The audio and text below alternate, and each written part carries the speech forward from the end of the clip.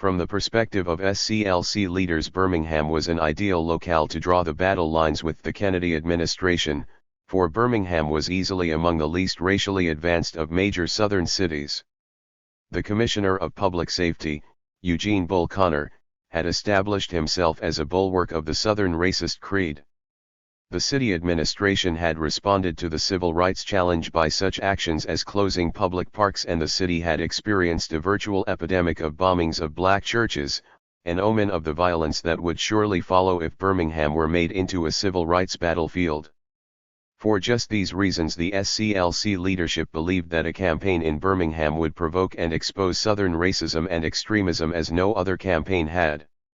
The planning for Project C was extensive, much more so than in any previous campaign, with hundreds of volunteer cadres schooling masses of people in the philosophy and tactics of nonviolent offensives. 37 targets for sit-ins, demonstrations, and selective boycotts were picked from among the city's businesses. Influential people in the North were briefed, particularly those in a position to provide funds for bail. Lunch counter sit-ins, selective boycotts, and other small-scale demonstrations began on Tuesday, April 2, 1963. The police, anticipating an injunction, made peaceful arrests. By Friday, 35 had been jailed. On Saturday, 45 more were arrested during a silent march on City Hall. The expected injunction was issued on Wednesday, April 10, and 50 volunteers were designated to demonstrate on Friday in defiance of it. All were arrested, including King, who was placed in solitary confinement. SCLC leaders decided that one historic phone call deserved another, and so on Sunday Coretta King telephoned the president. The call was returned that evening by the Attorney General, who gave assurances that her husband was safe.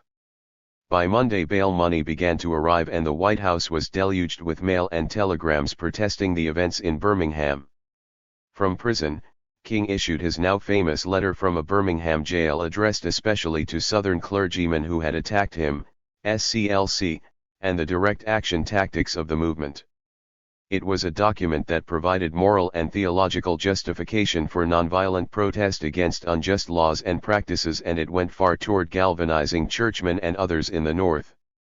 On Thursday, May 2, the battle worsened as 959 of some 6,000 children, ranging in age from 6 to 16, were arrested as they marched, singing, wave upon wave from 16th Street Baptist Church into town.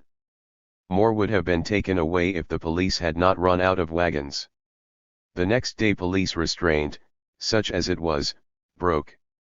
As 1,000 demonstrators were preparing to march, the police sealed off the exits of the church where they were assembling, with the result that only half got out, there to meet unleashed police dogs, flailing nightsticks, and jet streams from high-pressure water hoses.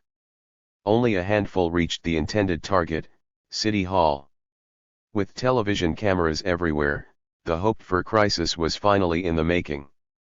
On Saturday, Assistant Attorney General Burke Marshall arrived in Birmingham to restore calm, but both sides were unmovable. Marches continued for several days and were marked by police violence. Younger blacks abandoned song and prayer to throw rocks and bottles. More than 2,000 people had been imprisoned. The jails, both regular facilities and improvised ones, were filled. Still, several thousand people were ready to resume the marches. Officials in the Kennedy administration, trying desperately to avoid open intervention with all of its attendant political ramifications, unsuccessfully maneuvered behind the scenes to persuade and coerce civil rights activists and Birmingham's political leaders to settle. They brought pressure directly to bear on local officials, and they buttressed it indirectly by inducing Northern leaders in business, industry, religion, philanthropy, law, and other institutional areas to telephone their Southern counterparts in Birmingham to urge them to intervene. The demonstrations on Monday, May 6, were again marked by police violence, and when marches resumed on Tuesday morning, high-pressure water hoses broke legs and caved in rib cages. By afternoon, while masses of demonstrators were scattered throughout the business district praying and singing before the deserted stores, younger participants began to throw rocks and bottles. The black community was exhausting its capacity for nonviolent discipline. As rioting spread, business leaders called for a truce, to which SCLC agreed. Outraged by these flanking maneuvers, Commissioner Connor called for and received 500 state troopers from Governor Wallace, and then arrested King.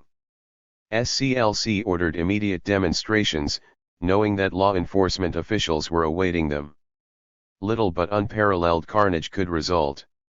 To avert it, the Attorney General called local officials to declare that the federal government had reached the limits of its tolerance, and to threaten decisive action if a settlement was not made. On May 10 an agreement was reached that provided for the desegregation of lunch counters, restrooms, and drinking fountains, for less racist hiring and promotion practices in local businesses, and for the immediate release of 3,000 imprisoned demonstrators. And then the bombings began, first King's brother's house, followed by a motel where SCLC was headquartered. Although no deaths resulted, the black community seethed into tumult, leading to mob rioting on May 11. For 5 hours the Negroes boiled into the streets, wielding knives, overturning cars, hurling rocks and bricks at anyone who moved, even other Negroes. One wounded Negro moaned, "They were insane." Unable to temporize any longer, the president ordered in federal troops and brought Governor Wallace into line by threatening to federalize the Alabama National Guard. In public statements he praised the courage and restraint of the movement and gave assurance that the federal government would stand behind the terms of the agreement negotiated with Birmingham's white officials. With these events, protests burst forth across the country. During the week of May 18, the Department of Justice noted 43 major and minor demonstrations, 10 of them in northern cities. The federal government acts. The final victory of the Birmingham campaign came on June 11 when President Kennedy, in a televised address to the nation, announced that he was requesting the Congress to enact as expeditiously as possible a comprehensive civil rights bill. In February he had submitted a relatively weak bill and had done little to secure its passage. As James Farmer aptly said, it is clear that, the president intended to drop civil rights legislation from the agenda of urgent business in order to safeguard other parts of his legislative program. But he had not reckoned on Birmingham. By June, however, Kennedy admitted to civil rights leaders privately that the demonstrations in the streets had brought results.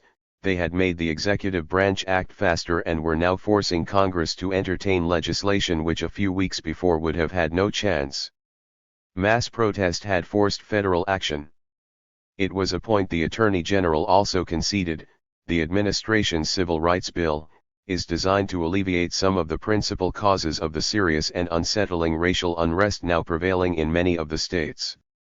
In his nationally televised address, the president referred to the rising tide of discontent that threatens the public safety and said, "It cannot be met by repressive police action. It cannot be quieted by token moves or talk. It is time to act in the Congress." According to the results of a Newsweek poll, almost nothing that had happened to the Negroes in the last 10 years heartened them quite so much as the president's speech. Finally and irrevocably the leader of their country had told the nation that their cause was right and just and should be fulfilled.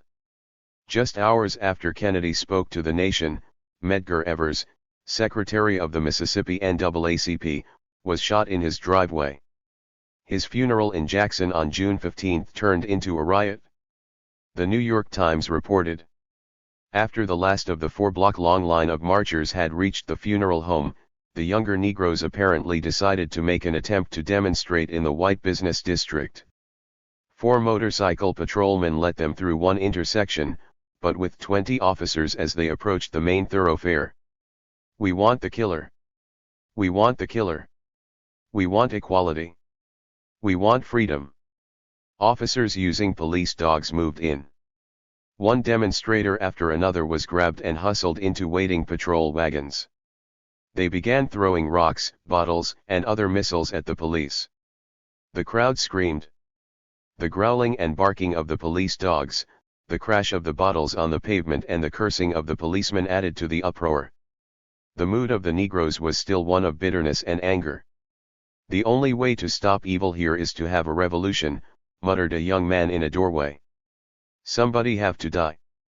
Throughout the country, demonstrations multiplied, In a 3-month period during the summer of 1963, the U.S. Justice Department counted 1,412 separate demonstrations. The newspaper pictures showing the limp bodies of Negroes being carried to police wagons became a great tapestry of the times. Over the land echoed the Negro hymn, "We Shall Overcome." Despite Kennedy's announcement that he would press Congress for a greatly strengthened civil rights program, there was every reason to believe it would be filibustered into oblivion. Prodded by the restless mood of the black community, civil rights leaders had already decided that a demonstration of national support for civil rights legislation was both possible and necessary. Earlier, in November 1962, A. Philip Randolph had proposed a march on Washington for jobs and freedom. Many in the northern civil rights community at first greeted the proposal with something less than enthusiasm. The National Urban League simply opposed it. In part, black leaders were stalemated by chronic competition for leadership. Some were also edgy about demonstrations, fearing that their access to high government officials and private elites would be impaired. By the late spring of 1963, however, their mood had changed in response to the changing mood in the black community, together with the victory in Birmingham and evidence that the Kennedy administration was finally prepared to act more decisively in the field of civil rights. A planning conference was set for early July and support came from many quarters. The president, of course, opposed the march, fearing the repercussions in Congress if the march turned violent or if the turnout was disappointing. On the other hand, Negroes had discovered that demonstrations had accomplished what other measures had not. The heads of some major unions pledged support, and the leaders of some of the largest northern religious denominations made commitments to what was to be the largest demonstration in the history of the movement and the largest demonstration of any kind staged in Washington up to that time. When August 23 dawned, the streets of Washington rapidly filled. By afternoon, more than 250,000 had assembled to demand the passage of civil rights legislation as well as economic measures to ease the poverty of blacks. On September 15, just 3 weeks following the march, a church in Birmingham was bombed, killing 4 little girls. It was an act of Southern terror that resounded throughout the world and was denounced by the president the following day on national television. Just 2 months later, Kennedy was assassinated. Lyndon Johnson had little choice but to commit his administration to the cause of civil rights. On November 27, 1963, he told Congress, "We have talked long enough in this country about equal rights. It is time now to write the next chapter and to write it in the book of law." The main problem was to secure the votes for cloture in the Senate, for a filibuster immobilized Congress. Northern Republicans again made the difference. The Senate Minority Leader, Everett Dirksen of Illinois, rose on the Senate floor to proclaim, "This is an idea whose time has come. It will not be stayed. It will not be denied." As in 1957 and in 1960, Northern Republicans responded to the masses of aroused blacks and whites in the North. When cloture was finally invoked and the bill came to a vote, 27 of 31 Republican senators voted affirmatively and the president signed the Civil Rights Act of 1964 on July 2. In the fall, Lyndon Johnson won a landslide victory over Goldwater in an election that revealed how completely isolated the Deep South had become. Johnson received 61% of the popular vote. Aside from Arizona, his losses were limited to the 5 states of the Deep South where the most stubborn and virulent resistance to black voting rights persisted. In the northern urban ghettos, black Democratic majorities ran as high as 95%. Behind the statistics was a revolution in American politics. The first Southern president since the Civil War captured 90% of the Negro vote and lost the Deep South by large margins. In the 11 states of the old Confederacy, where the number of black registered voters had increased from 1.4 million in 1962 to 2.2 million in 1964, the black vote was beginning to play a role in Democratic fortunes. Of the 6 Southern states carried by the Democratic Party, 4 clearly would have gone Republican had it not been for the Negro vote. Only in President Johnson's home state of Texas among the 11 states of the South did the Democratic Party clearly receive the majority of white votes. 38 there was, in short, No longer any reason to suffer the intransigence of the Deep South. The Civil Rights Act of 1964 ostensibly guaranteed blacks the right to vote and ostensibly signified the federal government's resolve to enforce that right. Even before the act was passed, however, there was skepticism among civil rights groups that voting officials in the South would comply with the law and that in the absence of compliance the federal government would intervene forcefully.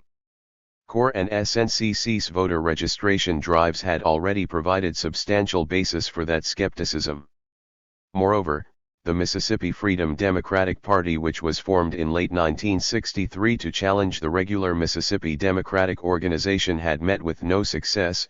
During the spring of 1964, blacks were barred from the primaries, denied access to regular party caucuses, and otherwise prevented from participating in regular party functions. 39 Consequently, direct action campaigns were planned in the spring to force the voting rights issue despite the imminent passage of the Civil Rights Act.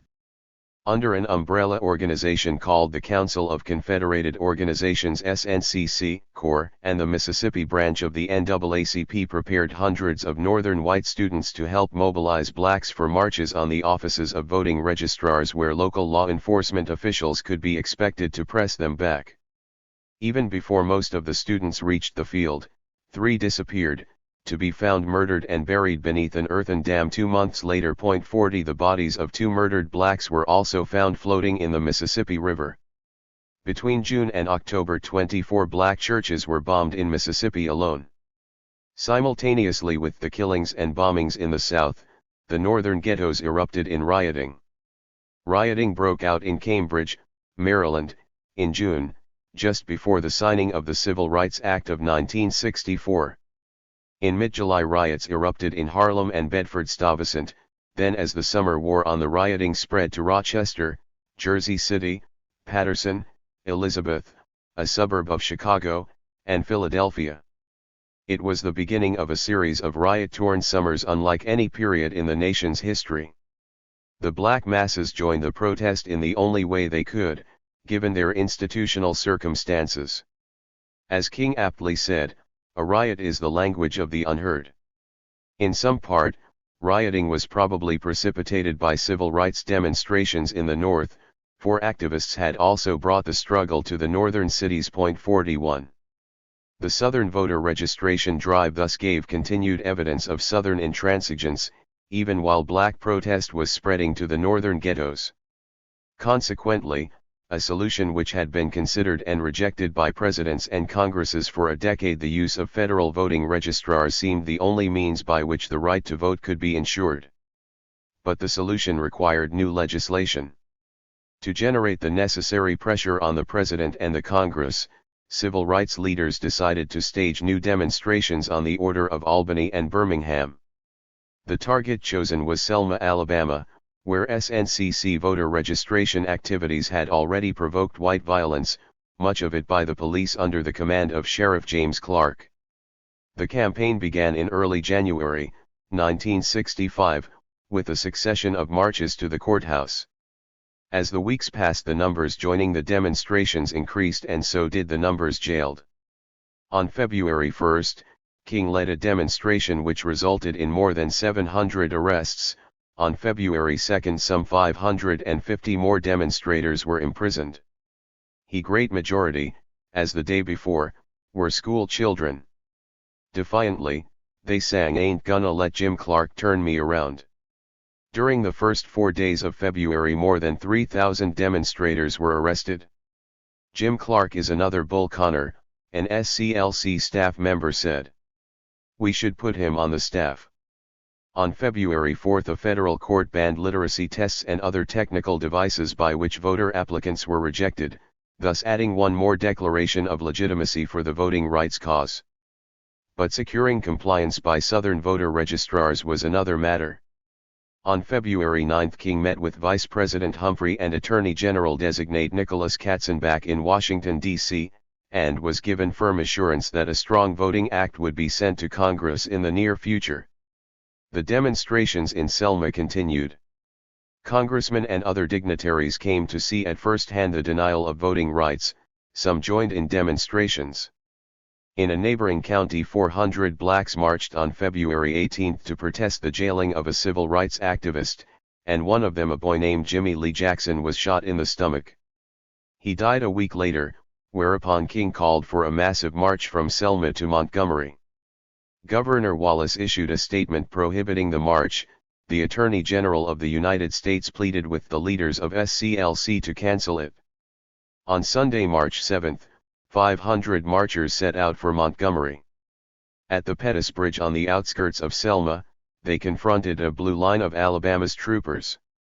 First there was gas, then the posse on horseback galloped into the swarm of fleeing blacks with cattle prods and clubs flailing maniacally. The marchers were driven back across the bridge and into their houses and those of friends who dared to open their doors to shelter them. At one point, a number of blacks retaliated, hurling rocks and bricks at the police, even forcing Clark and his men momentarily to retreat. But the combat was unequal. While the white spectators whooped approval of the rout and gave the piercing rebel yell, Sheriff Clark bellowed, "Get those goddamn niggers!" Protected by masks, the police and troopers hurled tear gas canisters into the panic-stricken mob. High school student recalls that the gas was so thick that you could almost reach up and grab it. A Southern newspaperman saw Clark repeatedly charging the demonstrators who had retreated to the church, even though he was bloodied by a rock. With their anger rising, and feeling more secure in this section of town, many of the marchers were becoming belligerent, seizing whatever objects could be made to serve as weapons. A groundswell of Northern support followed these events, probably larger than in any earlier period. Demonstrations were organized in one city after another. Northern dignitaries, and if not they, then their wives and sons and daughters, converged on Selma by the hundreds. Their names read like a who's who in the North. With intensive negotiations being pursued by members of the national administration, the Alabama governor's office, the federal court, the police officials and political leaders of Selma, and the civil rights forces, a compromise was apparently reached that would allow the marchers to proceed once again to the bridge, whereupon they were to turn back.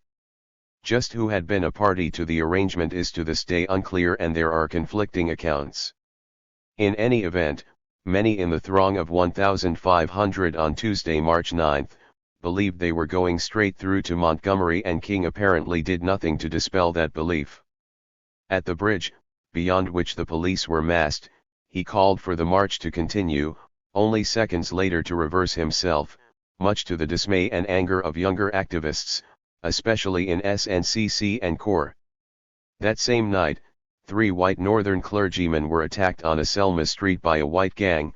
One, Reverend James Reeb, died of his injuries on Thursday. With the country in an uproar, Wallace asked for a meeting with the president. On Saturday, March 13, he assured the president that the state of Alabama could manage the disorder without the intervention of federal troops. For the moment, Johnson accepted those assurances. On Monday, appearing before an extraordinary evening session of Congress, Johnson called for the passage of a Voting Rights Act. Their cause must be our cause too. Because it is not just Negroes, but really it is all of us who must overcome the crippling legacy of bigotry and injustice. And we shall overcome. The president's speech was interrupted by several standing ovations and more than 30 intervals of applause, an unmistakable sign that congressional approval of a Voting Rights Act would quickly result. On Thursday, March 18, Governor Wallace tried to shift the onus of dealing with the conflict to the White House by wiring that he could not protect the Selma marchers and requesting sufficiently adequate federal civil authorities. That was all Johnson needed. He set the stage with a statement deploring the need for federal intervention. It is not a welcome duty for the federal government to ever assume a state government's own responsibility for assuring the protection of citizens in the exercise of their constitutional rights, said Johnson. He immediately federalized the Alabama National Guard and 1,862 guardsmen, as well as regular soldiers and federal marshals were ordered to guard the route of march from Selma to Montgomery. Johnson was delighted that Wallace's blunder had enabled him to intervene, thereby satisfying civil rights protesters, and at the same time placed the responsibility squarely on Wallace, the champion of the bitter end segregationists. On March 21, the march began. Some 8,000 people, their ranks sprinkled with the powerful and prestigious, walked singing to the Pettus Bridge, where a smaller band continued on to Montgomery. It was a miniature march on Washington. When the marchers reached the outskirts of Montgomery 5 days later, they were joined by 30,000 sympathizers in a triumphal march to George Wallace's Capitol building. That night Viola Liuzzo, a housewife from Detroit who had participated in the march, was shot to death by members of the Ku Klux Klan as she drove back to Selma.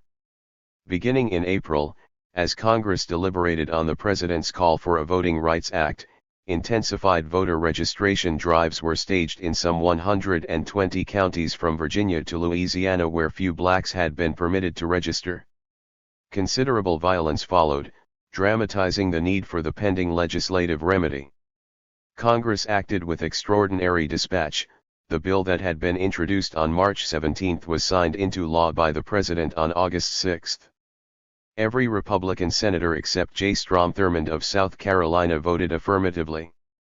Its main provision authorized the Attorney General to place federal voting registrars in counties where it was determined that blacks were being denied the vote, the criteria being that a state or county maintained a test or device as a prerequisite to registration or voting as of November 1, 1964, and had a total voting age population of which less than 50% were registered or actually voted in the 1964 presidential election.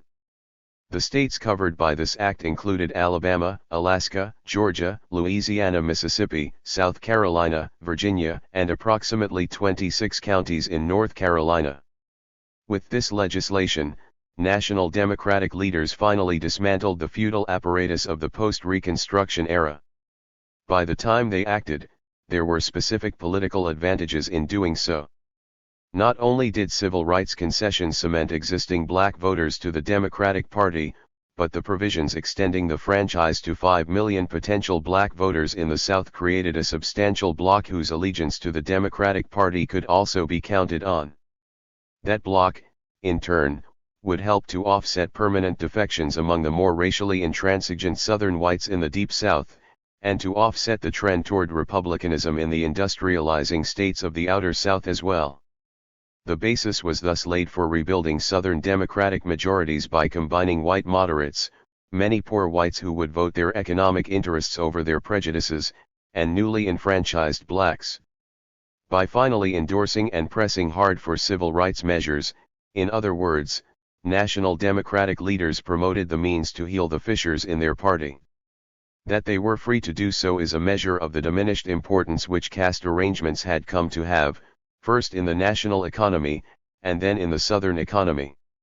The civil rights movement was not, then, the fundamental cause of this political transformation. The fundamental cause was economic change, and the political forces set in motion by economic change. Still, it took a long, arduous, and courageous struggle to force the political transformation which economic conditions had made ready. From disruption to organization.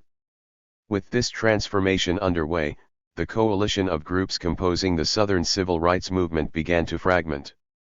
In most accounts of the period, the fragmenting is attributed to divisions within the movement, especially to the growing frustration and militancy of the younger members in SNCC and CORE. A precipitating incident that is widely pointed to occurred on June 6, 1966, when James Meredith, while staging a one-man march through the Deep South, was wounded by a sniper on a road just inside the Mississippi state line. A small number of leading civil rights leaders then converged on the spot to complete the march, during which the younger militants denounced nonviolence and racial cooperation and raised their fists for Black power. For them, there had been one bullet too many and one federal betrayal too many. Divisiveness is endemic in movements and it always has a weakening effect. But as an explanation of the demise of the Black movement, we find it less than satisfactory. The disintegration of the movement was inevitable given the integrative impact of the very concessions won. If anything, the Black Power ideology aided in that transformation by providing a justification for the leadership stratum to move aggressively to take advantage of these new opportunities. Despite the initial identification of the concept with nationalistic extremism and political radicalism, it came quickly to have a much more moderate and conventional meaning for most movement participants. As expressed by Carmichael and Hamilton, the concept of black power rests on a fundamental premise: before a group can enter the open society, it must first close ranks. Solidarity is necessary before a group can operate effectively from a bargaining position of strength in a pluralistic society. Defined this way, the concept was especially suited to the ideological needs of a black leadership stratum seeking to exploit the new possibilities for electoral and bureaucratic influence. Of the various concessions granted the movement, none had a greater integrative effect than the right to vote, for activists were rapidly channeled into traditional electoral politics. The extension of the franchise and the guarantees of federal enforcement of the right to vote held out the promise that blacks could finally make substantial progress toward full equality through regular electoral processes.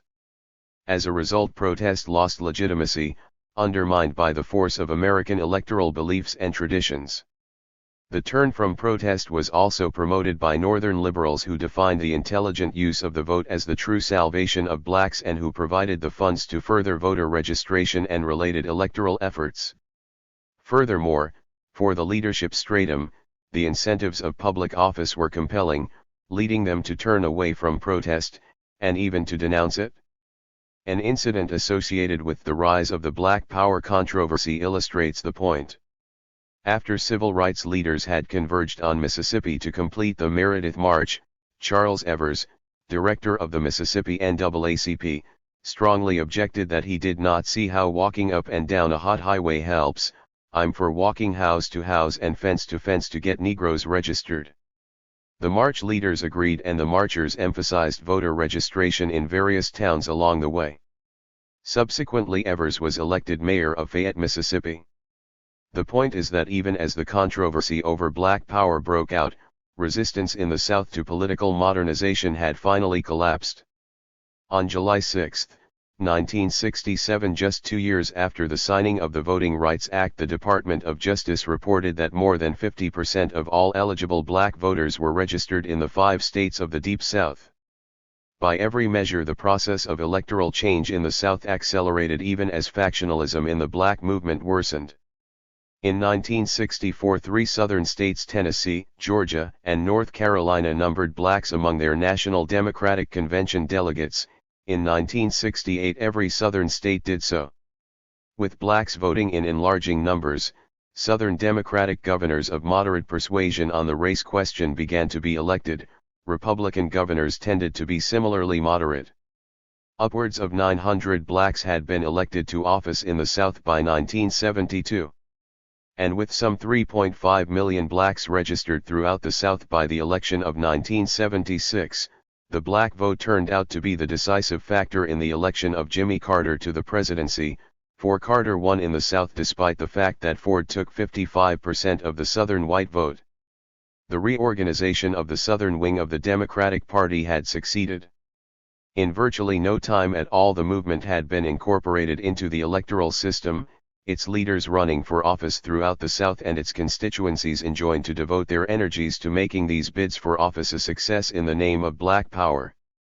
The socio-economic programs of the Kennedy-Johnson years also helped to absorb and divert the civil rights movement. More will be said about these programs in the next chapter. For now, it need simply be noted that the Kennedy administration attempted to ward off pressures for civil rights legislation by stressing the need for socio-economic legislation to deal with the poverty of blacks. The Great Society programs were the result, notably the Anti-Poverty Program, and large numbers of civil rights activists took the new federally financed jobs that became available, presumably as a way of wielding black power. In their account of CORE's demise, for example, Meyer and Rudwick take particular pains to show how the anti-poverty program diverted activists from direct action and undermined the fragile cohesion of existing CORE chapters. Leaders who accepted the well-paying positions with CAP programs found it difficult to maintain active connections with their local affiliates, and since they were generally the most experienced chapter members, the loss was substantial. People even began to complain that the anti-poverty program has been used to buy off militant civil rights leaders. Equally important, CORE's efforts with the CAP projects absorbed considerable energy, thus deflecting activity away from specifically CORE projects. On both counts, the war on poverty proved to be a significant contributing factor in the decline of chapter activity. The anti-poverty program was only one of a number of Great Society programs in which blacks came to play a role. The Elementary and Secondary Education Act was another, as was the Model Cities program. Each helped to integrate the leadership stratum of the black movement. The movement was not absorbed by the electoral system and related governmental institutions alone. Many other institutions in the society also began to admit blacks. Business and industry responded to mass unrest by hiring blacks. Institutions of higher education, themselves rocked by the struggles of the period, revised their admissions policies to admit more minority group members, some of whom had been in the front ranks of the civil rights struggle. Having gained entry to these institutions, blacks frequently formed caucuses or developed other intra-institutional subgroups in order to exert black power. In short, the society overtook the movement, depleting its strength by incorporating its cadres and by organizing blacks for bureaucratic and electoral politics. Electoral organization and economic advance.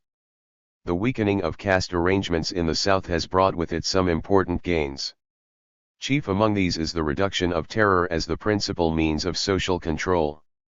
On this count, if on no other, the successful struggle for political modernization in the South represents a large victory for the mass of blacks. And Al Lingo failed to secure renomination. But many blacks in the South continue to suffer economic exploitation and the manifold forms of social oppression which make them vulnerable to exploitation. The crucial question is whether the winning of formal political rights will now enable blacks to progress economically. It was a question put by John Lewis, chairman of SNCC, as he addressed the tens of thousands assembled at the March on Washington in 1963, "What is in that will protect the homeless and starving people of this nation? What is there in this bill to ensure the equality of a maid who earns $5 per week in the home of a family whose income is $100,000 a year?"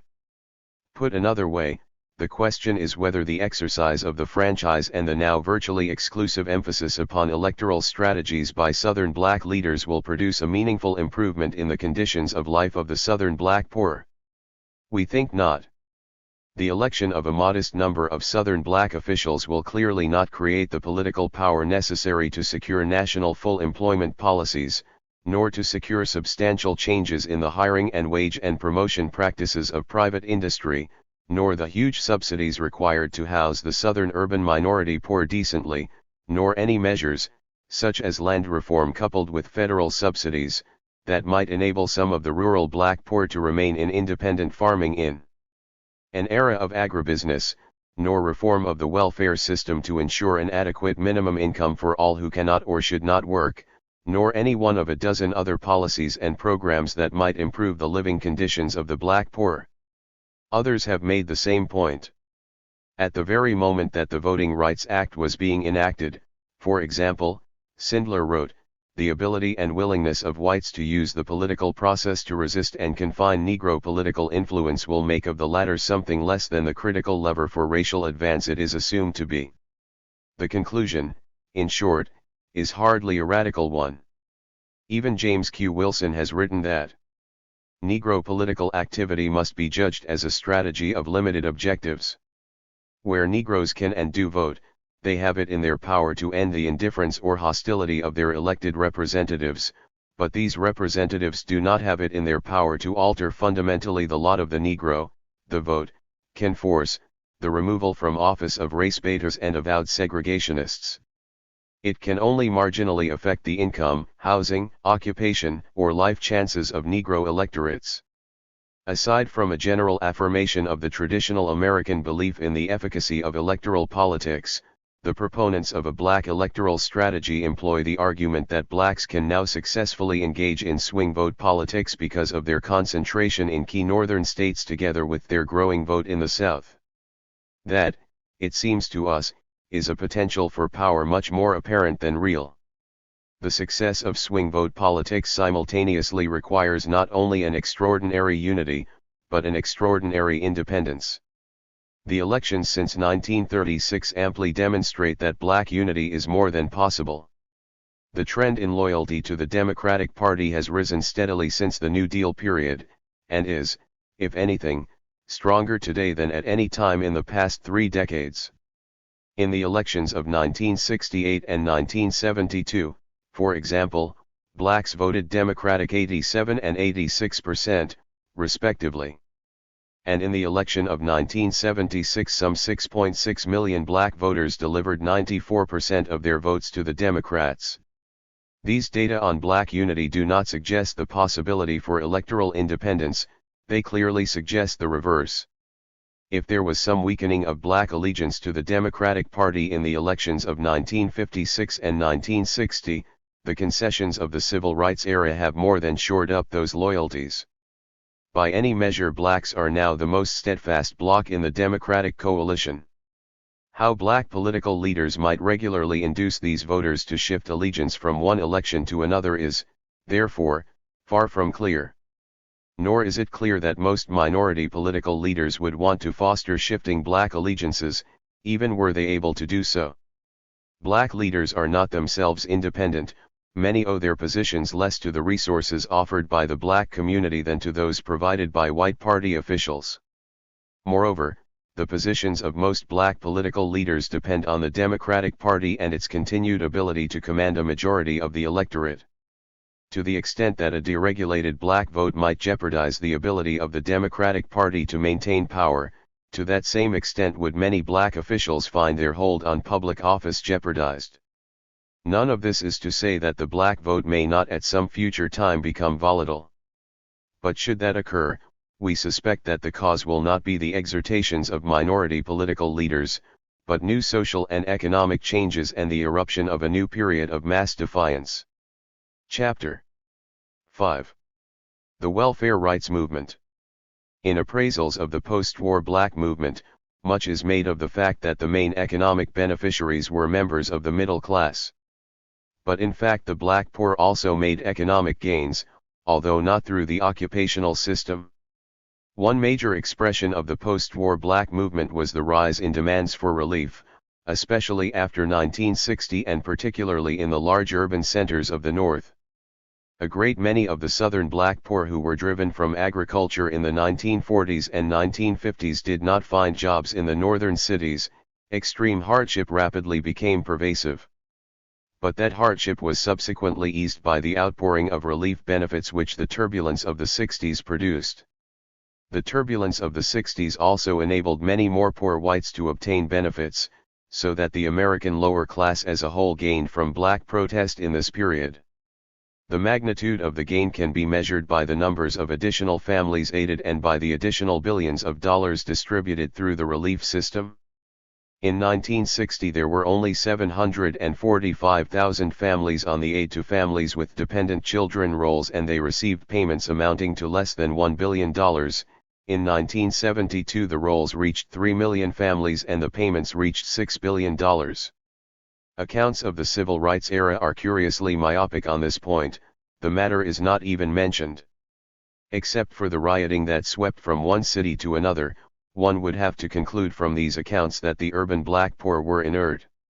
This oddity is all the greater given the tendency of many analysts to define the riots as a form of rebellion.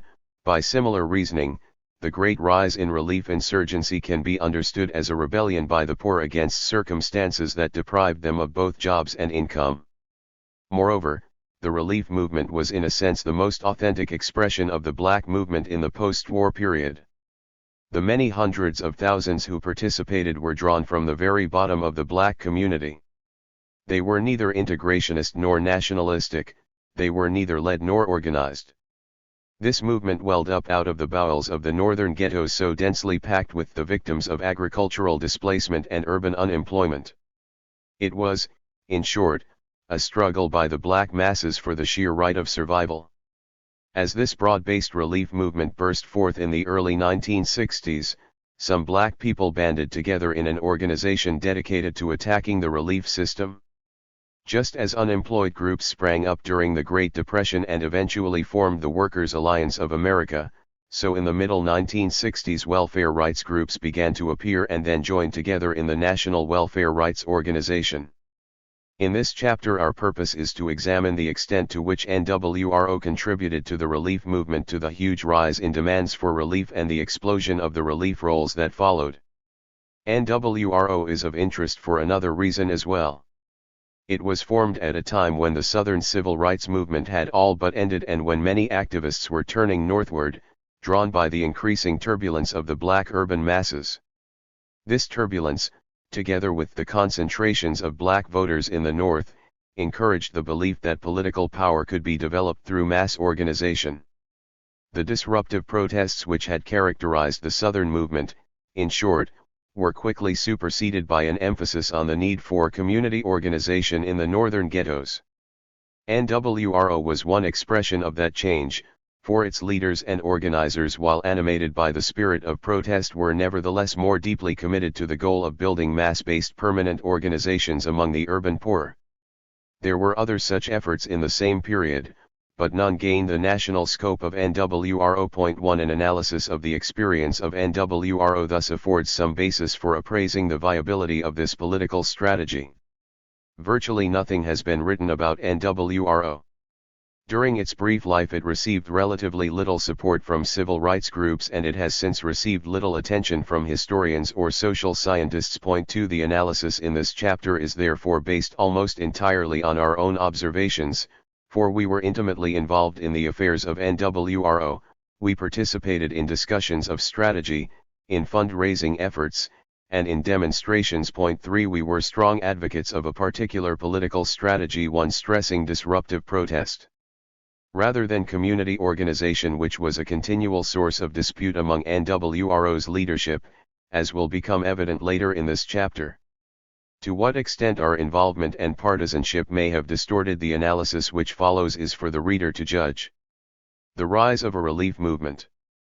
Aid to families with dependent children was created under the Social Security Act of 1935. 4 By 1940 all states had enacted the necessary enabling legislation and people were beginning to be admitted to the rolls. But the main thing to be understood about this widely hailed reform is that few of the poor benefited from it. Welfare statutes and practices were designed to enforce work norms and to ensure the availability of low-paid laborers by restricting aid. All able-bodied adults without children, as well as all two-parent families, were simply disqualified by federal law.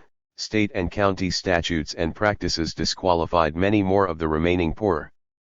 Cost was also a factor in keeping the rolls down.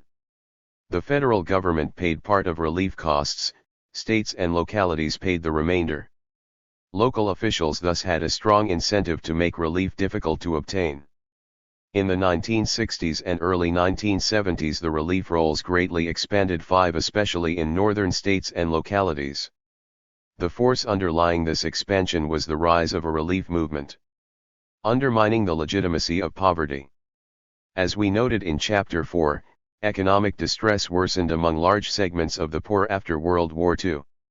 Unemployment became pervasive in agriculture, especially in the South, and urban unemployment was also high. Unemployment declined briefly during the Korean War but then rose abruptly. Blacks were especially hard hit. Official non-white unemployment stood at 4.5% in the last year of the war, rose to 13% in the recession of 1958, and remained above 10% until the escalation of the war in Vietnam. In the northern urban ghettos, unemployment reached depression levels. For example, 41% of the Negro men in one census tract in Detroit, wholly populated by Negroes, were jobless in 1960. In certain census tracts in Chicago, Los Angeles, and Baltimore where 90% or more of the inhabitants were Negro, the rates ranged from 24% to 36%. 6. But hardship did not lead poor people to apply for public aid in large numbers. The ethic of self-reliance and the denigration of the pauper are powerful controlling forces. Moreover, government did not respond to economic distress. Of those few families who did apply for aid, roughly half were simply turned away. The result was a negligible rise in the relief rolls from 635,000 families in 1950 to 745,000 in 1960, an increase of only 110,000 families during a decade in which millions of the displaced agricultural poor migrated to the cities. These people simply endured their hardships. But that was shortly to change. One factor was the emergence of poverty as a national political issue. The recessions of the late 1950s figured prominently in the presidential campaign of 1960. Kennedy repeatedly called for an economic drive against poverty, and when the ballots were counted, an embittered Nixon attributed his defeat in no small part to Eisenhower's economic policies, which had failed to prevent recessions, particularly in the year of the presidential campaign itself. 7 Within a few days after he assumed office, Kennedy forwarded legislation to the Congress proposing to add a temporary 13-week supplement to unemployment benefits, to extend aid to the children of unemployed workers, to redevelop distressed areas, to increase Social Security payments and encourage earlier retirement, to raise the minimum wage and broaden its coverage. Although Kennedy's concern with economic problems was mainly a response to his broad working-class constituency, it was to some degree a response to his black constituency. From the moment he took office, he needed to defend himself against civil rights critics who believed he was reneging on his pledges to send a civil rights bill to the Congress. When civil rights leaders, reproached in 1961 for not seeking legislation, he told them that an increased minimum wage, federal aid to education and other social and economic measures were also civil rights bills. 8. At the start, then, the Kennedy administration's emphasis on poverty was a way to evade civil rights demands while maintaining black support. But the civil rights struggle intensified, and as it did, blacks became more indignant over their condition not only as an oppressed racial minority in a white society but as poor people in an affluent one. The civil rights victories being won in the South would, after all, be of greatest immediate benefit to Southern blacks and particularly to Southern blacks who were already in, or were prepared to enter, the middle class. By the early 1960s, dozens of rural counties in which blacks were finally winning the right to vote or to take any seat they wished on a bus no longer contained many blacks to do either.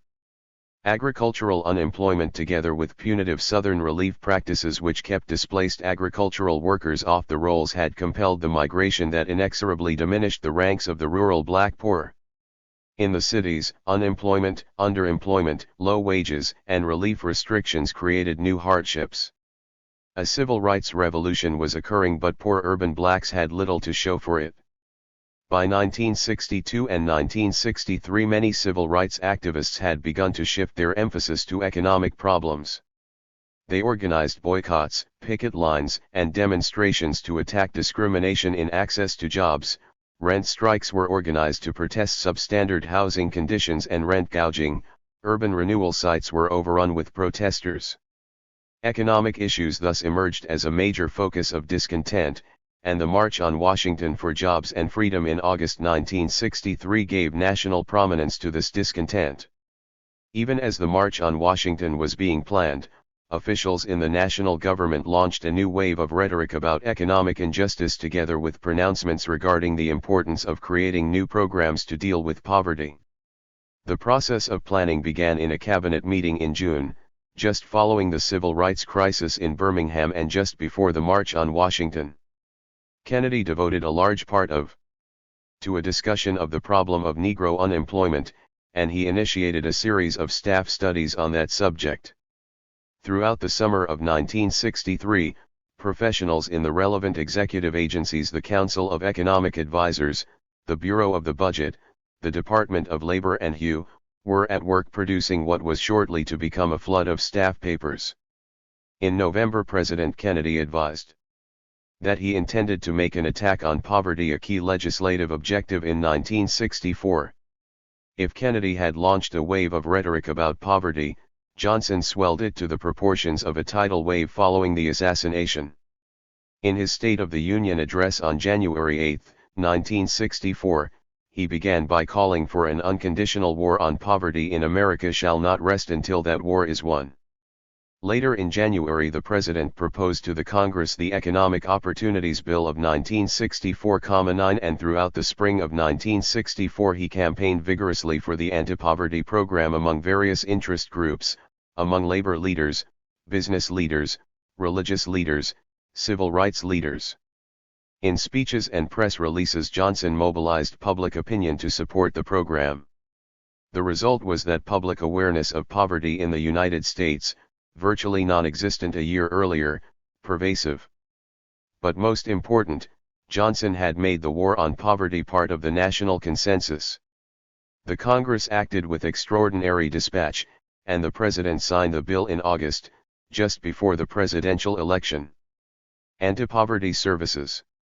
What the anti-poverty program actually did was to greatly expand an array of service programs initiated on a smaller scale during the Kennedy years. One of these Kennedy programs was the Juvenile Delinquency and Youth Offenses Control Act, under which community action programs had been established in 20 cities. In addition, the Manpower Development and Training Act had been legislated in 1962, followed by the Community Mental Health Centers Act. Later in the decade, the Demonstration Cities and Metropolitan Development Act became law. For a time, these programs did not so much moderate unrest as provide the vehicles through which the black ghettos mobilized to demand government services. 10 They activated a new leadership structure in the ghettos, and they also activated masses of black poor. This occurred because some funds from these programs were permitted to flow directly into ghetto neighborhoods, a form of direct federal patronage to minority groups.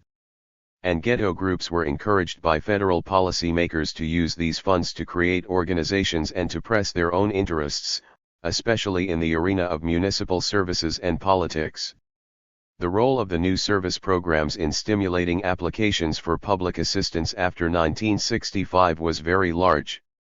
As thousands of social workers and community aides who were hired by community action agencies across the country came into contact with the poor, they were compelled to begin to learn the welfare regulations and to learn how to fight to obtain aid for their new clients.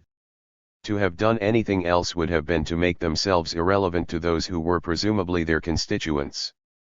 Quite simply, the poor needed money. The lack of money underlay most of the problems which families brought to anti-poverty personnel in storefront centers and other community action agencies across the nation. In short order, anti-poverty lawyers also became active in these efforts. Thus, when community action workers could not succeed in establishing a family's eligibility for assistance, attorneys instituted test cases and won stunning victories in state courts and then in the federal courts, including the Supreme Court. Men in the House rules, residence laws, employable mother rules, and a host of other statutes, policies, and regulations which kept people off the rolls were eventually struck down. 11 The consequence of these court rulings was to make whole new categories of people eligible, so that many who would previously have been turned away had to be granted assistance. Furthermore, as anti-poverty staff began to discover that thousands of potentially eligible families populated the slums and ghettos, welfare rights handbooks were prepared and distributed by the tens of thousands, with the result that many more people were informed about the possibility of assistance. After 1965, in short, the poor were informed of their right to welfare, encouraged to apply for it, and helped to obtain it. A multifaceted campaign against welfare restrictiveness had formed with the federal government as its chief source of both resources and legitimacy. 12. The impact of riots. The mass rioting throughout the nation between 1964 and 1968 had a substantial impact on the new service programs. There were 21 major riots and civil disorders in 1966 and 83 major disturbances in 1967. July of 1967, for example, was a month of riots. In Milwaukee 4 persons died, in Detroit 43 died. Disturbances occurred across the entire nation, in Cambridge, Maryland, in Lansing, Kalamazoo, Saginaw, and Grand Rapids, Michigan, in Philadelphia, Providence, Phoenix, Portland, Wichita, South Bend, Memphis, Tennessee, Wilmington, Delaware, San Francisco, San Bernardino, Long Beach, Fresno, and Marin City, California, Rochester, Mt. Vernon, Poughkeepsie, Peekskill, and Nyack, New York, in Hartford, Connecticut, in Englewood, Paterson, Elizabeth, New Brunswick, Jersey City, Palmyra, and Passaic, New Jersey. As the month of July ended, a civil disturbance task force was established in the Pentagon, and the president established a riot commission. Just 7 months later, the commission called for a massive and sustained commitment to action to end poverty and racial discrimination. Only days before, in the State of the Union message, the president had announced legislative proposals for programs to train and hire the hardcore unemployed and to rebuild the cities. Given these momentous forces of mass protest and government conciliation, the service personnel in the programs of the Great Society had little choice but to turn more militant if they were to satisfy their constituents. Thus they no longer negotiated with their counterparts in local agencies, they demanded responses favorable to their clients. They no longer held back on lawsuits that might be especially offensive to local political leaders and agency administrators, they sued and often won. And they no longer shied away from organizing the poor to protest the policies and practices of local agencies, they led them. This was one cause of the relief explosion of the 1960s. A relief movement emerges. With the rising curve of anti-poverty rhetoric, of funding for new anti-poverty services, and of ghetto rioting, applications for relief formed a similarly rising curve. Many of the poor had apparently come to believe that a society which denied them jobs and adequate wages did at least owe them a survival income. It was a period that began to resemble the Great Depression, for in both periods masses of people concluded that the system was responsible for their economic plight, not they themselves, and so they turned in growing numbers to the relief offices. In 1960, 588,000 families applied for AFDC benefits. In 1963, the year that political leaders first placed poverty on the national agenda, 788,000 families applied, an increase of 1/3. In 1966, the first year anti-poverty programs were in full swing across the country, the number reached 903,000, up by more than half over 1960.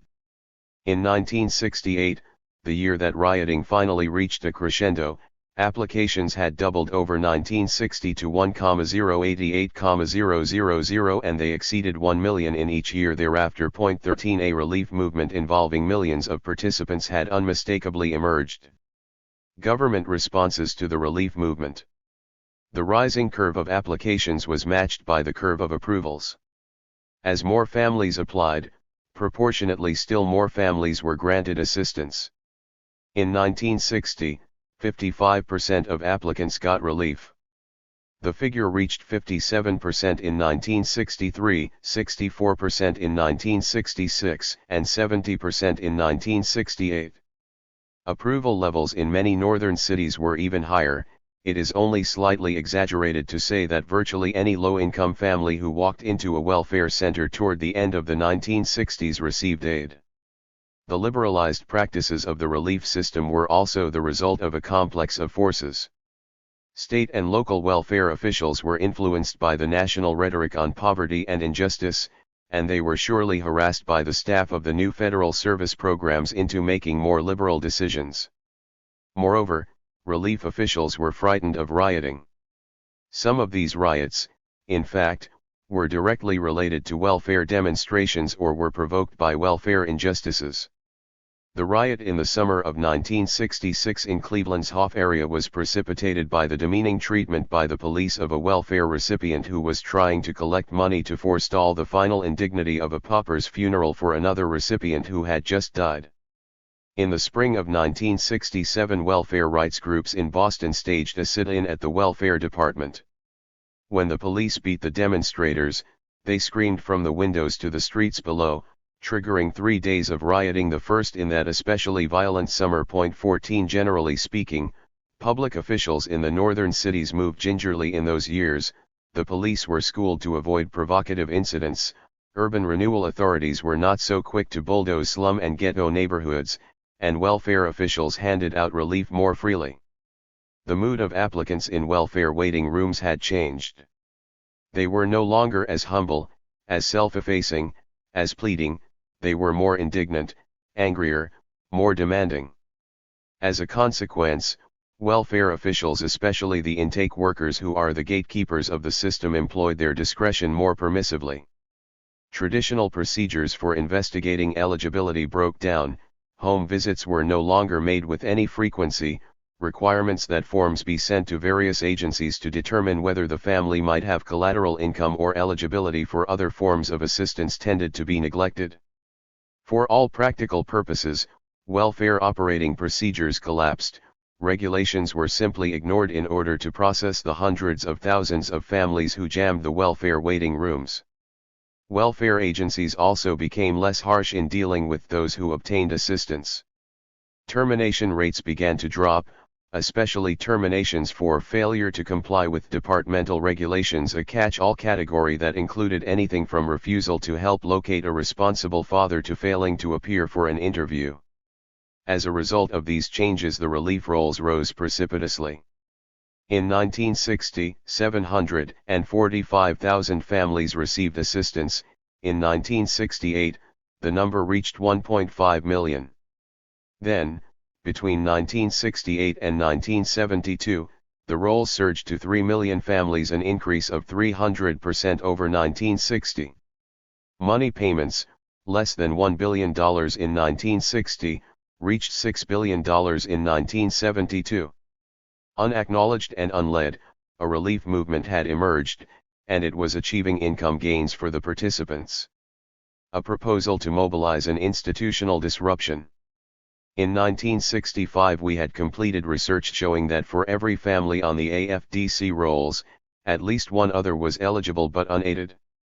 A huge pool of families with incomes below prevailing welfare grant schedules had built up in the cities as a result of migration and unemployment.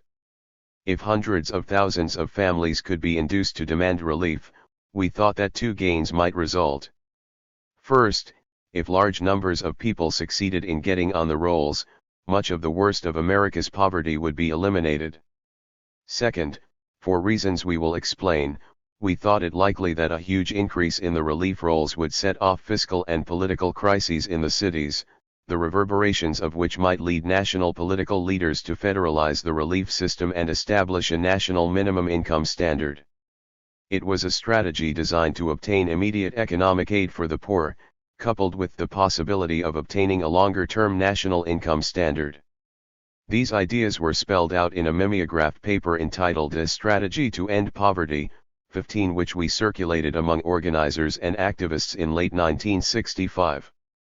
With turmoil spreading in the cities, with the prohibition against going on relief already being defied on a large scale by the poor, and with the resources of the anti-poverty program available to be drawn upon, we argued that activists of all kinds should join in a massive drive to mobilize the unaided poor to disrupt the relief system, all the more by demanding relief. One person who was responsive to the idea of organizing in the welfare arena was George A. Wiley, whom we knew from CORE.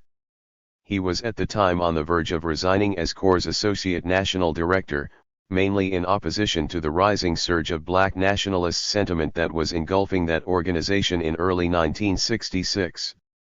George had been mulling over the possibility of undertaking a broad, multi-issue organizing effort among the northern urban poor, but had not settled on a definite plan.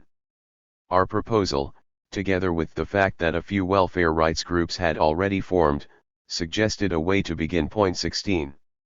At that particular moment, civil rights activists, and especially northern activists, were shifting away from caste problems to economic problems. This, together with the rising insurgency among urban blacks signified by rioting, suggested that a powerful movement directed toward economic gains could be developed. The responsiveness of national political leaders in this period also suggested that victories could be won, that change was possible. But it was not clear how activists could, as a practical day-to-day matter of organizing, mount an attack on poverty by attacking its main cause, underemployment and unemployment. What our plan proposed instead was a way of attacking the lack of income resulting from unemployment. It was appealing to some organizers for that reason. For George, the first question was whether welfare was a promising area in which to mount an initial organizing effort, as contrasted with housing or education or health. To consider that question, he convened a series of small meetings with us and a few friends from the civil rights movement. These meetings took place during the spring of 1966 in New York City. Much of the discussion was about the workings of the welfare system itself and about the estimates we had made of the many hundreds of thousands of families with incomes below scheduled welfare eligibility levels in various northern cities. We had also gathered data showing that few of the families already on the rolls were receiving all of the benefits to which they were entitled. At first, there was some skepticism about our assertions regarding the existence of a huge pool of eligible but unaided families. When George tried to obtain confirmation of these assertions by consulting prominent social welfare professionals, some of them advised him that our data were not valid and that we were engaged in a campaign of propaganda against the welfare system. Nor were there supporting data from other studies. Dominant cultural definitions of the deleterious consequences of relief giving were so strong that it was simply not a question that researchers had asked. To resolve his uncertainties, George asked a close associate, Edwin Day, to replicate our studies. Day's subsequent conclusion was that we had erred in being much too conservative in our estimates of the size of the pool of eligible but unaided families. A consensus was thus reached that campaigns to drive up the rolls and to create a welfare crisis were worth trying. George made this clear in a public debate in the late spring of 1966. Well, I'd have to say that the appearance of the strategy by Cloward and Piven has represented a shot in the arm to a lot of the civil rights activists around the country. A lot of us who have come out of the civil rights movement have been concerned that there develop a significant movement in the northern ghettos, and a lot of people who have been trying to work in the ghettos in major urban areas have been really quite frustrated about finding significant handles for bringing about some substantial change in the living conditions of people there. This idea of releasing the potential for major economic pressure through trying to encourage people to gain their rights in the welfare system is one that has had immediate response and has been enormously attractive to activists working in urban areas. I may say that a lot of us have been hampered in our thinking about the potential here by our own middle-class backgrounds, and I think most activists basically come out of middle-class backgrounds and were oriented toward people having to work, and that we have to get as many people as possible off the welfare rolls. And I think the idea that for millions, particularly people who can't work, people who are senior citizens or female heads of household, just encouraging them to assert their rights is a very attractive thing. I think that this strategy is going to catch on and be very important in the time ahead. In the history of the civil rights movement, the thing that attracted me is the fact that the substantial changes that have taken place, such as the Civil Rights Act of '64 and Voting Rights Act of '65 particularly, have come about as the result of major drives in one or more cities where substantial confrontations have taken place which have plunged the nation into significant crises. And I think that a crisis strategy has been the only one that has really produced major success in the civil rights field. Conflicting theories of political influence. Despite this initial enthusiasm, there were some differences over strategy that emerged during these discussions, and they all led back directly or indirectly to the general question of how the poor could exert political influence. In A Strategy to End Poverty, we had argued a perspective that ran counter to the conventional wisdom regarding the nature of the American political system, and our views about organizing also ran counter to traditional organizing doctrines. 3 specific areas of disagreement emerged. First, we argued against the traditional organizing notion that poor people can become an effective political force by coming together in mass-based organizations. We did not think the political system would be responsive to such organizations, even if large numbers of the poor could be involved on a continuing basis. We had been studying earlier efforts: the Workers' Alliance of America, the Southern Civil Rights Movement, the Northern rent strikes in the early 1960s. Organizational pressure did not seem to yield much, but disruptive protests sometimes did. We thought the welfare system was particularly vulnerable to disruption by the poor because of the large concentrations of potentially eligible families in the northern industrial states produced by migration and urban unemployment. These states and their localities were also the most exposed to ghetto discontent. At the same time, because of the method by which welfare was financed, These same states were the most susceptible to fiscal distress if demands for welfare mounted. Finally, the northern industrial states were crucial to the fortunes of the National Democratic Party, and so disturbances in these states could have large political ramifications at the federal level. A series of welfare drives in large cities would, we believe, impel action on a new federal program to distribute income. Widespread campaigns to register the eligible poor for welfare aid would produce bureaucratic disruption in welfare agencies and fiscal disruption in local and state governments. These disruptions would generate severe political strains, and deepen existing divisions among elements in the big city Democratic coalition, the remaining white middle class, the white working class ethnic groups, and the growing minority poor. To avoid a further weakening of that historic coalition, a national Democratic administration would be constrained to advance a federal solution to poverty that would override local revenue dilemmas.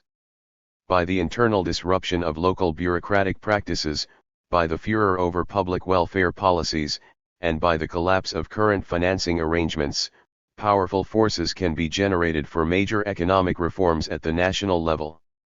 In order to maximize the disruptive potential of such drives, we thought that whatever organizing resources could be obtained should be concentrated on developing enrollment campaigns in a small number of big cities in states of critical national electoral importance, thus improving the chances of creating a political crisis of sufficient importance to warrant intervention by national political leaders.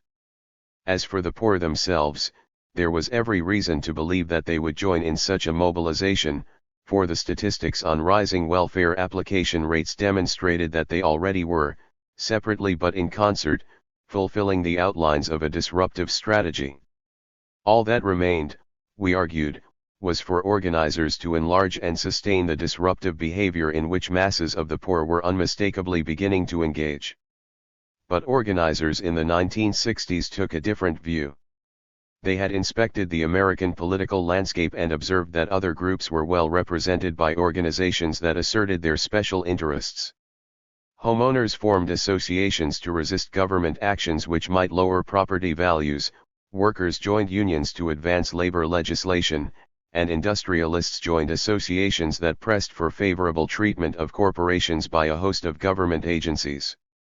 While homeowner associations were hardly as powerful as the American Petroleum Institute, that seemed less important at the time than the fact that other groups were organized and the poor were not. Accordingly, it was argued that if the poor organized, they too could advance their interests. Of course, everyone recognized that organizations of the poor lacked the substantial resources possessed by other organizations which could be brought to bear on the political process, the control of wealth, of key economic activities, of the media, and the like. Still, the organizers said, this lack of resources could be compensated for by the sheer numbers which the poor represented. If large numbers could be organized, political influence would result. It was this perspective which tended to prevail in these early discussions. Government responses to a welfare crisis. A second and related area of disagreement had to do with the problem of controlling government responses to a welfare crisis. There were 2 points of difference. One concerned the possibility that government might respond with repressive measures. Everyone foresaw that rising welfare costs would arouse large sectors of the public to demand that mayors, county officials, and governors slash the rolls and cut grant levels. For our part, we did not think most public officials would accede to such demands while the ghettos remained in turmoil. Markedly repressive welfare measures would entail the risk that rioting might worsen. Blacks had also become a modest electoral force in the northern cities. Deep slashes in either the rolls or grant levels could be expected to engender considerable antagonism among those voters. But mainly we argued that even if the welfare rolls were cut, poor people as a group would not be worse off than they had been before the rolls expanded, when large numbers of families had been denied relief in any case.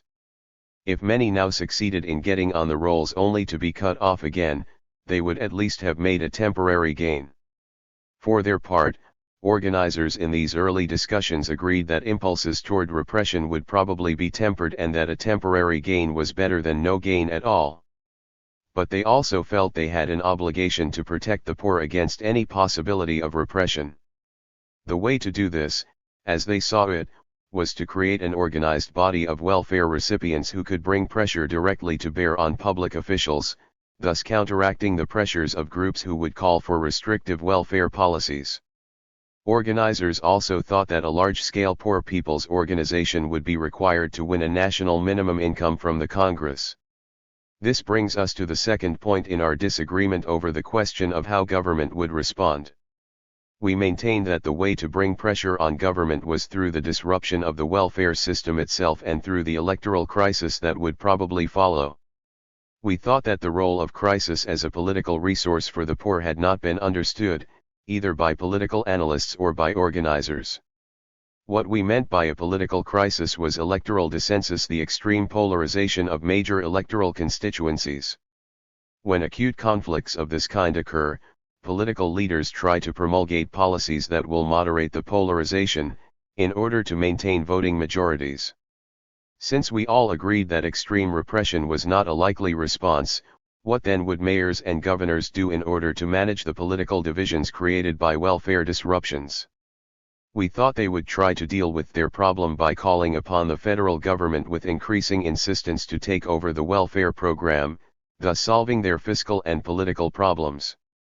In other words, we said, a disruption in welfare could be expected to activate lobbying by other and far more powerful groups for a goal which the poor could not possibly hope to achieve were they simply to lobby themselves. With what new policies would national Democratic leaders respond? There was no certain way of knowing, but there was some basis for speculation. Already faced with deepening cleavages among large blocs in the urban strongholds of the party, cleavages that would be rapidly worsened by a welfare crisis, Democratic leaders might be prompted to press for a national minimum income program to relieve urban conflicts. Deep tensions have developed among groups comprising the political coalitions of the large cities, the historic stronghold of the Democratic Party. As a consequence, urban politicians no longer turn in the vote to national Democratic candidates with unfailing regularity. The marked defections revealed in the elections of the 1950s and which continued until the Johnson landslide of 1964 are a matter of great concern to the National Party. Precisely because of this concern, a strategy to exacerbate still further the strains in the urban coalition can be expected to evoke a response from national leaders. If this strategy for crisis would intensify group cleavages, a federal income solution would not further exacerbate them. But this perspective was deeply troubling to organizers. We were saying that the poor can create crises but cannot control the response to them. They can only hope that the balance of political forces provoked in response to a disruption will favor concessions rather than repression. To organizers, this amounted to asking the poor to create a crisis and pray. It seemed speculative and very risky. Consequently, they felt that the strategy had to be modified to assure greater control by the poor over the outcome of a welfare crisis. The way to develop that control was by building a national mass-based organization. Then, as political leaders weighed alternative ways of dealing with the crisis, they would have to contend with a powerful pressure group that had its own remedies to put forward. We could only agree that our proposal entailed risks.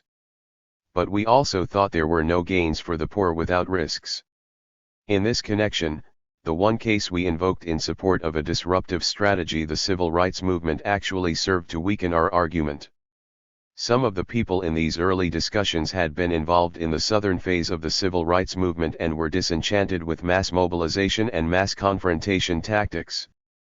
They believed that these tactics, mass defiance of caste rules, followed by arrests and police violence, were wrong because they had failed to build black organizations in local southern communities. When an SCLC campaign ended, for example, and SCLC moved on to another city to mobilize further confrontations, the local people were left unorganized and vulnerable to retaliation by whites.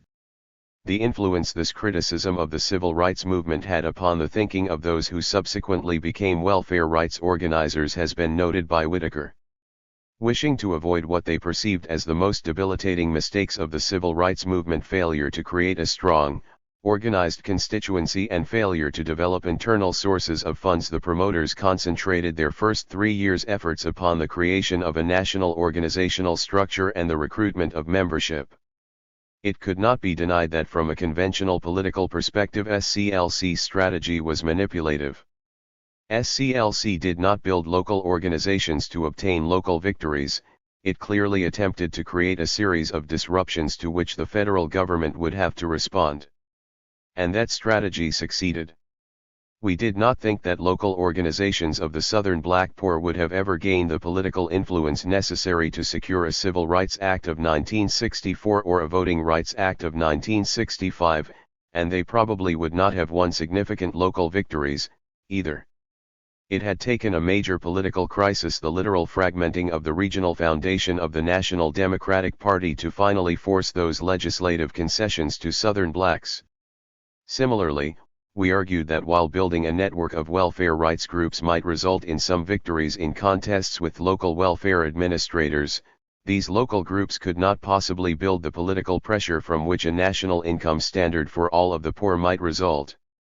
Any hope for such a large outcome depended on mobilizing a major political crisis. It depended on producing a divisive welfare explosion that would threaten to fragment the Democratic coalition in the big northern cities. Our views, however, were not persuasive. Mobilizing versus organizing. Finally, we maintained that political influence by the poor is mobilized, not organized. A disruptive strategy does not require that people affiliate with an organization and participate regularly. Rather, it requires that masses of people be mobilized to engage in disruptive action. To mobilize for a welfare disruption, families would be encouraged to demand relief. Just by engaging in that defiant act, they could contribute to a fiscal and political crisis.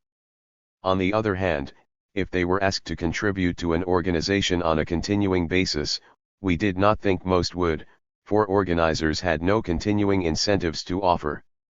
To mobilize a crisis, we thought it would be necessary to develop a national network of cadre organizations rather than a national federation of welfare recipient groups. This organization of organizers composed of students, churchmen, civil rights activists, anti-poverty workers, and militant AFDC recipients would in turn seek to energize a broad, loosely coordinated movement of variegated groups to arouse hundreds of thousands of poor people to demand aid. Rather than build organizational membership roles, the purpose would be to build the welfare roles. The main tactics should include large-scale welfare rights information campaigns, the enlisting of influential people in the slums and ghettos, especially clergymen, to exhort potential welfare recipients to seek the aid that was rightfully theirs, and the mobilization of marches and demonstrations to build indignation and militancy among the poor. Our emphasis on mass mobilization with cadre organizations as the vehicle struck organizers as exceedingly manipulative. Their perspective on organizing was imbued with values which they considered democratic. The poor had a right to run their own organizations, and to determine their own policies and strategies.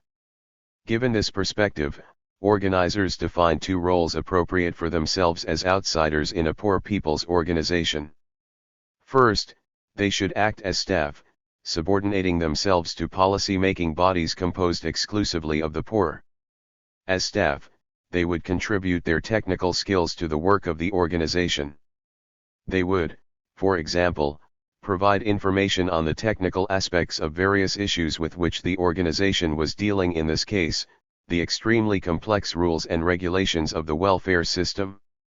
They would also run training programs in methods for dealing with the welfare bureaucracy, how to negotiate with welfare officials, or how to organize demonstrations. Second, they would cultivate those with leadership potential, tutoring them in techniques of leadership in the expectation that the role of the organizer would wither away.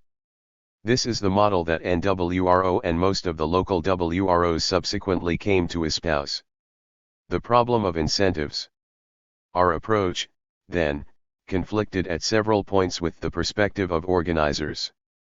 They were more sanguine than we about the capacity of the poor to exert influence through the regular channels of the political system, for they felt that the poor could be influential if they were brought together in a mass-based national organization.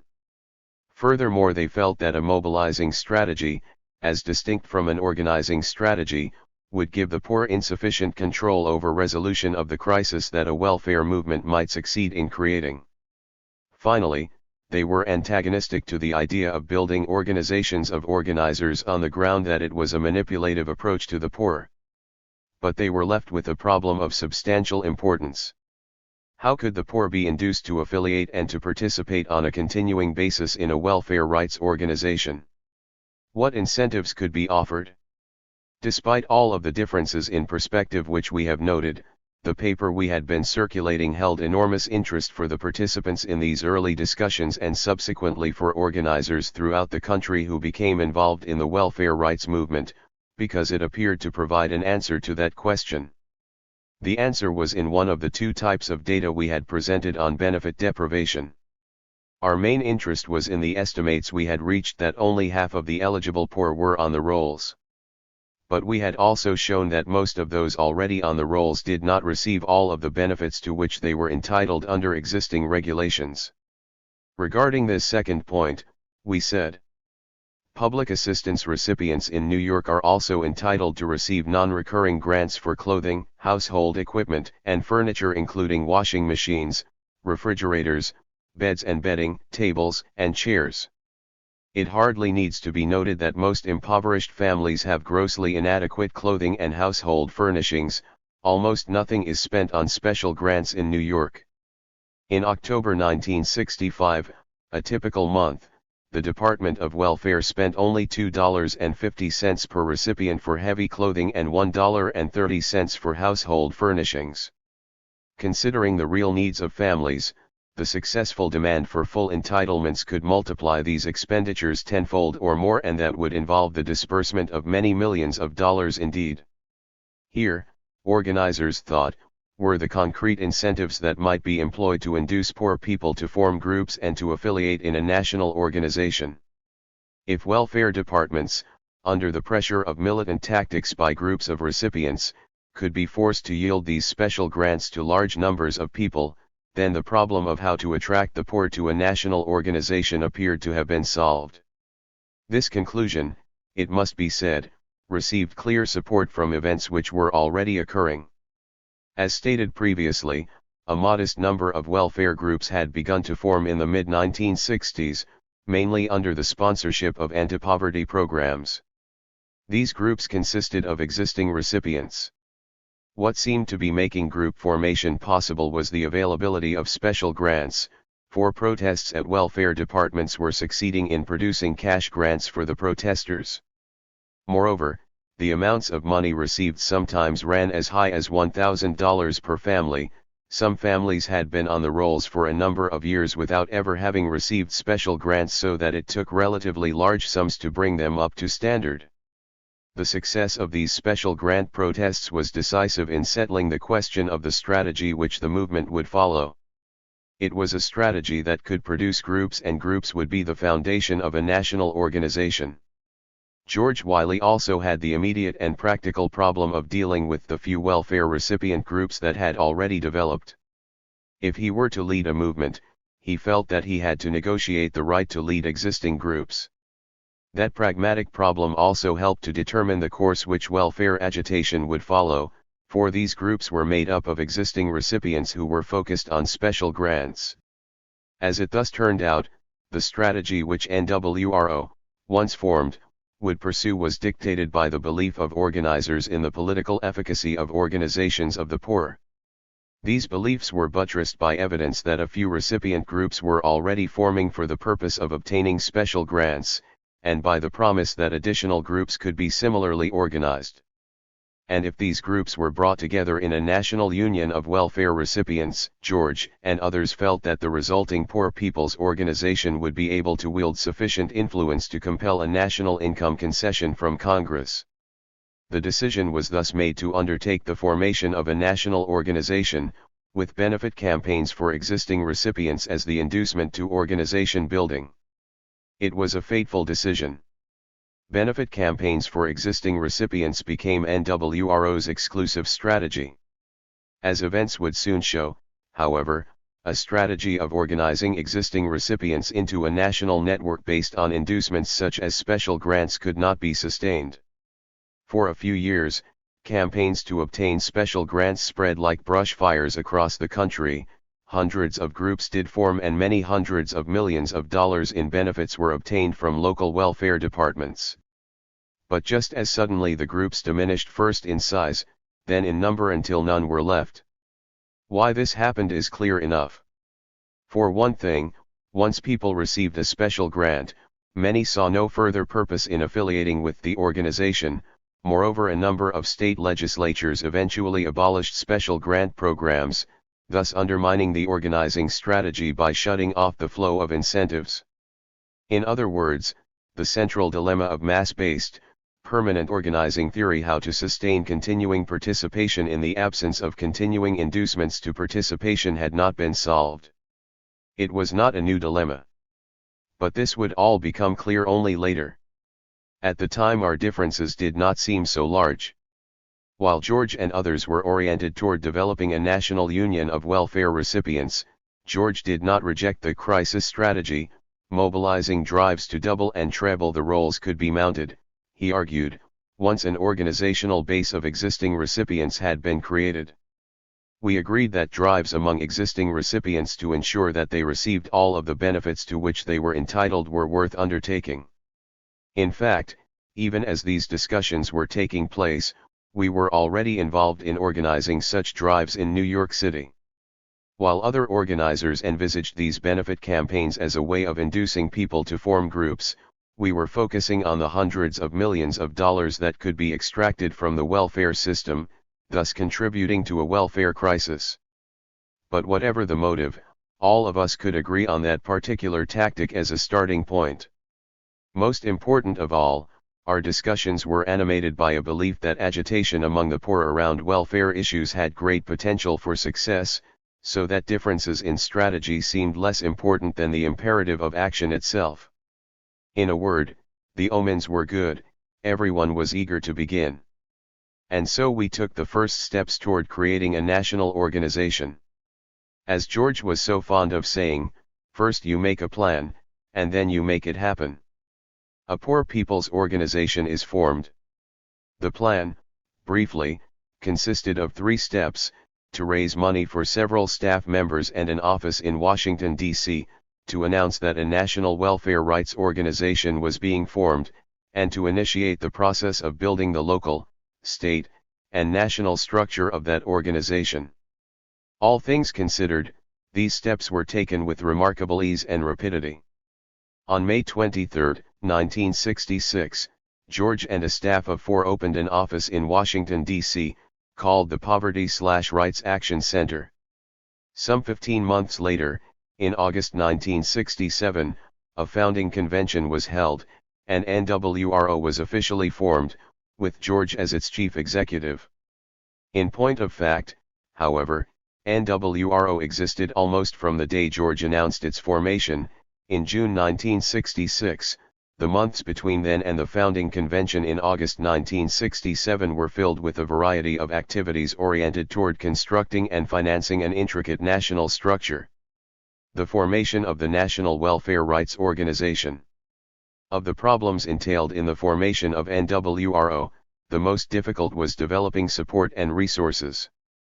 To raise money for staff and a national office required that the idea of a welfare rights organization gain some degree of legitimacy among potential funding sources and among prominent people who could influence funding sources.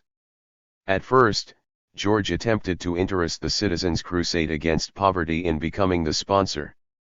Initiated by Walter Reuther of the United Automobile Workers, CCAP brought together Northern leaders, mainly Unionists and officials in Northern religious denominations, to counteract conservative groups who were seeking to limit the range and forcefulness of federal programs to ameliorate poverty. When George resigned as Associate National Director of CORE in February 1966, he took a job with CCAP. His first assignment was to build a coalition in support of minimum wage legislation in Congress. During the next few months, as he established contact with a variety of groups across the country, it became evident to him that groups were emerging in the northern ghettos and focusing on such issues as healthcare, education, the control of anti-poverty programs, and, of course, the public welfare system. Since it appeared to him that these grassroots groups were dispersed, uncoordinated, and without an effective means of communicating with one another, he proposed that the CCAP sponsor and fund the formation of a national agency devoted to performing these functions, with a special emphasis on welfare rights organizing. When this proposal was turned down, George made the decision to establish an independent office to perform the same functions, with welfare rights as its initial focus point. 18. By late May there was about $15,000 in hand. We had obtained $5,000 from a small family foundation. George had received $5,000 from a wealthy contributor to the civil rights movement whom he had known from his corps days, and he used his own savings of $5,000. With those funds, George and Edwin Day moved with their families to Washington and opened the P/RAC, making this announcement to the press. Many activists have left major organizations and are scattered in a myriad of local programs across the country. The tenuous lines of communications which once connected them have been disrupted. We see ourselves as trying to service and help them develop a movement of the poor. At the outset, George still intended P/RAC to act as the national coordinating agency for a wide range of poor people's organizations seeking to influence federal departments and Congress. The stated objectives were these. 1. To develop nationwide support for major anti-poverty and civil rights measures. 2. To develop nationwide support for significant local anti-poverty and civil rights movements. 3. To provide surveillance and pressures on federal agencies handling programs designed to help the poor. 4. To provide advice and assistance to local groups coming to Washington to lobby for support of their programs before federal agencies. However broadly its objectives may have been defined, P/RAC soon focused on welfare rights, partly because of our series of discussions, but much more importantly because welfare client groups were springing up by the summer of 1966 and thus George was prompted to move to weld them into a national body. The first major opportunity to advance the formation of a national welfare rights organization was provided by groups in Ohio who had joined together in the Ohio Committee for Adequate Welfare.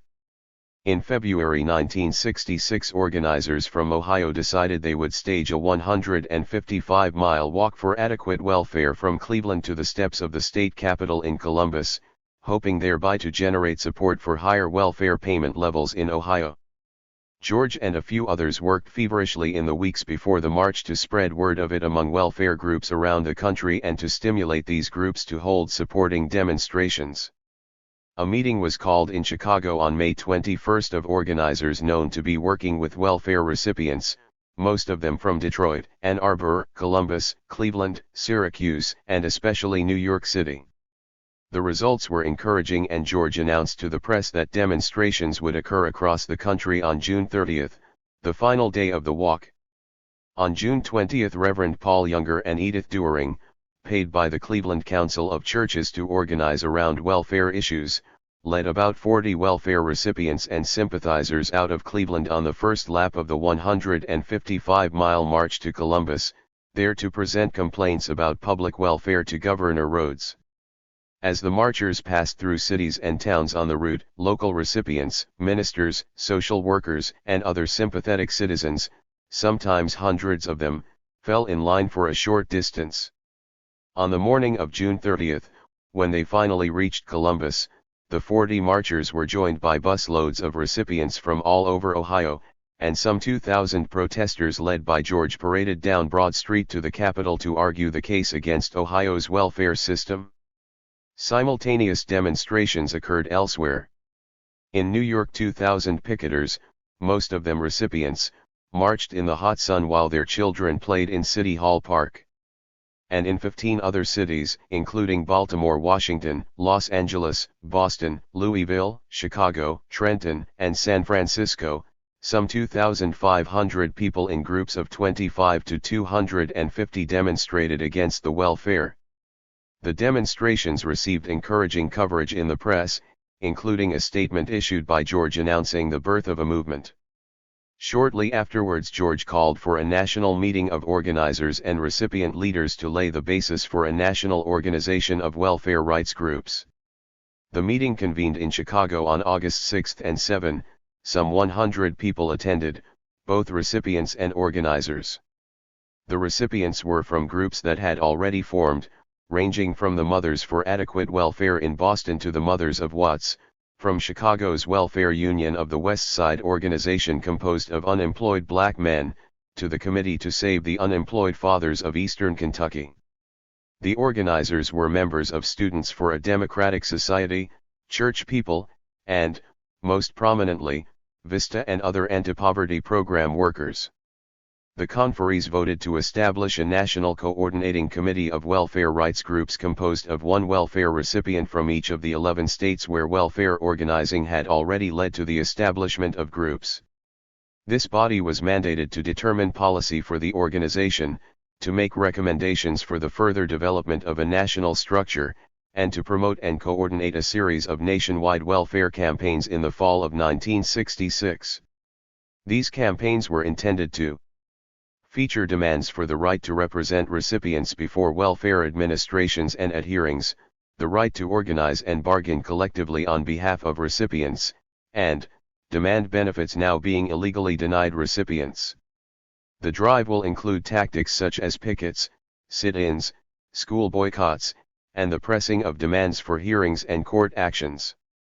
Violations of the law practiced by welfare administrations in denying benefits to recipients, invading the privacy of recipients, and failing to grant fair hearings will be exposed in the campaign.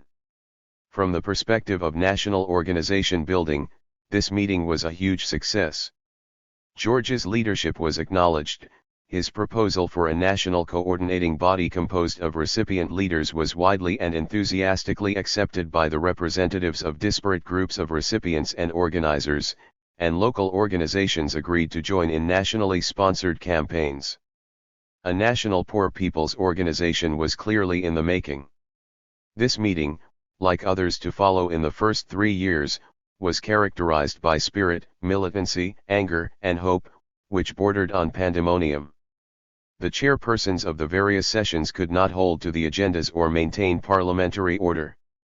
People just rose up from their seats, organizers and recipients alike, and lined up at the microphones, as many as 20 or 30 at a time. One after another they condemned the welfare for its abuses, for grant levels so low that nothing was left after the rent was paid, for capricious and punitive rejections and terminations, for invasions of homes, for insults to dignity. The early meetings were like rallies, full of indignation and full of joy that the occasion had finally come for the people to rise up against the source of their indignation. New groups formed rapidly, mainly in the densely packed ghettos of the Midwestern and Northeastern cities. The civil rights struggle in the North provided a context that encouraged group formation, as this personal account reveals. 19. When I first came on welfare, I was ashamed, because society has taught us to be ashamed. You are taught it from childhood. We were taught that welfare was begging, charity, so I hid it. I heard about the Milwaukee Welfare Rights Organization through a cousin of mine. She kept trying to get me to go to these meetings with her, and I said, no, I'd never go to anything like that. In the meantime, Milwaukee was having civil rights marches, and my kids were growing up, so they told me that they were going on the marches for civil rights. Well, I was afraid of those kinds of things, but when the kids decided that they were going, I had to go with them.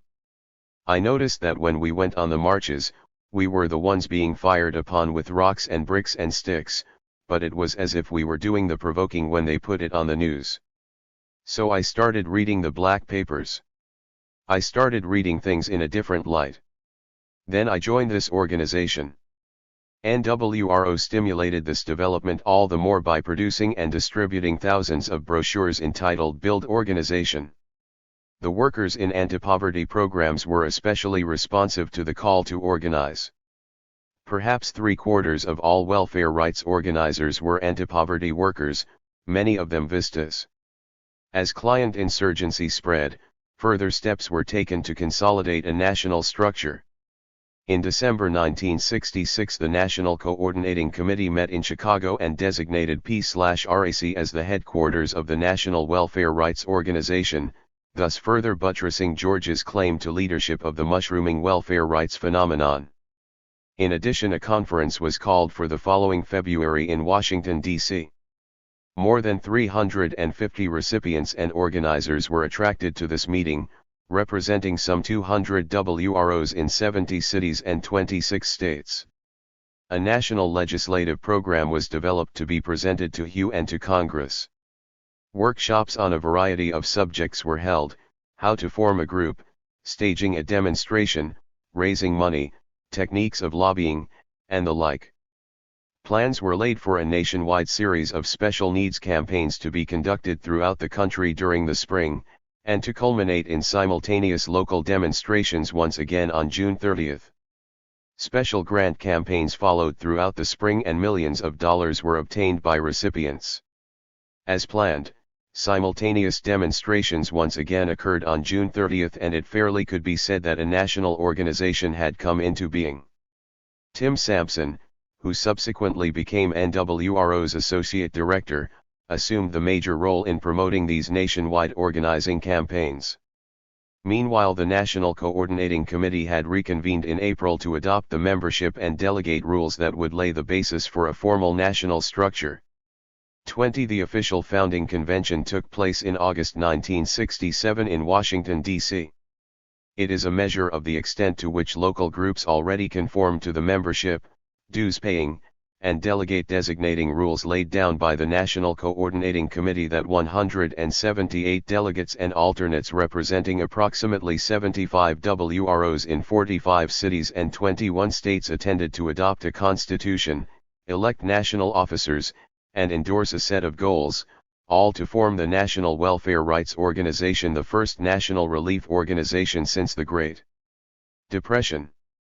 Many other welfare rights groups existed, and some of them sent representatives to the conference as well. But they had yet to conform with national rules and thus were barred from official participation. In time most would conform and affiliate. Briefly, the overall structure consisted of a national convention which was to convene every 2 years. It was to establish broad policy and elect 9 officers who would compose an executive committee. During the off years, a national conference would be held to formulate policy. Between meetings of these bodies, the National Coordinating Committee, which consisted of 1 delegate and 1 alternate from each state affiliated with NWRO, together with the members of the Executive Committee, would meet to establish policy. Generally speaking, the Executive Committee was to meet about 8 times annually and the National Coordinating Committee about 4 times. NWRO rules required that all groups in each state convene to create a roughly parallel state structure and to vote for a state delegate and alternate to the National Coordinating Committee. In large cities such as New York, similar coordinating and delegate bodies were also created. In a very short time, in other words, NWRO had developed a nationwide, statewide, and sometimes citywide system of structures. As the membership data in the accompanying table reveal, however, this intricate national structure was created before a national mass base had emerged. In 1967, when the details of the structure were being completed, NWRO had 5,000 dues-paying families. In 1969, when the membership base reached its peak, about 22,000 persons paid dues. The states with the largest membership were, in descending order, New York, California, Pennsylvania, Michigan, Virginia, Massachusetts, Ohio, New Jersey, and Illinois. When broken down by cities, New York City had by far the largest membership. There were more members in Brooklyn than in any other city in the country. Boston groups had the second largest total membership, while Detroit, Los Angeles, and Chicago completed the list of the 5 top cities. But, distribution of members aside, the point is that NWRO's dues-paying membership never exceeded the level of 22,000 reached in 1969, thereafter the membership rolls declined rapidly. NWRO's inability to enlarge its base, or to sustain the modest base it had succeeded in developing, was first and most dramatically revealed in New York. In 1967, 51% of NWRO's membership was located in New York. When the national membership doubled in the next year, the proportion of the total membership contributed by New York dropped to 17%, which meant that the absolute number of members dropped as well. By the spring of 1969, the New York organization had collapsed. That was an ominous sign, to say the least. What it revealed is that NWRO's organizing strategy could not overcome problems of organizational maintenance. Moreover, precisely the same problems of maintenance beset the Massachusetts organization shortly after the New York organization declined. By 1970, the Massachusetts organization had also collapsed. Since New York City and Boston were by far the most important urban strongholds of the movement, and since their organizing strategy was being emulated throughout the country, we turn to the question of why these organizations did not survive. The problem of maintaining a mass membership. Our analysis of NWRO's demise has been undertaken in 4 parts. In the present section, the problem of maintaining a mass membership is considered. Then we examine, in turn, the problems created by the elaborate internal leadership structure on which the organization came to rely, the problems resulting from external leadership incentives, and, finally, the problems flowing from the ebbing of mass unrest in American society toward the late 1960s. Together, these problems eventually destroyed the organization. In the interim before that happened, however, the organization was slowly transformed. Political beliefs became more conventional, militancy diminished, and the membership base dwindled. Building organization by solving individual grievances. Welfare rights organizing throughout the country relied primarily on solving the grievances of existing recipients as an organizing technique. This approach usually worked to build groups, for grievances were legion. Families were often capriciously denied access to benefits, or failed to receive checks, or received less than they were entitled to, or were arbitrarily terminated, or were abused and demeaned by welfare workers. The promise that such grievances could be solved brought recipients together. Grievances were dealt with in a variety of ways. In the beginning, organizers often performed the grievance work, thereby demonstrating that the complexities of welfare regulations could be mastered and that welfare personnel could be made to give in. Point 22. Gradually, some welfare recipients were schooled in the regulations and in techniques of representing other recipients. Some groups placed tables in welfare waiting rooms or on the streets outside with signs announcing the offer of assistance to people who were experiencing difficulty in the centers. Some of the more structured groups established grievance committees to which families with problems were referred. The most effective tactic was to stage group actions on grievances. A group of recipients descended on the welfare center to hold a demonstration, demanding that all grievances be settled before the group left, with the threat that a sit-in would follow if the demand were not met. These actions generally succeeded, for with the ghettos of the cities seething, welfare officials feared confrontations. Organizers and recipients understood this vulnerability and capitalized on it. If welfare officials tried to cope with demonstrators by saying that some of the grievances would be dealt with immediately but that others would have to wait, the demonstrators often refused to leave. They sensed the importance of standing together and they were alert to the dangers of being dealt with one by one in back offices removed from the tumult of the waiting rooms. Organizers and leaders usually tried to reinforce this intuition by reaching agreements in advance that no one would leave until everyone's problems had been solved. During the demonstration, group pressure reinforced that agreement. This principle heightened solidarity. 23. Helping to engender the feeling that the welfare of each depended upon the welfare of all. It encouraged people to act altruistically, to act at the expense of their immediate self-interest. And, of course, this emphasis on the group acting together heightened the feeling that group struggle was effective. These general observations are corroborated by studies in various locales, as in the following example from Massachusetts. When Massachusetts WRO grievance workers came across cases in which the prospects of success were particularly dim, they invited the member to accompany them to the next demonstration at her welfare office. In the heat of welfare office confrontations, many members proved to be more willing to help their fellow members than one would have guessed. In part, they may have realized that they too might be involved in a similar situation in the future and would like others to pitch in and help them. But for the most part, the decision to stay and fight for others after one's own demands were met appeared to represent a feeling of community emerging in demonstrations. In the heat of the confrontation situation, a high proportion of recipients appeared to derive satisfaction from declaring their solidarity with others involved in heated struggle with the common enemy and from seeing caseworkers backing down regardless of whether they personally gained tangible benefits or not. The objective of these activities for most organizers and recipient leaders, as well as for the national staff, was to expand membership affiliation. In effect, this meant insisting that recipients join a group, pay dues, and accept a membership card before their grievances would be attended to. The reasoning was that by conditioning assistance on affiliation, stable group membership would result. For the most part, organizers and local leaders followed this dictum. People who come into the citywide offices and want help are first asked to join MRO. They join up on a group basis according to where they live. They are required to pay $2 on the spot and their name is forwarded to the local group which is located in their area. $1 goes to the local group for NWRO dues and the other $1 goes to MRO. They are also told when the next meeting is scheduled and where it is to be held.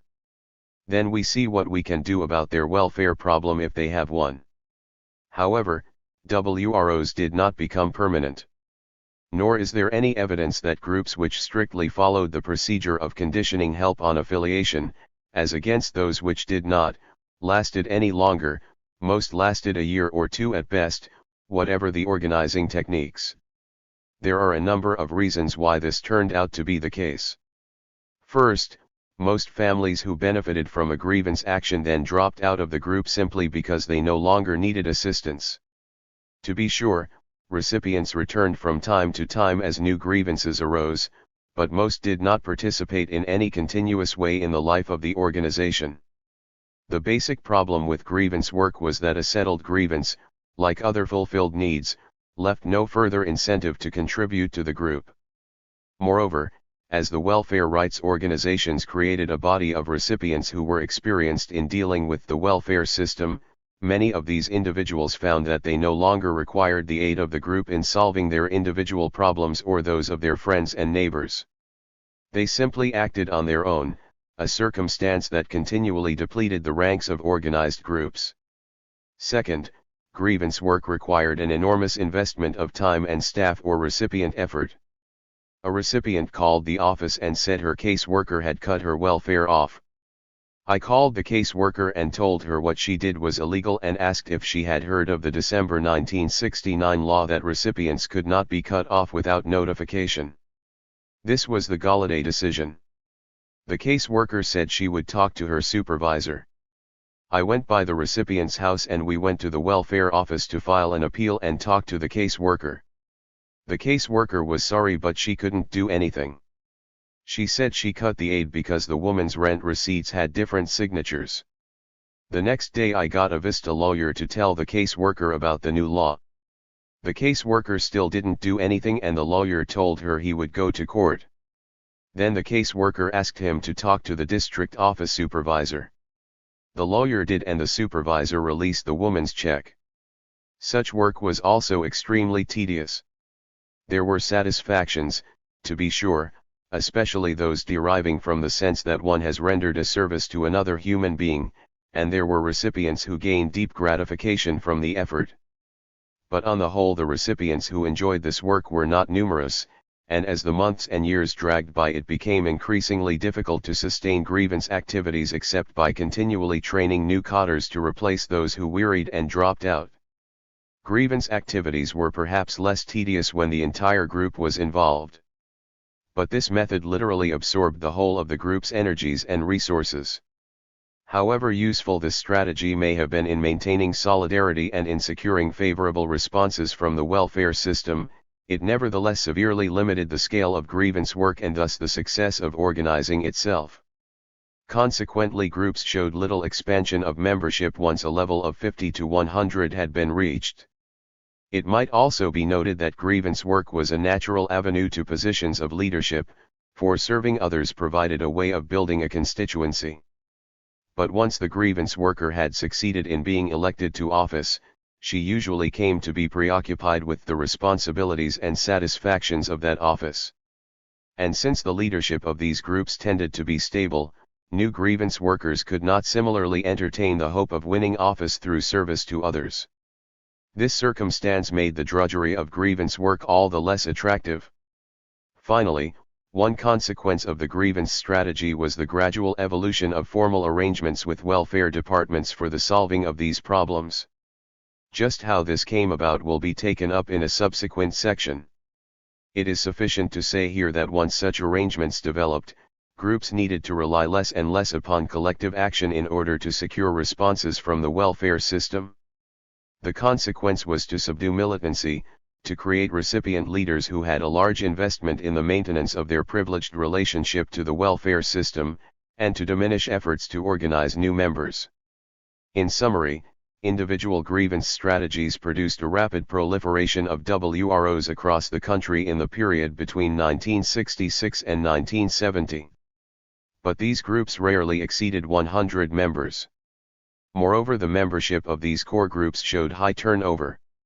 Thus, individual grievance work failed to build a mass membership. Building organization by solving collective grievances. If individual grievance work did not appear to have the potential for building a mass membership, action on collective grievances did appear to, at least for a while. These actions were based on the regulations of some welfare departments which provided special grants, in addition to regular food and rent grants, for clothing and household furnishings as needed. Few people knew about these provisions, even fewer applied for them, and still fewer received them. Since these were forms of assistance for which large numbers of recipients were ostensibly eligible, they presented the possibility that collective actions could be mounted to solve hundreds and perhaps thousands of grievances at one time, thus bringing large numbers of families into local WROs with a minimum of organizing investment. Experiments with this form of collective grievance action were first conducted in 1965 by a few organizers affiliated with Mobilization for Youth on New York's Lower East Side. 24 They were extremely successful. When confronted with 50 or 100 recipients demanding special grants, the district welfare offices in New York City conceded and checks were issued. By the spring of 1967 the tactic had spread to most of the anti-poverty agencies in the city and to some settlement houses and churches as well. Literally thousands of people joined in special grant demonstrations. As these actions multiplied, a central office was created to stimulate the growth of more demonstrations throughout the city, and the New York City-wide Coordinating Committee of Welfare Groups was formed. 25. For organizers, the main purpose of these campaigns was to build a permanent organization of welfare recipients. Thus the campaigns were intended to enable local groups to establish their organizational validity among their constituents, and to establish their role as the representative of individual clients at the local welfare center. This way of thinking partly reflected a concern with controlling the outcome of a welfare crisis. As one organizer put it, without client power, when the system is bankrupt, we are still dependent on those in power to establish a new system. The special grant campaigns and the formation of the citywide organization generated enormous excitement among activists and AFDC recipients.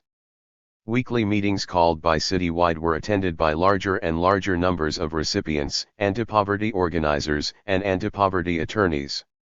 At these sessions the spirit of a movement began to develop.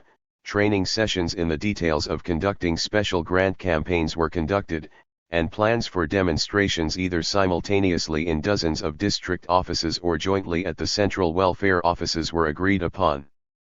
In addition, tens of thousands of kits of special grant campaign literature were distributed, the main piece being a mimeographed checklist of the items of clothing and household furnishings people were supposed to have.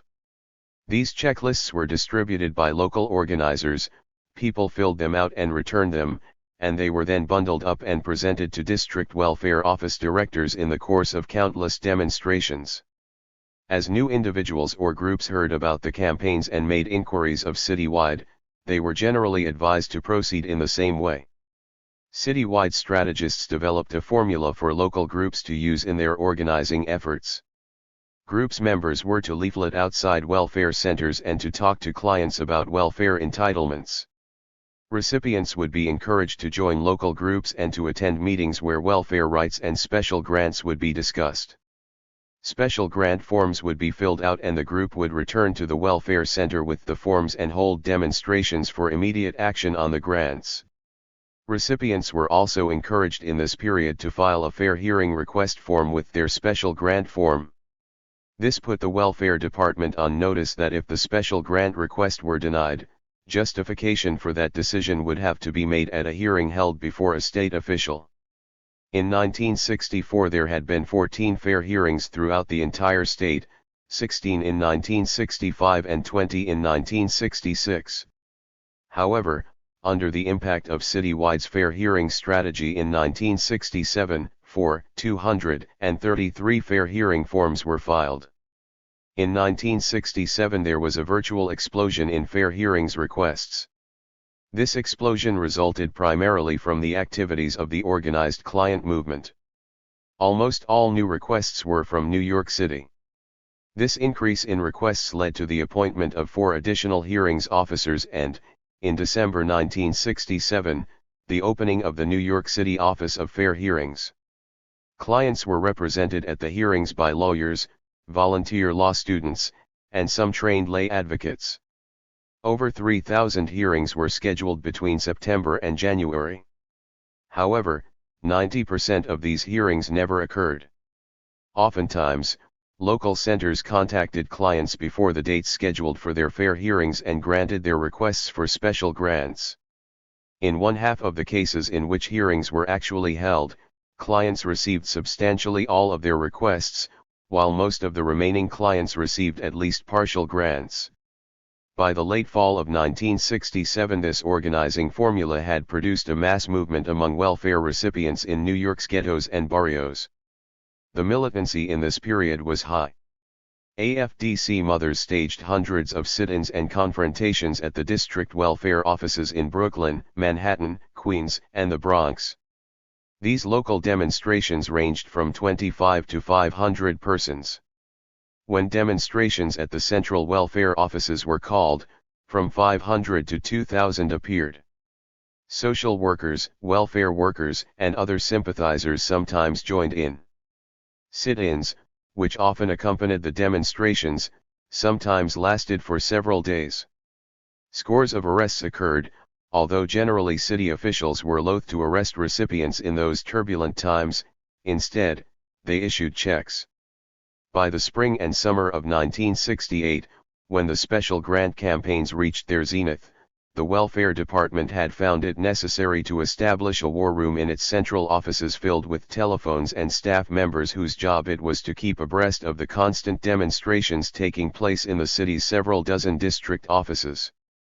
George was so impressed with the organization-building potential of these campaigns that the national organization began to push this strategy across the country. In the spring of 1967 the national office prepared special kits of colorfully printed materials to be used by local groups, and worked vigorously to promote campaigns. Soon there were national campaigns in the late summer for school clothing, in the fall for winter clothing, in the spring for Easter clothing or school graduation clothing. Household furnishing campaigns also proliferated, spurred in part because so few recipients had adequate bedding and other items. However, Massachusetts was the only state, other than New York, where genuinely large-scale campaigns resulted. $26 million resulted from the campaigns in Massachusetts beginning in the summer of 1968.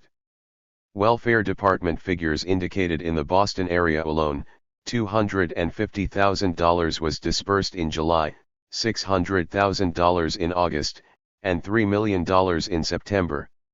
When the Massachusetts Commissioner of Welfare was called before a legislative committee in mid-August to justify this enlarging outflow of welfare monies, he replied, "If anyone had been at Roxbury Crossing in June 1967, when a riot occurred, he would have noticed some of the same elements here at the Welfare Office on July 30, 1968.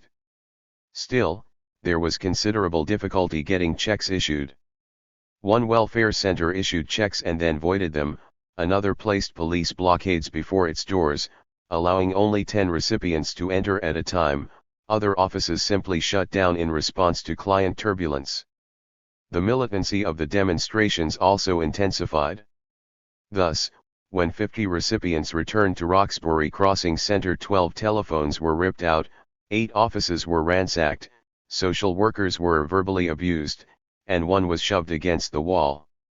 The non-professional union members were instructed to walk out under police escort.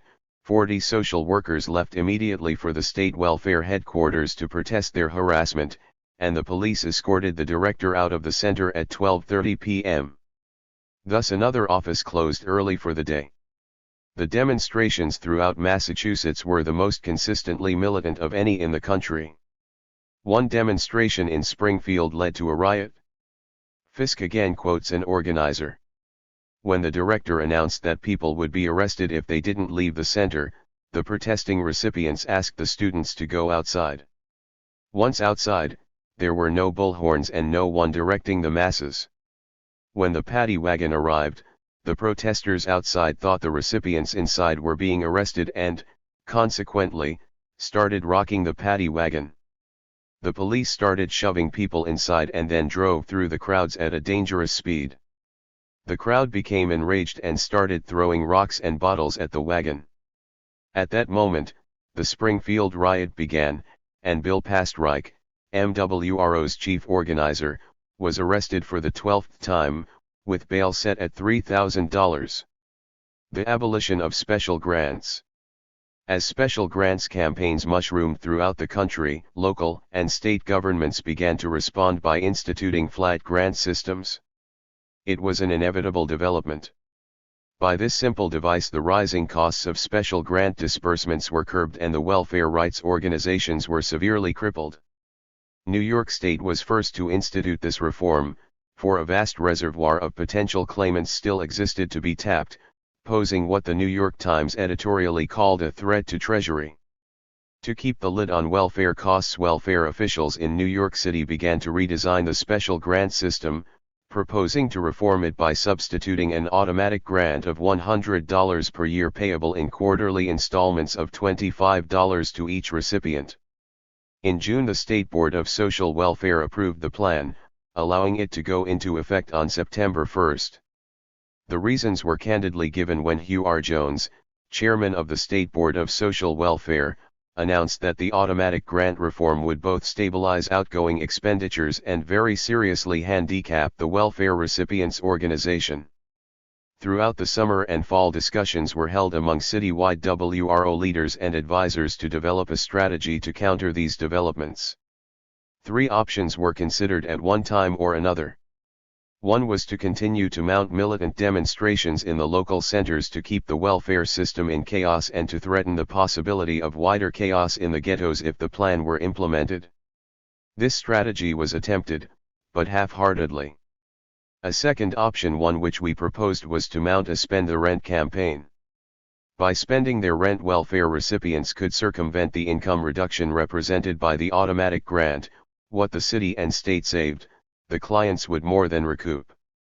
In the heat of the moment, this option was approved, but the recipient leadership did nothing to implement it. For a few weeks, the threat of a rent strike campaign served certain rhetorical purposes. Instead, the recipient leadership opted for a lobbying campaign in Albany, the state capital. In large part, this decision evolved because of promises of support by various middle-class groups in the city, some church confederations, several upper-middle-class women's civic groups, women's peace groups, a confederation of settlement houses, and the like.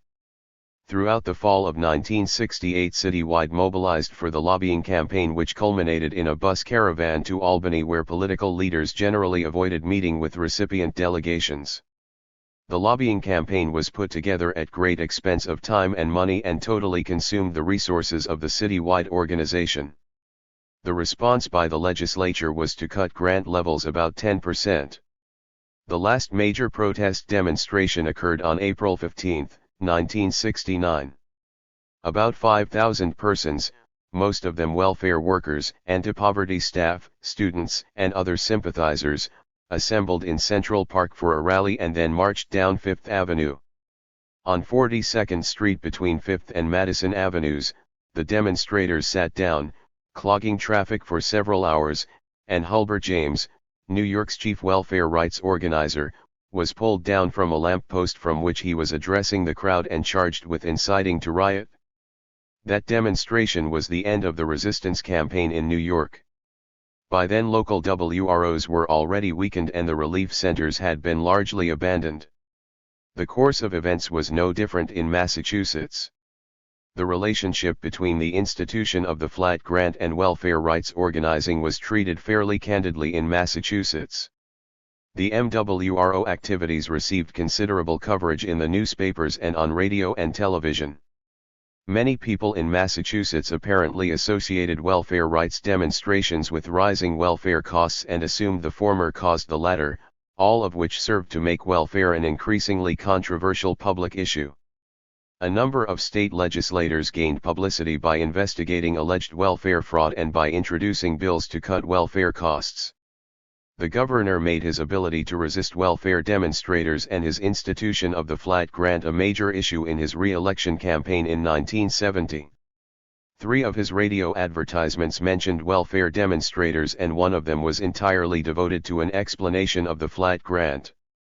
As in New York, the Massachusetts Welfare Rights Group joined together with sympathetic liberal groups in the Massachusetts Welfare Coalition. This coalition was composed mainly of religious and social welfare groups and lacked sufficient influence to block the flat grant decision. The welfare rights organization in Massachusetts soon fell into disarray. Other states also instituted flat grants in this period. It was a simple and successful way to simultaneously undermine organizing among the poor and curb welfare costs. Mobilizing versus organizing. There was one major difference in the approach to building welfare rights groups in New York and Massachusetts, a difference about which much was made by organizers throughout the country in this period.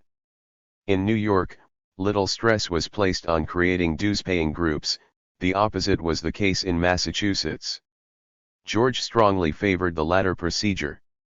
The issue first arose in 1967 after NWRO was officially formed and a program of nationwide special grant campaigns had been announced.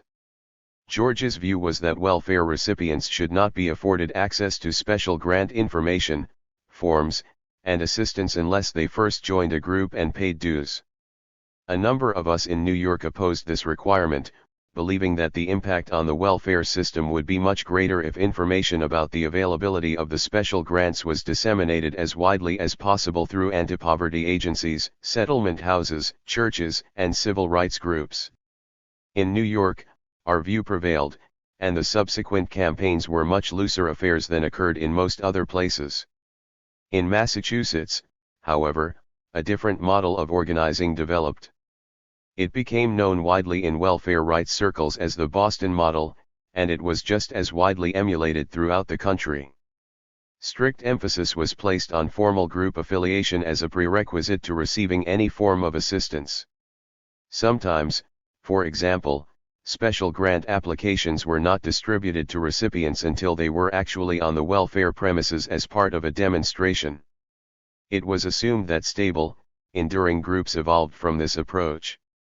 However, the detailed inquiry by Baylis of events in Massachusetts reveals that stable groups did not in fact develop. Often they did not survive from one special grant campaign to another.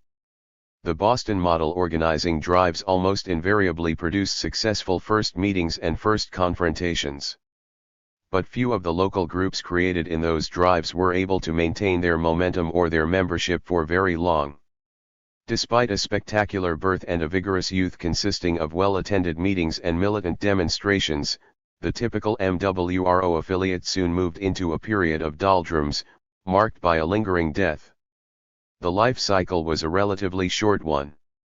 For most of its history, the MWRO was able to disguise its inability to maintain local group strength by concentrating its efforts upon repeated Boston model organizing drives and thus constantly created new groups to replace those that were falling by the wayside. These new groups helped to maintain the MWRO membership rolls, to provide the bulk of the participants in statewide demonstrations, and to keep the welfare rights movement in the headlines. Moreover, Bayliss asserts that most MWRO affiliates were moribund long before the institution of the flat grant in Massachusetts. The Boston model required a much greater investment of organizing resources than was true of the mobilizing model followed in New York. MWRO successfully attracted a large number of students to perform organizing tasks.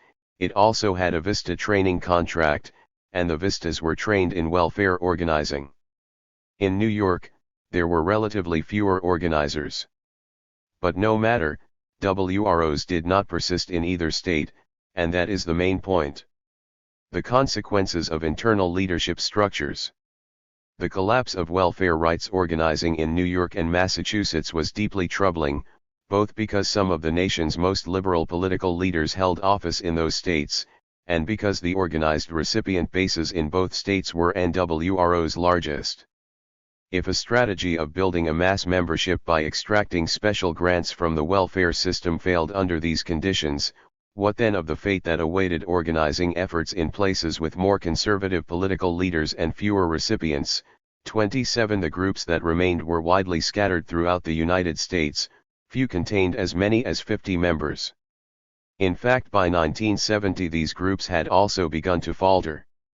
One reason was the development of an elaborate organizational structure, and the constraining influence of this structure on NWRO's leadership. The development of an organizational structure had immediate consequences for welfare rights groups. The ease and rapidity with which the organization came into being validated the belief in mass-based organization doctrine, in the potential for political influence through organization. Although most WROs had only a small dues-paying membership ranging from 25 to 75 members, there were upwards of 500 groups throughout the country toward the late 1960s, each of which was permitted to send at least one delegate and alternate to national conferences and conventions.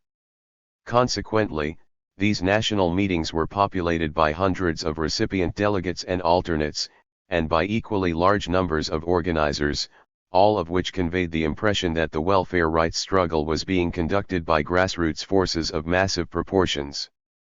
Thus it was generally thought that the welfare rights struggle was burgeoning, was vital, was making gains, despite the demise of mass benefit campaigns. But the truth is that the development of a complex organizational structure at the neighborhood, city, state, and national levels was an inhibiting force from the outset. In particular, it inhibited the expansion of membership. The elaboration of organization meant the elaboration of leadership positions on the neighborhood, city, and state levels. Once groups had formed and affiliated with NWRO and leaders had been duly elected, these leadership positions became a source of intense preoccupation and competition. Considering the hard and dreary lives which most welfare recipients had previously led, the rewards of prestige and organizational influence which accrued to those who could win and hold office were enormous. An equally enormous investment in the politics of leadership naturally followed. These circumstances constrained the expansion of membership, for the leaders came to have an investment in membership status. Recipient leaders at all levels of the organization had to be periodically re-elected. New members represented a threat. Struggles for leadership succession might ensue, existing leaders might be toppled. Once a group had formed and developed an acknowledged leadership stratum, therefore, the leaders tended to focus on cultivating and strengthening their ties within the group. City and state representatives were similarly preoccupied. They concentrated on cultivating and strengthening their ties with local leaders in their city or state. Consequently, leaders resisted new membership organizing ventures, as this example reveals. The Massachusetts welfare rights staff pressed for a provision in the statewide organization's bylaws that voting strength for each local group at the annual conventions would be proportional to the number of dues-paying members it had, in the hope that this would give all recipient leaders seeking higher office an incentive to build their membership.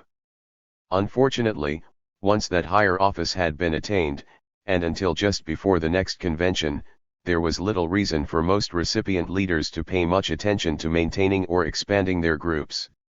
Some lay leaders opposed staff efforts to revitalize their groups partly because of their fear that the new membership faction might hold potential challengers to the incumbent's chairmanship.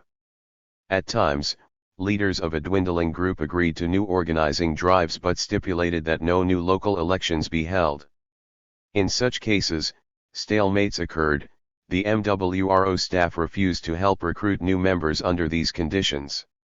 Opposition to staff plans for major new organizing drives in those sections of Boston's black ghetto that had not yet been organized was opposed by the predominantly black MWRO leadership who, in part, feared the creation of new centers of power in the organization. In one case, such a drive took place only because the MWRO executive board members felt sure that those who would be elected leaders of the new group would respect their seniority. In another, the worst fears of the executive board were realized when the chairman of a newer black group in Roxbury challenged and defeated the incumbent MWRO statewide chairman at the 1970 MWRO convention. Problems of leadership maintenance were also the chief cause of resistance among WROs to organizing recipients from other relief categories such as the aged and working poor. In 1968 we had published an article entitled Workers and Welfare in which we estimated that hundreds of thousands of working poor families were eligible for relief supplements from general assistance programs in the welfare systems of the northern states. In some of these states, such as New York, a large family with a minimum wage income could obtain a wage supplement that would have doubled its income. We thus advocated campaigns to swell the general assistance rolls. 28 In conversations with both George and other leaders, however, it became clear that there was no longer any interest in producing a welfare disruption. The earlier idea that a welfare recipients organization would also become the vehicle for mobilizing drives to recruit potential recipients to the relief rolls was all but forgotten. Instead, exclusive priority was placed on building the existing organization, for by this time George and others were convinced that a mass-based national union of welfare recipients was in fact coming into being. He thus chose to play down disruptive tactics, at least for the time being, and a first emphasis on building up a dues-paying organization. 29. But George was excited about the possibility of organizing among people in other relief categories, such as the working poor and aged recipients. He was beginning to believe that NWRO's membership base was too narrow, that an organization consisting exclusively of AFDC recipients would inevitably fail to attract substantial support from groups with influence and money and other resources. And it would inevitably be hampered in its efforts to exert political influence by the stigma associated with AFDC mothers. The broader base he envisioned would not only consist of other categories of relief recipients, but of the unemployed as well. He also wanted to expand from the focus on welfare issues to include agitation around other governmental programs that affected the poor. Moreover, George had developed a network of contacts and goodwill which led him to think that many groups could be brought together in a single national structure under his general direction. It was a vision of mass-based, multi-constituency, multi-issue, permanent organization writ large. But that is not our point. The point is that he wanted NWRO's recipient leadership and central office staff to endorse the concept of incorporating new groups. Largely at his urging, therefore, the recipient delegates at NWRO's convention in 1969 voted to extend formal membership eligibility to all people with incomes below NWRO's adequate income standard, which was then $5,500 for a four-person family. Previously, only AFDC recipients had been eligible for membership. George was elated.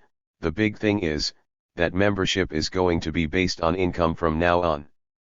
Any family that gets less than $5,500 a year can join. I think these people will join. We want to reach all poor people, we've got to grow.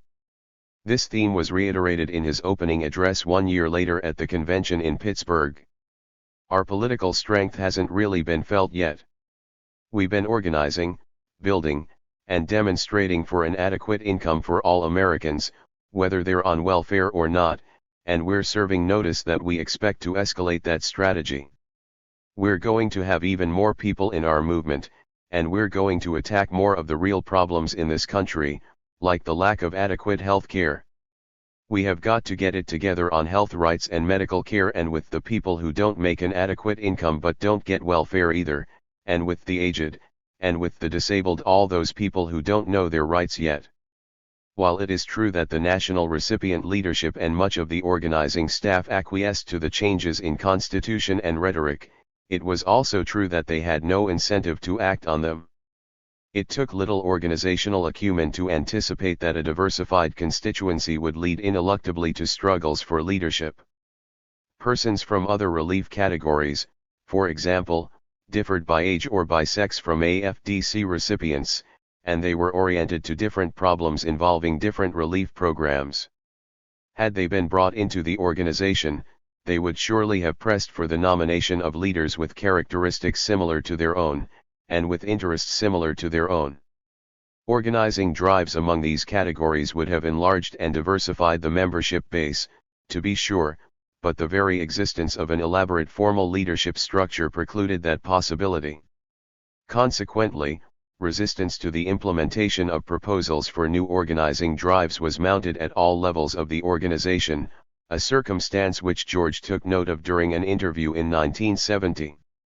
"We are trying to branch out beyond ADC mothers, but we've had little success so far. The ADC mothers, naturally enough, are interested in ADC issues and they control the organization right now. They are not going to make a real effort to go out and organize the working poor. It's not in their immediate self-interest, though it is in their long-run interest. All people, poor people included, do not willingly give up power that they have worked for and still have. Especially for poor people, when it is probably the only power they have and it isn't much." One approach to this dilemma was to have staff organizers begin developing new groups without the cooperation of NWRO's recipient leadership, and then to precipitate power confrontations. George spoke of this possibility in the same interview. Issues develop around a constituency. Welfare issues developed around a welfare constituency. We'll have to organize people like the aged and the working poor and bring them in so they will be making demands on the organization just like the ADC mothers are doing now. We really have to subsidize this ourselves. The staff will have to organize groups like the working poor without much help from the mothers, and then bring the organized groups into NWRO to challenge the mothers. Through a challenge like this, some kind of accommodation will be worked out. At the time, however, George took no such drastic action, and restricted his efforts to cultivating relationships with other organizations. Then in 1972 he attempted to capitalize on these relationships by calling for a Children's March for Survival. This event was designed to bring together a broad coalition of child-oriented groups to lobby in Washington, as his appeal for support of the impending march revealed. Children suffer from poverty, and because of poverty, from hunger. Children suffer from racism. Children suffer from war, from an exploited environment, from poor schools, and from poor health. We will gather to condemn policies and programs of the Nixon administration and the Congress which perpetuate these conditions and in many ways worsen them. We condemn the veto of the child care bill, cuts and restrictions in child feeding programs, delays in health, housing, and education programs, and most of all the proposal of the so-called family assistance plan instead of real welfare reform. We call today for a Children's March for Survival to focus national attention on the problems of children and to begin an action plan to save our nation's children. The march occurred on March 25. About 40,000 people gathered at the Washington Monument. The composition of the march reflected the internal struggle taking place in NWRO. About 80% of the participants were children from the Washington, D.C., schools. They had been encouraged to attend by militant black Washington school board officials who had gained office on the crest of black unrest in the late 1960s. Another 10% were children bussed into Washington by workers from child care centers in surrounding states. Another 10% were middle-class sympathizers from groups involved in children's rights, hunger, and peace issues. It is doubtful that welfare recipients comprised 1% of the crowd. The recipient leadership, in other words, did not view this demonstration as their own, nor did many organizers, with the result that little support was received from those WROs that were still functioning at the local level. In the end, George backed away from the effort to expand the membership base by diversifying it, concluding that the fight could not be won without destroying NWRO itself in a factional struggle. Instead, he resigned from NWRO in December 1972 and announced that he and Bert DeLeo were going to undertake the formation of a multi-constituency organization to be called the Movement for Economic Justice. His resignation was a direct outgrowth of this conflict with NWRO's established leadership. Point 30. As a matter of fact, the concept of membership itself had by the 1970s lost much of its meaning. In organizing doctrine, membership means something more than merely formal affiliation through the payment of dues. It also means active participation in the life of the organization in demonstrations, for example. Mass participation is ostensibly the functional equivalent of the political resources which interest groups elsewhere in the social structure possess. As organizers sometimes put it, poor people have numbers. Membership, in short, means regular participation by masses of people. But NWRO's history reveals that membership eventually came to mean little more than formal affiliation through the payment of dues, and in the end there was not much emphasis placed even on the maintenance of the dues system. What mattered was winning and holding office. An illustration will make the point. In the summer of 1970, a recipient leader in New York City, who was then an officer of the national organization, undertook a school clothing campaign. It was, from every perspective, a sad affair. The New York City-wide Coordinating Committee of Welfare Rights Groups had for some time been nothing more than a shell, consisting mainly of an executive committee composed of a few recipient leaders from the various boroughs who were still hanging on to their positions, although most of the members of the groups which had originally yielded them these positions were gone. This group met irregularly, and its meetings consisted mainly of bickering over the distribution of such funds as the organization was still able to raise.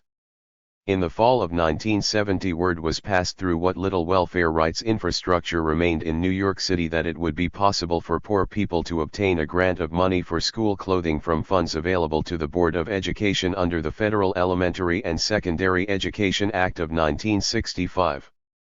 Some 14,000 people signed forms requesting a grant, having been required in advance to sign a NWRO dues card and to pay the annual fee of $1. Little effort was then made to integrate these thousands of people into the few welfare rights groups that remained, or to organize them into new groups. However, 14,000 dues cards resulted from the campaign, and permitted this particular recipient leader to win still higher national office at the NWRO convention in the summer of 1971, since the fractional weight of ballots cast by NCC members in electing national officers was determined by the number of dues-paying members in their respective states. This was one example of the extent to which the goal of a mass membership had been subordinated to leadership strivings. In these different ways, then, the proliferation of organizational leadership positions constrained the expansion of organizational membership. Simply put, organization prevented organizing. The consequences of external leadership incentives. By the late 1960s, it was clear that NWRO was in grave difficulty. Mass benefit campaigns were faltering, the leadership was also inhibiting the expansion of membership. Consequently, the national staff was virtually paralyzed, it simply did not know what to do in order to resuscitate its constituency. The only plan available was to expand to new groups, such as the working poor and the aged, but we have already described the intense resistance by established leaders to this course of action. For all practical purposes, NWRO was become .31. Nevertheless, NWRO's organizational apparatus expanded in the period between 1969 and 1972. The national budget rose, the national staff grew, and NWRO's national reputation enlarged. That this could be so was a consequence of a swelling tide of support from outside sources. Within a year or two after NWRO formed in 1967, various groups, churchmen, public officials, social welfare organizations, unions, civil rights groups, foundations, media representatives began either to initiate relationships with NWRO or to respond to overtures for relationships. In this way organizational resources were obtained: public legitimation, money, the appearance of influence. But this enlarging flow of resources did not lead to enlarged organizing, it undermined organizing. As NWRO gradually became enmeshed in a web of relationships with governmental officials and private groups, it was transformed from a protest organization to a negotiating and lobbying organization. This transformation was total, it occurred at the national level and among local groups everywhere. In the end it produced a leadership deeply involved in negotiating and lobbying, but on behalf of a constituency that was organized in name only. The sources and forms of support. The success with which NWRO developed relationships with a variety of groups was due mainly to two forces. The more important was the larger black movement and the responsiveness being shown it. NWRO could easily capitalize on this. It was a national organization and large numbers of representatives from local groups attended national conventions, so that NWRO could present itself as the representative of the welfare poor. Moreover, the vast majority of NWRO's membership was black. This, too, helped to identify NWRO as an expression of the larger black movement and enabled NWRO's leadership to seek aid from supporters of the black movement. 32. The growth of support for NWRO was also aided by the emergence toward the late 1960s of a welfare crisis. One form which governmental responsiveness toward the black movement in America had taken was to allow the welfare rolls to expand, and the expansion was rapid after 1965. In our terms, this meant that defiance of the prohibition against the dole was escalating, partly as a result of the activities of the anti-poverty program. Tens of thousands of welfare rights brochures were being distributed from storefront offices. Thousands of VISTA and other anti-poverty staff members were helping people to establish their eligibility. Scores of legal services attorneys were initiating litigation against the welfare system. It also seems reasonable to believe that the many who were successful in getting on the rolls encouraged others to make the attempt. The very density of the welfare populations which had by this time built up in the cities suggested the likelihood of such a cumulative effect. A survey of slum families in 10 central city neighborhoods in late 1966 revealed that almost half, 47% of the surveyed families reported income in the previous year from welfare or other non-job sources. 33 In the words of a report prepared by the Urban Coalition in 1969, the welfare system continues to be the major growth industry of the slums and ghettos. In late 1967 Congress enacted a series of amendments to the Social Security Act intended to slow the rise in the rolls. The states were required to establish work training and referral programs for recipients defined as employable. Participation in these programs was made compulsory, a condition of receiving assistance. To ensure that the states would exert themselves to cut the rolls, Congress also enacted a freeze on AFDC reimbursements. Under the freeze, each state was to receive future federal reimbursements only in an amount calculated by a formula fixed at the ratio of AFDC children to the total population of children in the state as of January 1967. In other words, a state with a rising ratio of children in impoverished female-headed families would, whatever the causes, nevertheless in future years be obliged either to reject new applicants, to lower grant levels and spread the same money among a larger number of cases, or to raise more revenues to pay the entire cost of the increased caseloads. A variety of more comprehensive proposals to deal with the welfare crisis were also put forward in this period. President Johnson, in his economic message of January 1967, promised to establish a commission on income maintenance programs. In March 1967, on the occasion of the 100th anniversary of the New York State Board of Social Welfare, the cream of America's corporate leadership was summoned to an Arden House conference by Governor Rockefeller to consider remedies for the welfare crisis. The participants debated various income reforms such as children's allowances, uniform national standards in AFDC payments, and a negative income tax, finding merit in them all. Professionals in greater number and with greater vigor also began to advocate income maintenance reforms. As Congress debated a variety of restrictive measures and enacted some in 1967, OEO funded a negative income tax experiment among a sample of poor people in New Jersey, and not many months later, the Social and Rehabilitation Service of Hugh allocated funds for similar experiments. In the spring of 1968, some 1,200 prominent economists signed a joint statement calling on Congress to adopt this year a national system of income guarantees and supplements. When the report of the National Advisory Commission on Civil Disorders appeared in March 1968, it too called for a national system of income supplementation which would provide a minimum income for all families on welfare as well as for the working poor. Moreover, the issue of income maintenance found its way into the presidential campaign of 1968. The Democratic platform stated that, to support family incomes of the working poor, a number of new program proposals have recently been developed. A thorough evaluation of the relative advantages of such proposals deserves the highest priority attention by the next administration. This we pledge to do. Eugene McCarthy, in the course of the Democratic primary contests, argued that the federal government had a responsibility to determine a minimum income which it will assure for all Americans. And only days before his election, Richard Nixon, noting the great disparities in welfare payment levels from one state to another, which ostensibly encouraged migration from south to north, advocated the adoption of national standards. The rising welfare rolls, in short, inexorably forced the question of welfare reform onto the national political agenda.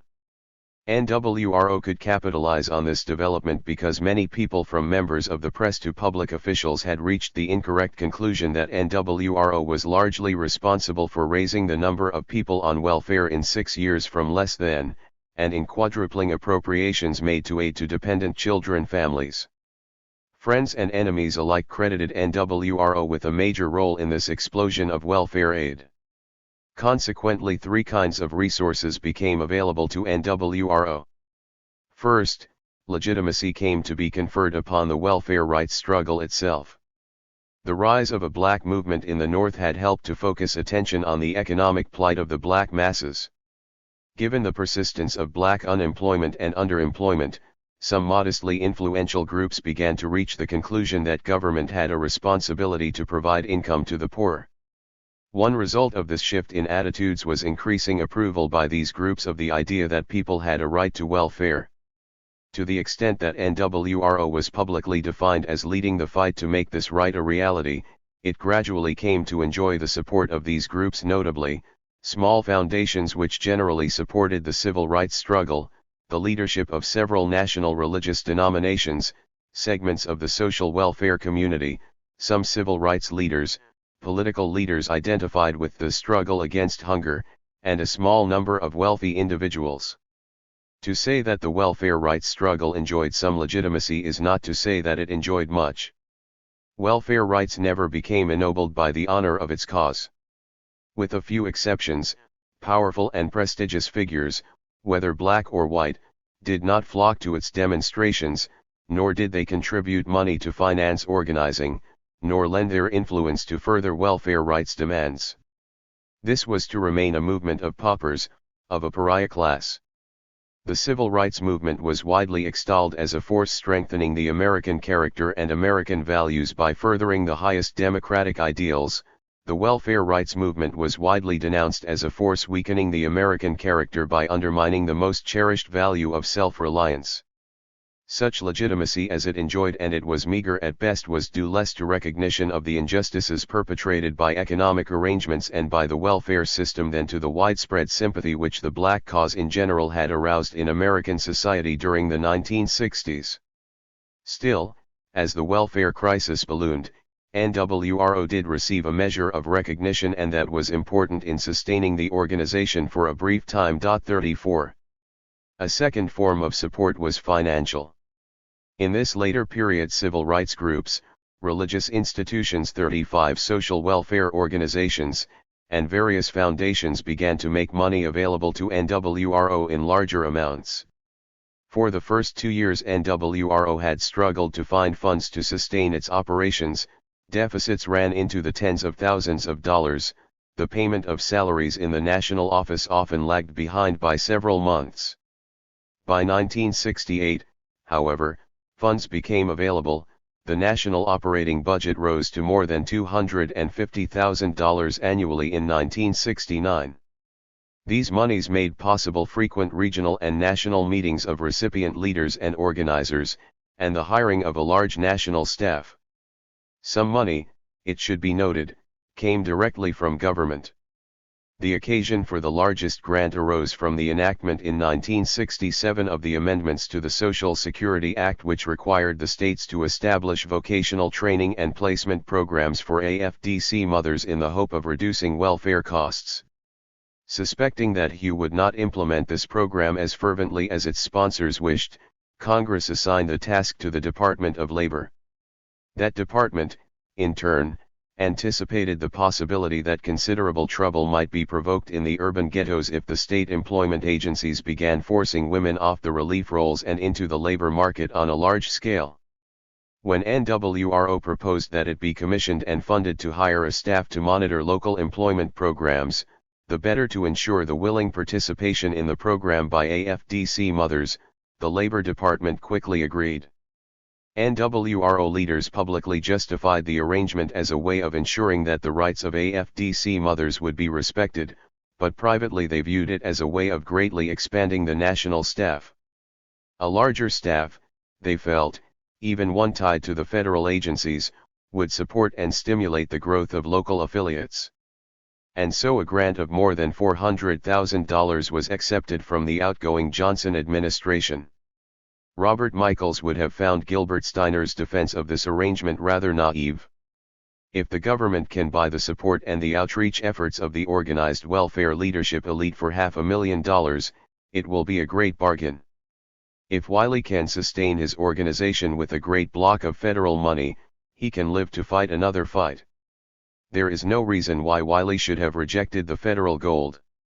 Claims of the Philadelphia WRO chapter that the contract involved selling out to the establishment have more emotional than rational appeal. The money means more than to the Department of Labor, and the high-level recognition of NWRO's importance facilitates organizing.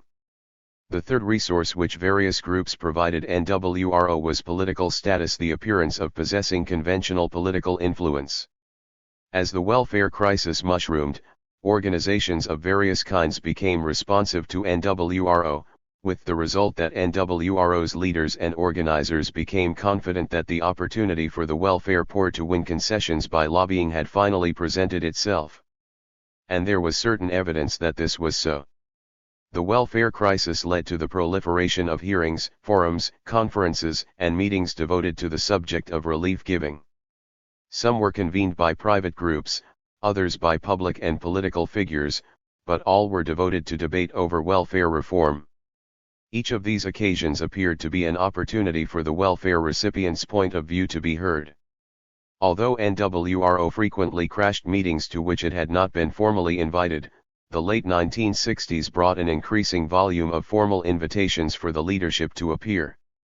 Public officials faced with the problem of holding back angry taxpayers nevertheless also tended to try to be responsive to NWRO, for they had the problem of restoring civil order in the cities. Consequently, they too reached out to recipient groups to establish relationships and to initiate dialogue. As a matter of fact, NWRO's recipient leadership found itself being invited to international conferences.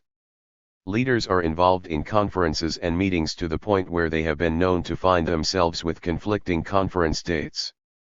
Mrs. Tillman, the national chairman, was unable to make NWRO's 1968 national conference held in Lake Forest, Illinois, because she was a delegate representing poor people to the International Conference of Social Welfare in Helsinki, Finland, meeting at the same time. In a memorandum to all affiliated groups, which sounded bureaucratic enough to have come out of HU itself, Mrs. Tillman delegated authority and announced appointments to committees of the conference. Attendance at these foreign meetings was even justified to the NWRO membership on the grounds that a new international welfare rights organization was being talked about. "I've been out of the country 3 times in 1967 to Paris, in 1968 to Stockholm, in 1970 to Bogota. I just got back from Bogota. These things I go to are important and they are for NWRO, for you, all of you, not me. In Bogota, they talked about setting up a new international welfare rights organization. This would mean NWRO would be in all kinds of different countries and would have a lot more power. This is the kind of thing I'm doing, working for you and trying to make your organization something. Superficially, these symbols of recognition suggested that NWRO had become something of a political force. Gilbert Steiner, for example, read the signs that way. Objectively, it can be noted that the Welfare Clients Organization has weathered its theoretical and practical problems to the point where its director is known, recognized, and consulted by the Secretary of Health, Education, and Welfare and resented at other high levels in that department. Its chairman, an AFDC mother, sits with bureaucrats, scholars, and lobbyists in all-day conferences to plan welfare changes. But the truth was quite different. As NWRO's integration with other groups progressed, the political beliefs of those in the leadership stratum became more conventional, the militancy of the tactics they advocated weakened, and the professed goal of membership expansion receded. We will first describe these effects at the national level, and then at the local level, for the way in which external incentives shaped the orientation and direction of the national and local organizations varied somewhat. The impact of external incentives on the national organization. NWRO was rapidly transformed as relationships with political figures and various private groups developed. Its efforts to influence administrators, legislators, political leaders, and private groups soon overwhelmed investments in all other areas. For all practical purposes, NWRO became a lobbying organization. The emphasis on lobbying progressed in stages. NWRO first entered state and national legislative arenas. It then began to build a welfare coalition consisting of a variety of national organizations that shared its perspectives on welfare reform. Finally, it entered the arena of Democratic Party politics. The process began in 1967 with the welfare amendments then before the Congress as the major target. A modest demonstration was called in Washington in September and NWRO's top leadership testified before Congress and staged a sit-in in the chambers of a congressional committee. This was the much publicized occasion on which Senator Long, chairman of the powerful Senate Finance Committee, denounced AFDC mothers as brood mares. From this beginning, NWRO began to seek relationships with a variety of organizations in the hope of developing support for its legislative efforts. One of the early occasions for coalition was provided by SCLC's Poor People's Campaign in the spring and summer of 1968. NWRO launched the first demonstration, a Mother's March, on May 12, during which George and Coretta King led some 5,000 demonstrators through the still charred ruins of that section of Washington where rioting and burning had broken out following the assassination of Martin Luther King. During the ensuing months, until SCLC's Poor People's Campaign finally became mired in the mud and in the complexities of the federal bureaucracies, NWRO coordinated many of its lobbying activities with those of SCLC.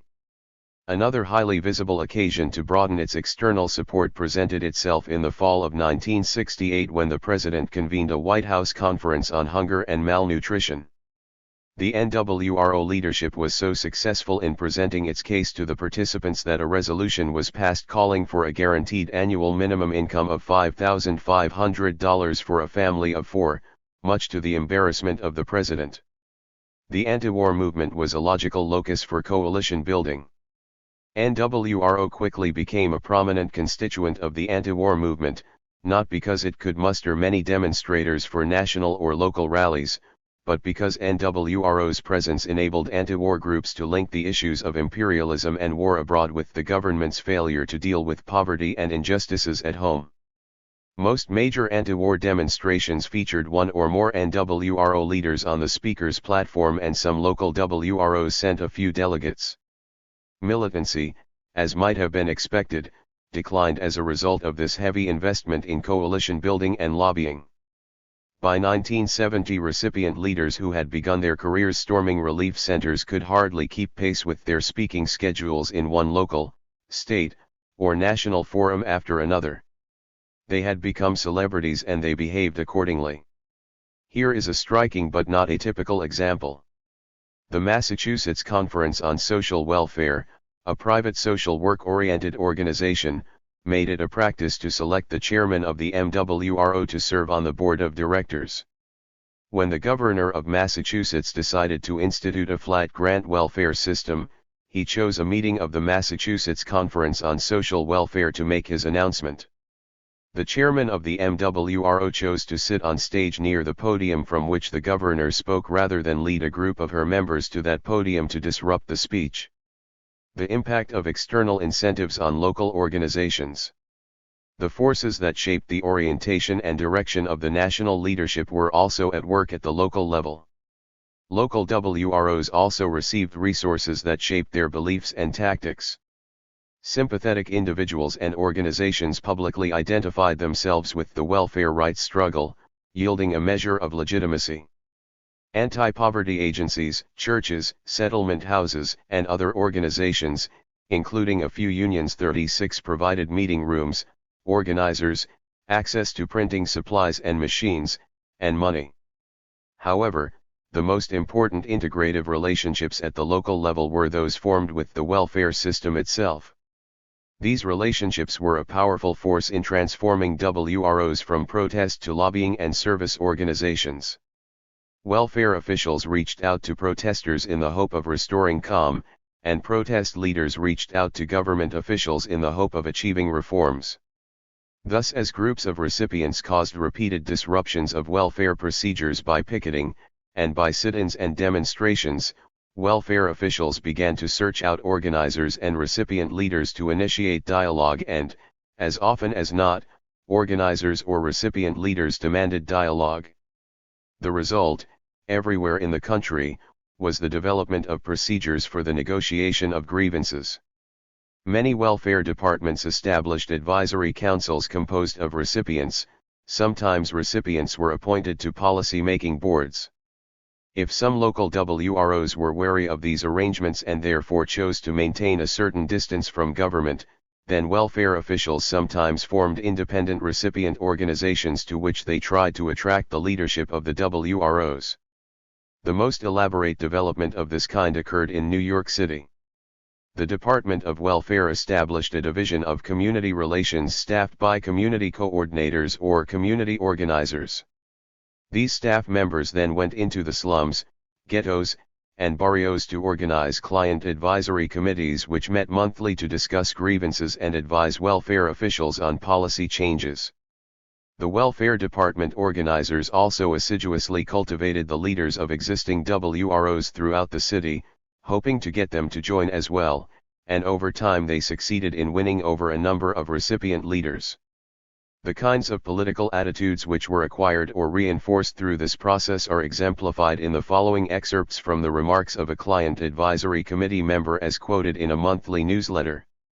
I feel there are obviously two ways to work: either to be adamantly demanding, issuing ultimatums, making use of opportunism and perhaps exaggeration in order to press a point, or the slower, admittedly, but perhaps more effective eventually, way of using the techniques of gathering together, speaking frankly, continuing to ask, to question, to discuss, to learn, bringing faith and belief in each other and high hopes in our hearts that we will be fairly heard and our recommendations and proposals, when found to be valid, acted upon. The dawning of this new era of mutuality and exchange was signaled by the appearance of articles in leading professional journals extolling the beginning of free and open communication between giver and receiver. And just as it had done in the 1930s, the Commonwealth of Pennsylvania negotiated a model agreement with welfare recipients as a result of a hearing in October 1968. It stipulated that 37. The executive director of each county shall instruct the supervisor of each district office to make available upon request by the county welfare rights organization a space when available in the reception or waiting area and a table and several chairs to accommodate members of the welfare rights organization in reasonable number. B. A pay telephone in the reception or waiting area convenient to the use of public assistance applicants and recipients and members of the welfare rights organization, and designated by a clearly visible sign for their specific use. See one complete current copy of the Pennsylvania Public Assistance Manual for the specific use of public assistance applicants and recipients and members of the welfare rights organization. D. Members of the welfare rights organization of the county are entitled to access in reasonable numbers to the district office to occupy the table, to maintain on and near the table signs identifying them and announcing their availability to assist applicants and recipients, to pass out in the reception or waiting area literature and leaflets announcing their availability and function, and to accompany any applicant or recipient who requests assistance in any dealings with public assistance personnel. E.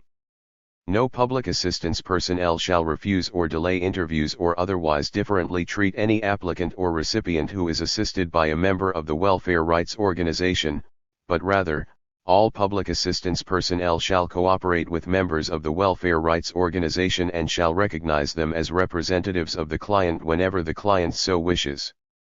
Such agreements, whether formalized in writing or not, became well-nigh universal. The development of these grievance procedures had a large influence on the political beliefs that dominated the local WROs, for these arrangements went far toward reaffirming for leaders and organizers the conviction that they represented a powerful organization. It was not remarkable that welfare officials, confronted by turbulent interference with the operation of their programs, moved to grant the disruptors a symbolic role in the system, for it was a time-honored method of restoring calm. What was remarkable was the ease with which the method worked. Each such victory was the occasion for self-congratulations among recipient leaders who, upon reading in the press of their appointments to advisory committees or upon receiving written invitations to negotiating sessions or upon being invited to testify at legislative hearings, envisaged the emergence of a new period of justice for the welfare poor. To be listened to by the powerful conveyed a sense that they were at last wielding a measure of influence, that progress was being made, that reforms would follow. Another consequence of these arrangements was a decline in militancy. Government officials agreed to deal with the WROs, but they exacted a price. Sometimes the price was so subtle as to make it appear that none was being asked. It may merely have consisted in an implicit understanding, all too readily acknowledged by recipient leaders and organizers, that the proper path to welfare reform was through negotiation by leaders and not protest by unruly mobs. Sometimes the terms were more explicit and included the understanding that the welfare rights organization would desist from abrasive actions. The agreement reached in Pennsylvania, which was mentioned earlier, provides a good case in point. Groups were not simply given open access to the welfare offices and to welfare officials, they were expected in exchange to do nothing to disrupt office routines or to interfere with the rights of clients to be left alone. Courtesy and behavior. It is suggested that agreements with the welfare rights organizations recognize that there are obligations with reference to behavior incumbent upon public assistance personnel and welfare rights organization representatives. Welfare rights organization representatives are expected to take no steps designed to intimidate, harass, embarrass, or threaten public assistance personnel. As representatives of clients, they are being provided with certain prerogatives, but these are not unbounded. Solicitation of applicants and recipients. It is appropriate for county boards to reach agreements about the limits of welfare rights organization representatives accosting, interrupting, or importuning applicants or clients. Settlement of disputes. It is suggested that county executives may wish to reach agreement with welfare rights organization groups on the immediate settlement of a dispute which threatens or which has disrupted work to the point where staff cannot reasonably continue to work. 38. As WROs became enmeshed in arrangements of this kind, the demonstrations, picketing, and sit-ins which had dominated the birth of WROs were gradually abandoned. Even the militancy of the rhetoric de-escalated. Association with government officials who were sympathetic and reasonable and oriented toward the problems of recipients produced a large number of recipient leaders and organizers who came to affirm the efficacy of persuasion and negotiation. In early 1970, for example, a group of organizers and recipient leaders decided to attempt to revive direct action in New York, and began one morning in the crowded waiting room of a Harlem welfare center.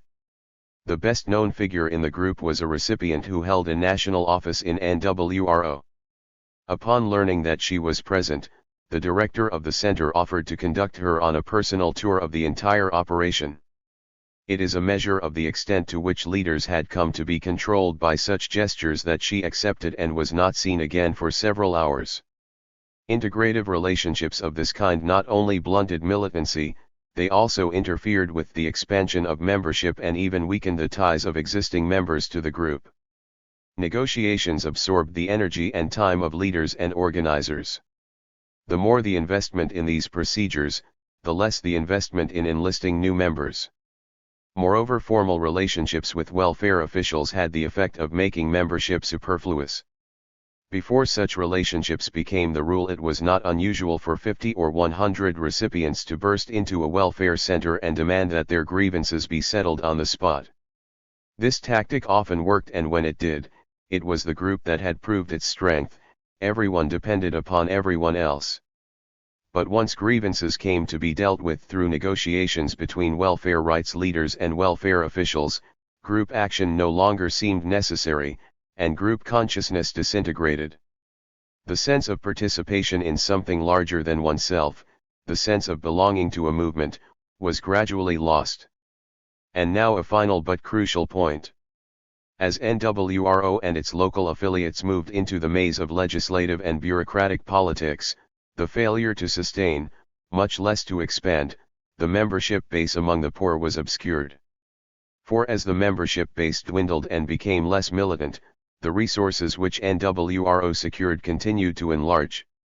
In effect, it became possible for NWRO to function without a mass base, without a broad constituency.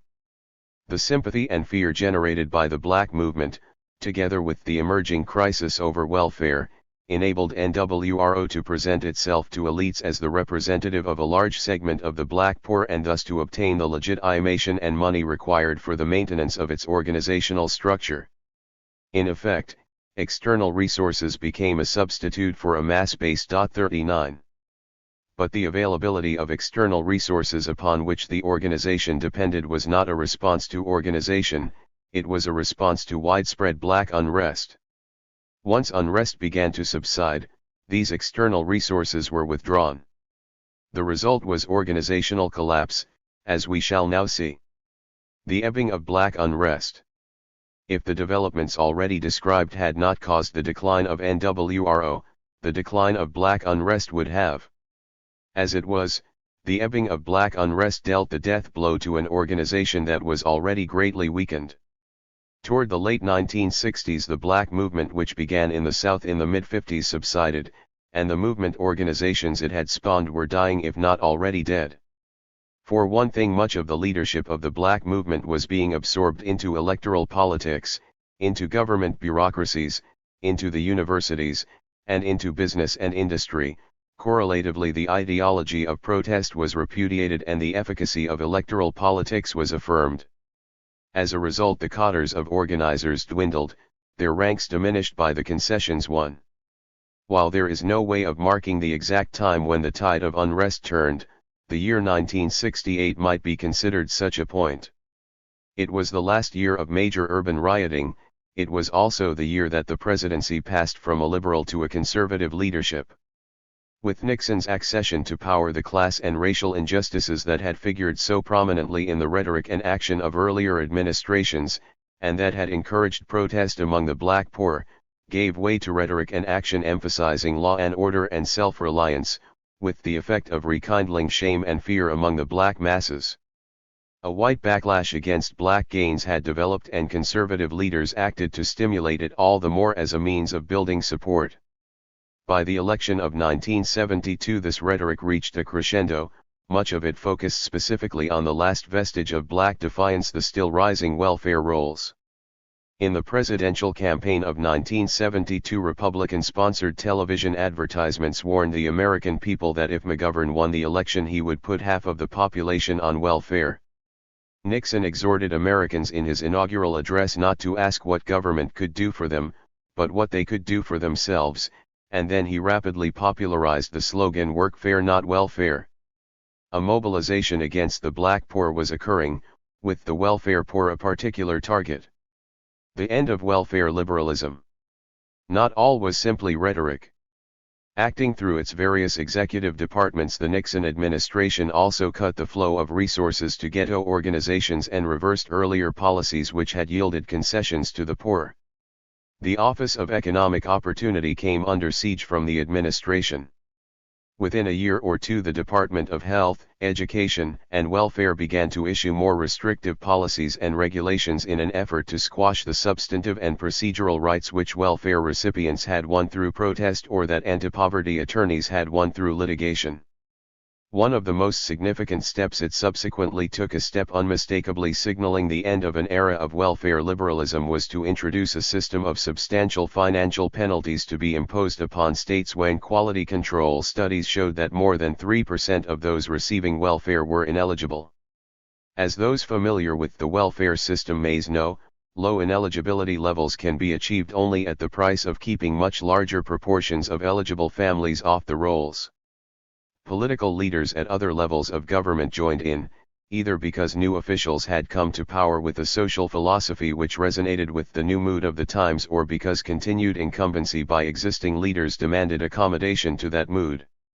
Governor Rockefeller had already perhaps outdone them all with his bizarre proposals to refuse welfare benefits to any newcomer to New York State who could not find decent housing or health care, followed by highly publicized investigations of welfare fraud conducted by a newly created Office of Inspector General. In California, Governor Reagan garnered a national reputation by mounting similar anti-welfare campaigns. One of the most celebrated anti-welfare events of the period occurred in Nevada, where the Department of Welfare launched a major campaign against welfare cheaters.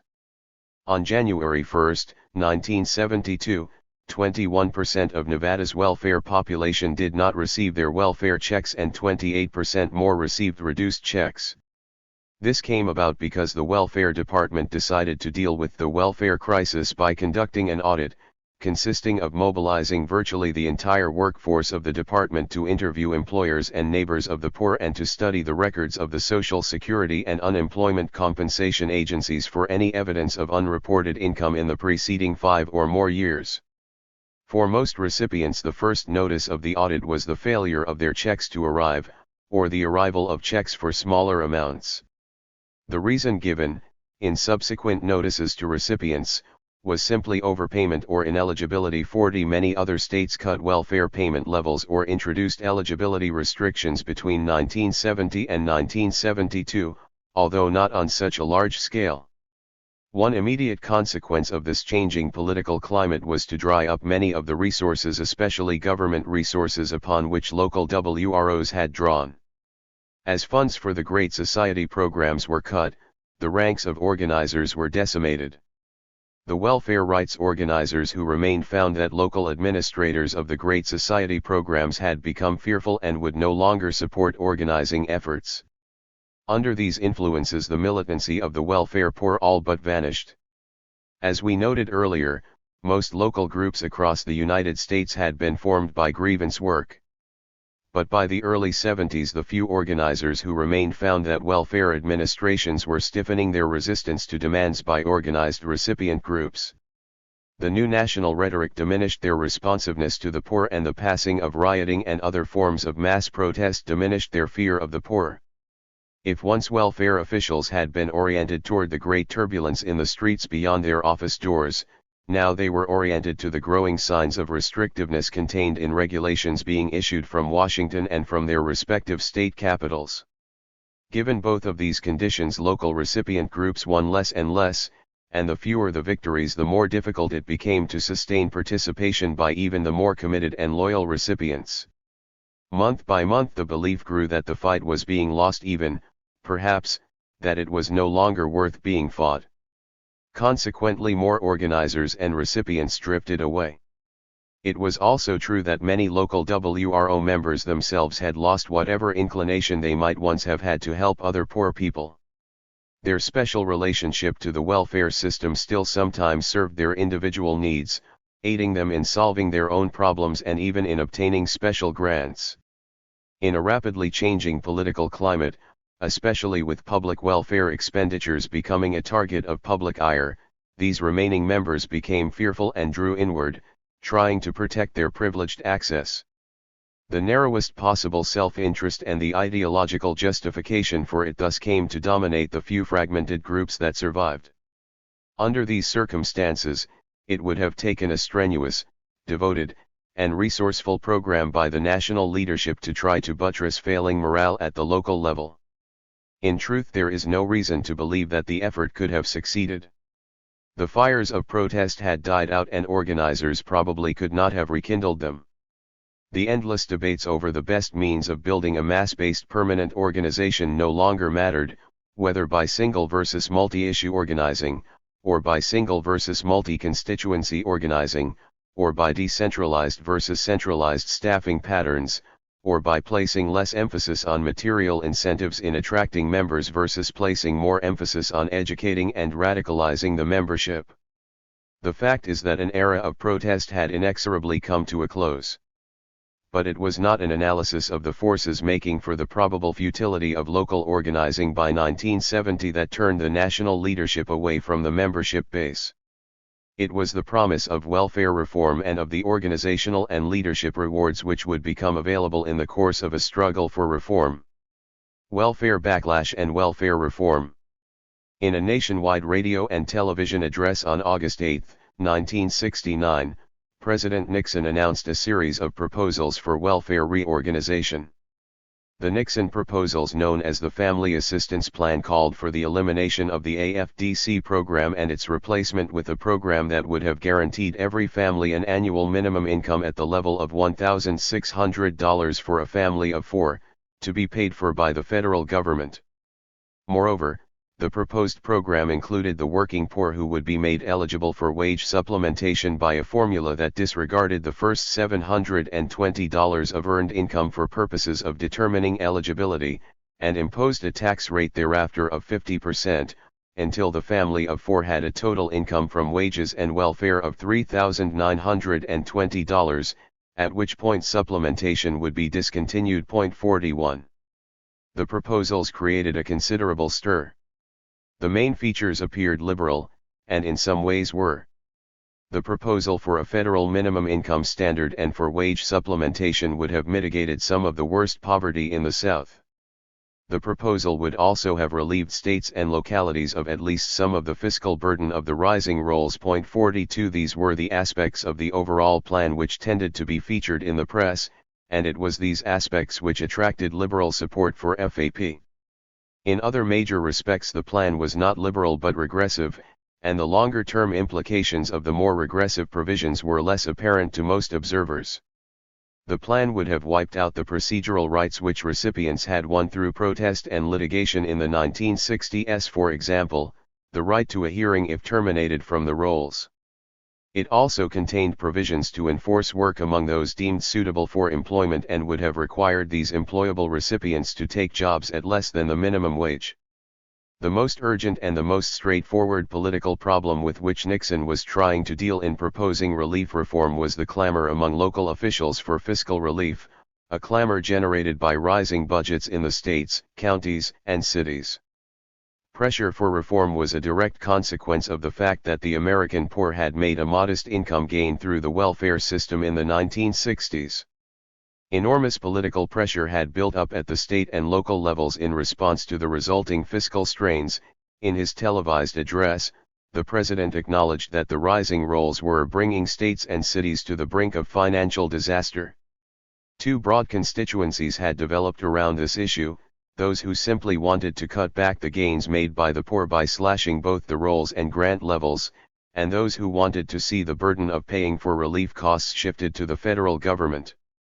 The latter constituency was by far the more powerful. It contained the bulk of the nation's mayors, county officials, and governors.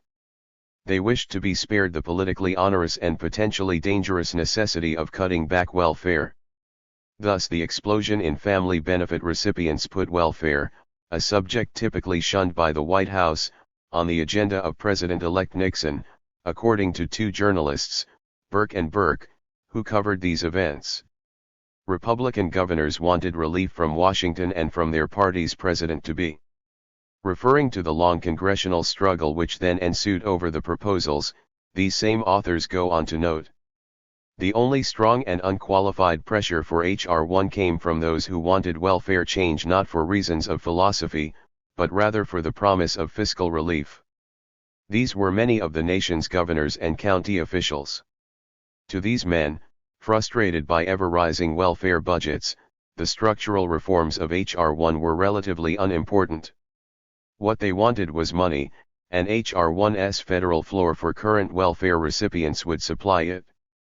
But while FAP would have provided some fiscal relief for states and localities, that objective, taken by itself, could have been achieved in any number of ways. The federal government might simply have arranged to pay relief costs, for example, while leaving the system otherwise intact. As it turned out, something like that happened.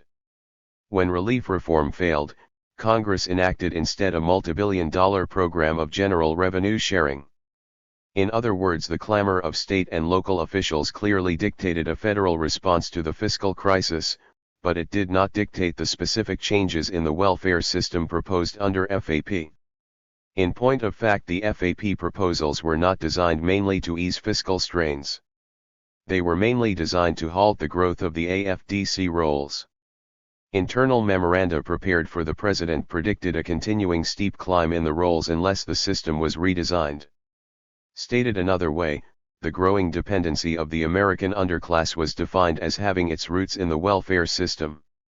There were two ways in which welfare practices were thought to produce this condition. First, it was argued that existing relief policies provided a disincentive for self-reliance since recipients who worked were required to report their earnings, which were then deducted from monthly grants. The conventional wisdom held that this 100% tax discouraged recipients from working their way off the rolls, generating perpetual dependency. Second, the rising rolls were considered to be a problem not only because they discouraged work, but because the ready availability of benefits presumably undermined the family system of the poor. Fathers were believed to be deserting in order to make mothers and children eligible for relief. Fiscal abandonment, some called it, and the president was advised that this circumstance generated a continuous stream of new relief applicants. Various pathologies among the poor, mainly crime and civil disorder, were also attributed to welfare. Daniel Patrick Moynihan, a presidential advisor, played a large role in promulgating this diagnosis to the larger public, and apparently he persuaded the president as well. The Family Assistance Plan, he said, was made, as part of an overriding short-term strategy to bring down the level of internal violence. The chain of reasoning was that crime, civil disorder, and other social pathologies exhibited by the poor had their roots in worklessness and family instability, which, in turn, had their roots in welfare permissiveness. This chain of reasoning is vividly revealed in a summary of the views expressed by a group of administrators, academicians, and intellectuals with whom Moynihan met to discuss the welfare crisis in the big cities, New York City being the particular focus of attention. The social fabric of New York City is coming to pieces. It isn't just strained and it isn't just frayed, but like a sheet of rotten canvas, it is beginning to rip, and it won't be too long until even a moderate force will be capable of leaving it in shreds and tatters. Among a large and growing lower class, self-reliance, self-discipline, and industry are waning. A radical disproportion is arising between reality and expectations concerning job, living standard, and so on. Unemployment is high, but a lively demand for unskilled labor remains unmet. Illegitimacy is increasing, families are more and more matrifocal and atomized, crime and disorder are sharply on the rise. There is, in short, a progressive disorganization of society, a growing pattern of frustration and mistrust. This general pathology, moreover, appears to be infecting the Puerto Rican community as well as the Negro. A large segment of the population is becoming incompetent and destructive. Growing parasitism, both legal and illegal, is the result, so, also, is violence. As for this stirring demonstration of the power of our welfare machine going unrecognized, That was, of course, far from being true. Everyone believed that relief giving destroys the poor. Conservatives said it, middle of the roader said it, and liberals said it. The well-off said it and the bulk of the poor would have said it had they been asked. On this point there was unanimity. Armed with this analysis, relief reformers set out to rehabilitate the culture of the poor. The key to reducing parasitism was to redesign relief arrangements so as to enforce work.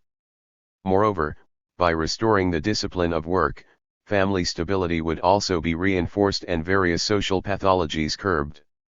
This was the overarching objective of FAP and, given the analysis on which it was based, one can understand why a deeply conservative president confronted by extraordinary manifestations of social and civil disorder as he assumed office might have been led to embrace welfare reform. In fact, the objectives underlying this effort at relief reform bore a striking resemblance to the objectives underlying earlier periods of relief reform. The fundamental conditions that gave rise to the reform impulse were also historically familiar. The periodic expansion of relief giving in Western industrial countries has frequently been associated with agricultural transformations that uprooted the peasantry and drove them into the cities and towns where many languished without work. With people loosened from traditional controls and not enmeshed in new institutional patterns, social disorder worsened and took form finally in the widespread civil disorder that forced elites to create relief arrangements or to allow an existing system to expand. Then, with quiescence restored, the social pathologies of the poor were redefined as having their cause in overly permissive relief arrangements, not in defective socio-economic arrangements. As often as not, this social theory has led to the poor being expelled from the relief rolls on the ground that by no other means can they be forced to overcome the habit of idleness. Nixon would ostensibly have done it differently. FAP provided a variety of measures intended to buttress work motivation. On one side, as we said earlier, there were incentives: a modest income disregard of $720 annually, coupled with a tax rate allowing half of additional earned income to be retained to a maximum of $3,920 for a family of 4. On the other side, there were sanctions: the denial of benefits to those who declined to work. Moreover, to ensure the absorption of the poor into the labor force, the bill provided that recipients could be compelled to work at jobs significantly below the minimum wage. Through these measures, the state would have intervened in the secondary labor market, subsidizing low-wage employers and ensuring a disciplined supply of workers.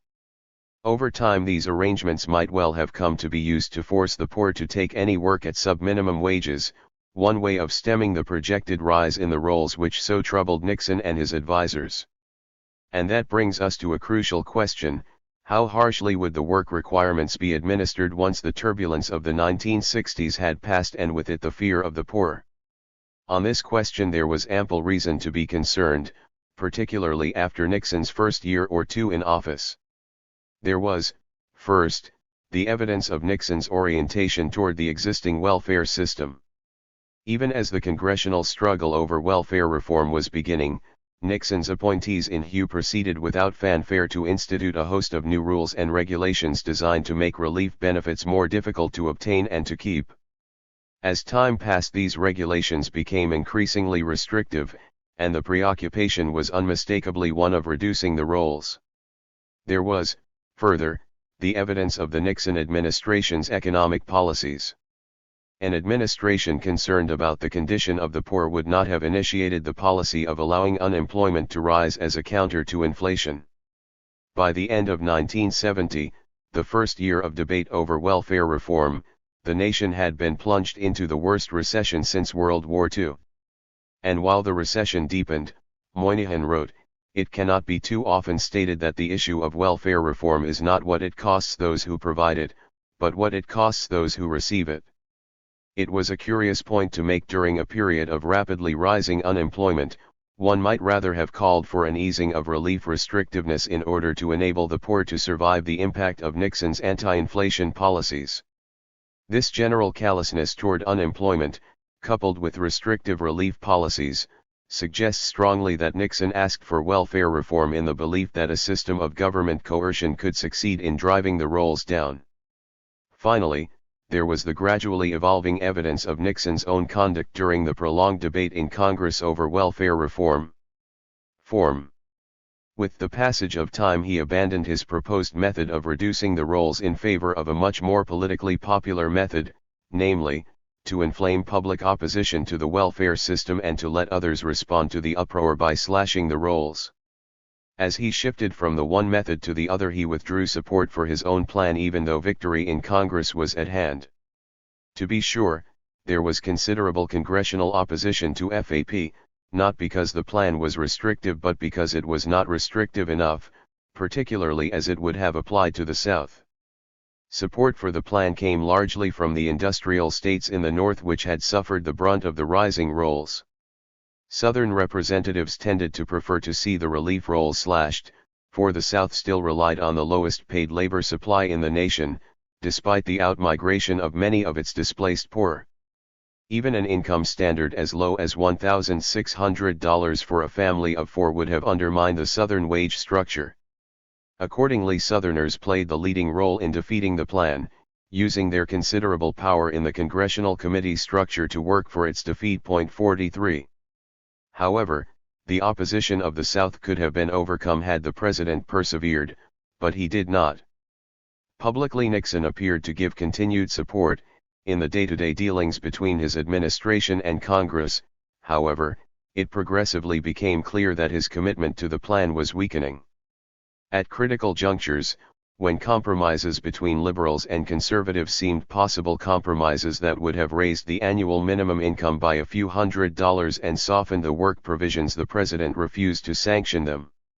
The last and the most illuminating of these events occurred in June 1972. An option paper had been prepared for the president by the Office of Management and Budget, the Departments of Labor and of Health, Education, and Welfare, and the staff of the Domestic Council. 3 choices were analyzed: stand pat with H.R. 1, compromise with Long, and compromise with Ribikoff. The option paper went on to note that option is the only possible strategy which can get us a bill. At this juncture, most observers agree that the president could have won the day had he compromised with Ribikoff and the liberals. However, he chose not to win. President Nixon announced his decision on June 22, 1972, 5 days after the Watergate break-in. Nixon told a news conference that he would stay by his middle position in support of the House-passed H.R.1, for which the option paper said only 20 Senate votes could be won. Through a parliamentary maneuver, the Ribikoff Compromise plan did come before the full Senate on October 4, 1972, but without presidential support it was defeated 52-34. By this juncture, the president had discovered that there was political capital in the welfare issue, and probably more capital in the issue itself than in the legislation he had introduced. By the unrelenting emphasis on the pathology-generating features of relief giving, Nixon and Moynihan had played to the growing climate of relief restrictiveness, if they had not done much to create it. As he previewed his 1972 presidential election campaign, Nixon thus decided that it would be wiser to have an issue than an enacted plan. The lack of genuine support by the White House for a compromise welfare reform bill, together with the president's exploitation of the welfare issue to garner votes in the presidential campaign, angered and dismayed many liberals who had supported welfare reform. They, too, came to distrust Nixon's motives. One of them was Hyman Bookbinder, Washington representative of the American Jewish Committee, who wrote Moynihan on November 14, 1972. "I knew that H.R. 1 was dead about 6 months ago. It was clear that the administration felt it could not be saddled with a welfare program during an election year, but my continuing participation in the support effort persuaded me that the bill never had the hearty backing it required from Pennsylvania Avenue. The several generalized presidential pronouncements were welcome, but they were made less than credible because of administrative inflexibility and intransigence on modest improvements that were being proposed. But now, Pat, I come to the real purpose of this letter. While I do not approve of the catering to anti-welfare prejudices that are engaged in for political advantage, I can at least understand them. There are subtle considerations of timing and emphasis in any legislative effort. but what concerns me is that these anti-welfare prejudices have become so ingrained and so widespread that no real progress may be possible. And, above all, my reading persuades me that he is himself the victim of some of the harshest prejudices and misinformation. 44. Given all of these factors, there was reason to believe that FAP, had it been enacted, would have been administered in keeping with other Nixon policies, all of which were antagonistic to the poor. Stated in simplest terms, it was the relief explosion of the 1960s that had precipitated official efforts at reform. As a result of that expansion, millions of people had come to receive benefits. Poverty in the United States had been substantially reduced and a step towards something like a national minimum income had in fact been taken. It was these gains that were the object of reform. NWRO lobbies against welfare reform. In the interim between the introduction of FAP in 1970 and its final defeat in 1972, the issue of welfare reorganization was high on the national political agenda. Despite the furor, we advised George that NWRO should not plunge into the congressional maelstrom. We thought NWRO continually overestimated its effectiveness in the lobbying process. At the time, NWRO had virtually no grassroots base left. Far from remedying that circumstance, the congressional struggle over the president's proposals would surely be a long and exhausting one, and just as surely it would divert the whole of NWRO's resources away from its base. Instead, we thought that NWRO should turn back to the streets and welfare centers, with the aged and the working poor as new targets. The barrage of publicity over Nixon's proposals to supplement low wages might give a new legitimacy to campaigns to mobilize the working poor to obtain supplements through general assistance programs in the northern states. As before, we argued our view by pointing to the continued defiance among the unorganized poor themselves. While the black movement as a whole was ebbing in this period, applications for public assistance remained high, and approval levels were still high as well. Although organized recipient groups were beginning to encounter resistance from welfare administrators in the changed political climate following Nixon's election, the eligibility process still remained relatively open. The impact of years of protest on policies and practices would take time to be reversed. Significant cases dealing with eligibility restrictions were reaching the Supreme Court in this period, and the decisions being handed down were still favorable. You could not implement restrictive policies all at once. In fact, under the impact of the Nixon recession, the rolls were rising even more rapidly than before. But George decided otherwise. In reaching this decision, he was constrained by a number of organizational problems. He was not, to begin with, unaware of the diminishing membership base and of the weakening militancy of local groups. It was therefore far from clear that an infrastructure existed that could develop organizing campaigns among new groups. It was also not clear that a sufficient grassroots base remained to mount resistance campaigns against the rising tide of welfare restrictiveness. To have announced either kind of campaign, only to have it fail, would have revealed NWRO's weakness at its base. In any case, he could not turn the organization toward multi-constituency organizing, that is, without the killing internal struggle with the established recipient leadership that had prevented such a turn at earlier points. On the other hand, there were strong inducements to join the fray over welfare reform. NWRO had a large national office staff by this time. The operation was expensive to maintain, especially in a political climate that made fundraising increasingly difficult. The congressional struggle over welfare reform promised to give NWRO high visibility, thus enhancing its ability to raise funds. Finally, the interest of many groups and of the press in the issue of welfare reorganization promised to give extraordinary visibility to the representatives of a relief recipients organization who joined in the lobbying process. The opportunity to achieve a large measure of national recognition for NWRO's top leadership was at hand, and that was a powerful incentive. The decision, then, was to lobby. One measure of the lure of recognition and of organizational rewards which the pending debate over welfare reorganization held for NWRO is the fact that there was, at the outset, considerable uncertainty among the leadership as to whether the family assistance proposals should be supported or opposed. However, that did not matter as much as the chance to lobby mattered. The NWRO intended to seize the opportunity to enhance its waning visibility. The substance of its position could be developed over time. A somewhat uncertain decision was first reached to support the bill. The objective was to improve it, to raise the minimum payment level, to eliminate workfare penalties, and to introduce various substantive and procedural rights. By the summer of 1970, however, NWRO turned against FAP and tried to defeat it. 45 Thereafter it worked assiduously to produce analyses of the veritable melange of alternative bills and amendments that were placed before Congress, and it distributed these analyses widely through its newsletter and other mailings. It lobbied incessantly with individual congressmen, it helped organize anti-FAP caucuses within Congress, and, finally, it tried to rally local WROs across the country to devote themselves to lobbying activities, such as buttonholing their local congressmen and participating in various demonstrations in the nation's capital. From the fall of 1969 onward, in short, NWRO devoted a substantial part of its resources to trying to shape the course of welfare legislation in Congress. How effective was NWRO's campaign against welfare reform? The answer to this question is obviously central to the argument of this book. NWRO itself took generous, if not full, credit for the defeat of the bill. But the facts lead to the opposite conclusion: its influence was negligible.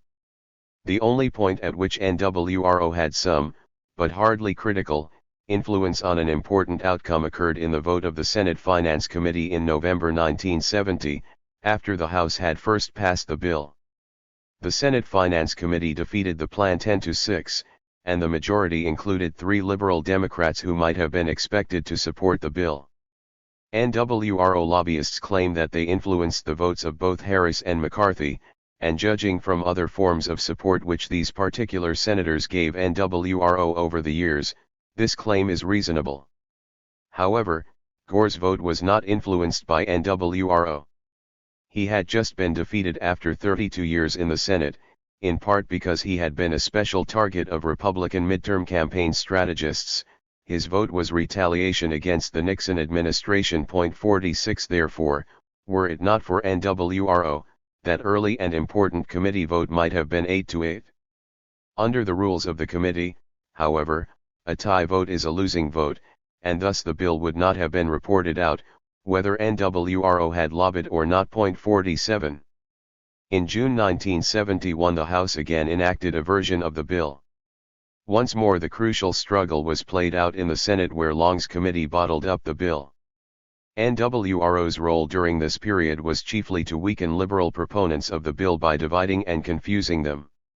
If blacks were seemingly opposed to the bill, it became more difficult for some white liberals to support it. Nevertheless, a liberal coalition formed under the leadership of Abraham Ribicoff, whom NWRO denounced. At several junctures this coalition managed to negotiate compromises with conservatives and with administration representatives. By this time, however, the president was backing away from his own bill and would not sanction the compromises. Moreover, these particular events were of no great significance, taken by themselves. Chairman Long and others had made it abundantly clear that they would organize a filibuster should the bill ever reach the floor of the Senate. In the judgment of various persons close to the congressional struggle, such as Mitchell I. Ginsburg, it would have been impossible to find the votes to invoke cloture. And even if one grants the extremely remote assumption that cloture might have been invoked, the opponents of the bill would have had many other chances to destroy it through repeal, or to emasculate it by crippling amendments. The point is that the test of a lobbying strategy is not merely momentary success. If even that can be achieved, the test is the capacity to sustain influence year after year in the face of a continuing and determined opposition. NWRO's ineffectiveness in the Congress is further illustrated by another incident. During the course of the welfare debate, Congress enacted an extremely restrictive amendment to the Social Security Act. It will be recalled that congressional concern over the welfare rises had begun to be expressed some years earlier, as marked by the enactment of training and employment programs in 1967. Under the original Work Incentives Now program, Welfare files were presumably to be combed for people eligible for training and work, who were then to be registered as ready for employment. In the late 1960s, welfare administrators implemented this program laxly for fear of the possible repercussions in the ghettos. But in late 1971 Congress acted to put teeth into the program with an amendment specifying that any state which failed to refer to employment at least 15% of the average number of individuals registered during the year as ready for employment would be penalized by the subtraction of 1 percentage point from its matching funds for each percent by which referrals fell below 15%. The amendment was passed in the Senate without a single dissenting vote despite the fact that NWRO's lobbying presence was at its peak during this period. But NWRO did not lobby simply to be effective in the legislative process. NWRO and its leadership obtained enormous visibility and substantial resources in the course of the struggle over welfare reorganization, thus reinforcing the illusion of its influence. Consistent with this illusion, NWRO's leadership determined to make its presence felt as the Democratic and Republican parties formulated their campaign platforms in the spring and summer of 1972. These events indicate just how invested NWRO had become in electoral politics and in an image of itself as being influential in electoral politics. This turn had been signaled by George at the convention in 1970 when he announced, "We've got to get into lobbying, political organization, and ward and precinct politics." With that rallying cry, a welfare recipients organization which no longer had a constituency capable of storming a welfare center anywhere in the country issued a call through its newsletter in November 1971 to storm the American electoral system. This statement by Beulah Sanders, who was elected chairman of the National Coordinating Committee in 1971, deserves to be quoted completely if only to convey the full measure of the unreality which had come to dominate the organization. At the last NWRO convention, there was a clear mandate from the membership that NWRO take a major role in the various political arenas all across this country. In keeping with that mandate, your chairman consented to testify both in Boston and New York before the new Democratic Coalition's regional platform hearings. NWRO also has played a significant role in the building of the National Women's Political Caucus, and we are helping to build similar caucuses in several states. The upcoming year is going to be most active politically for the entire country and a very significant one for WROs across the country. So with the slogan of bread, justice, and dignity, let's unite all our brothers and sisters in the struggle and hard fight ahead. For it is our intent to develop a large welfare rights caucus at the Democratic Convention. We must begin on local levels to make sure that our members are registered to vote, and that we begin as early as possible to vote for the various delegate seats by demanding that there be equal representation for our members. We must begin to link up with other organizations and run candidates for the various local, state, and national offices. Politics has in the past been a very dirty and closed business in this country. We must be about changing that. For we have seen in the past what has happened to candidates who have gotten the support of the people but decide that the old line party powers are who they need to be beholden to. So the burden is going to be on us to pick and support candidates for office whom we can trust. It is going to be very important for us to know what is happening in your local areas so that we can work from a national level to develop our plans for the coming year. So begin now, get together with other groups, especially women's groups, to discuss your strategies. As welfare recipients who represent a major portion of the poor in this country, the burden is ours to keep the goal of adequate income in the forefront as the most vital issue in any and all of our campaigns. Welfare reform will be a vital issue in 72, but we must not get caught up in that trap, as so many of the liberal candidates and organizations have, for we are about more than just welfare reform. We are about a guaranteed adequate income for all Americans, and that means a true redistribution of this country's resources in such a way as to guarantee the right to a decent life to all Americans, be they man, woman, child, black, white or red, working or non-working. In June 1972, the NWRO leadership announced to its membership, "We will go to the Democratic National Convention in the same manner we have always dealt with an unjust system with representation on the inside, but our real strength on the outside, in the streets. A major demonstration was planned, and at a huge financial cost to the organization and its affiliates. About 500 leaders, members, and organizers actually attended. Given the extraordinary delegate composition of that particular Democratic convention, NWRO obtained 1,000 votes supporting a plank calling for a guaranteed income of $6,500 for a family of 4. It was heady stuff. "We lost," NWRO announced in a post-convention newsletter, "but in a spiritual sense, we had won." As for the Republican convention, there was no spiritual victory. It was, NWRO proclaimed, no place for the poor. The demise of the National Welfare Rights Organization. A good number of local organizers had come in this period to think that there was no place for the poor in NWRO's national office, either. NWRO's National Convention in 1971 was the setting for a revolt led by some of the senior organizers who objected to the fact that they were being provided with so little assistance from the national office at a time when local organizing was foundering.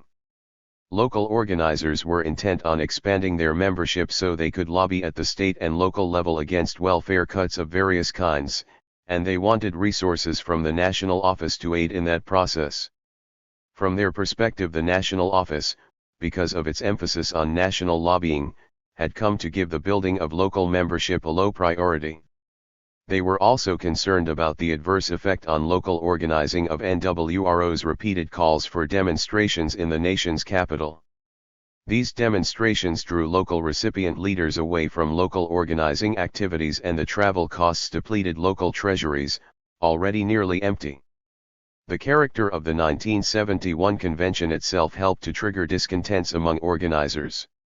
It was staged to dramatize NWRO's lobbying and coalitional role. The featured speaker was Senator George McGovern, who was then preparing to run for the Democratic presidential nomination but who had not yet been overwhelmed with speaking invitations. McGovern had agreed to introduce a guaranteed income bill which had been drafted by NWRO, and the leadership hoped by his presence at the conference to give their bill national prominence.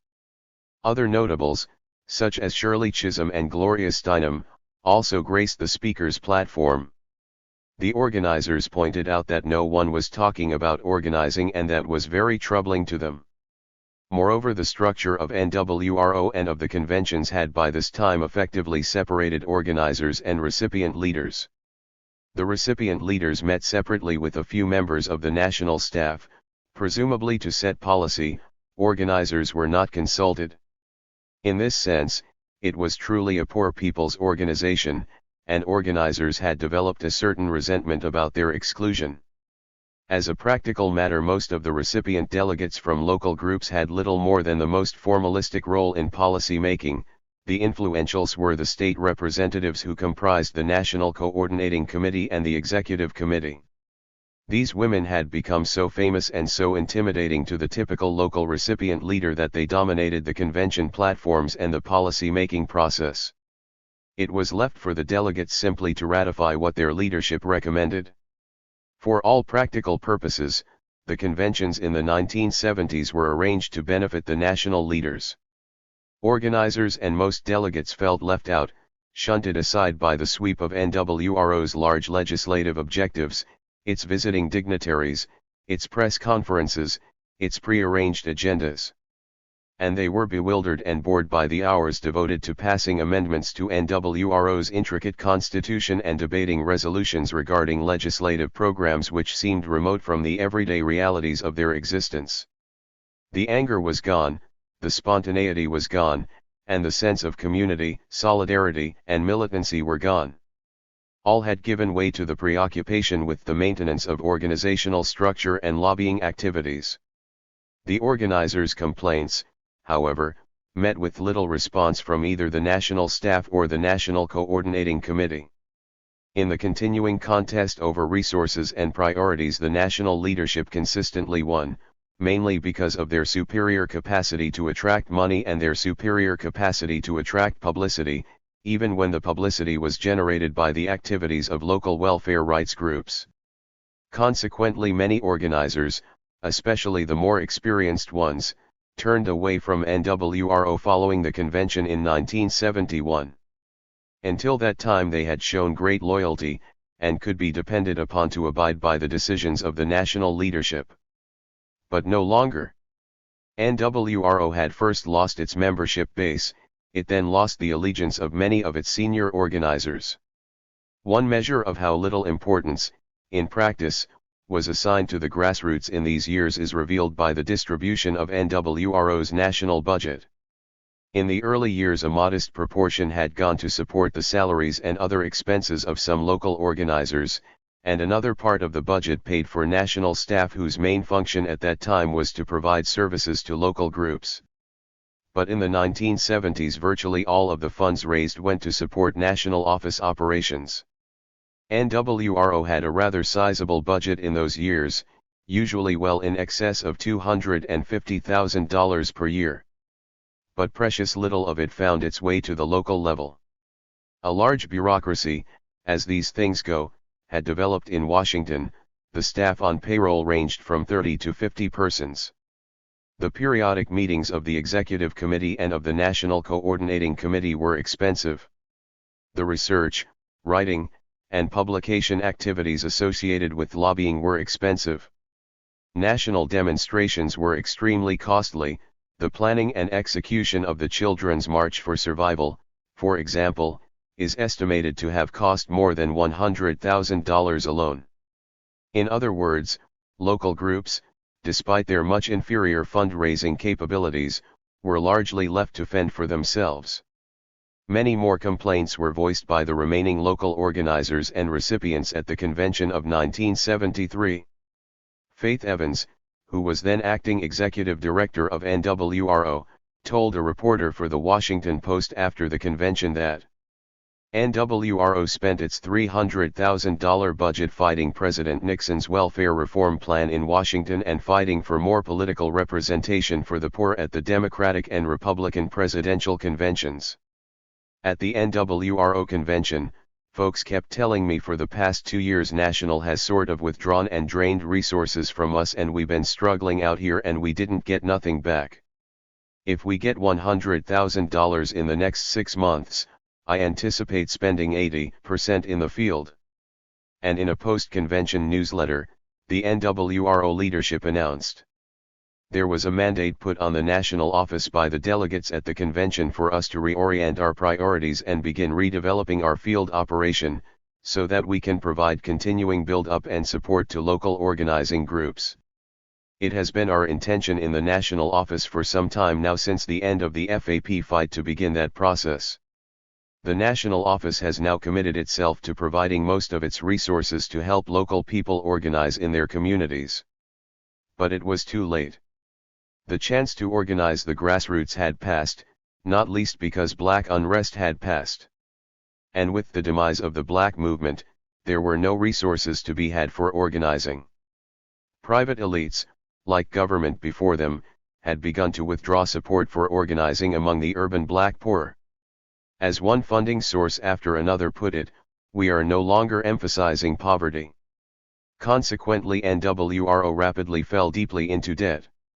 In the fall of 1974, Johnny Tillman, who had succeeded George as permanent executive director after his resignation in December 1972, issued a master plan for fundraising for the National Welfare Rights Organization.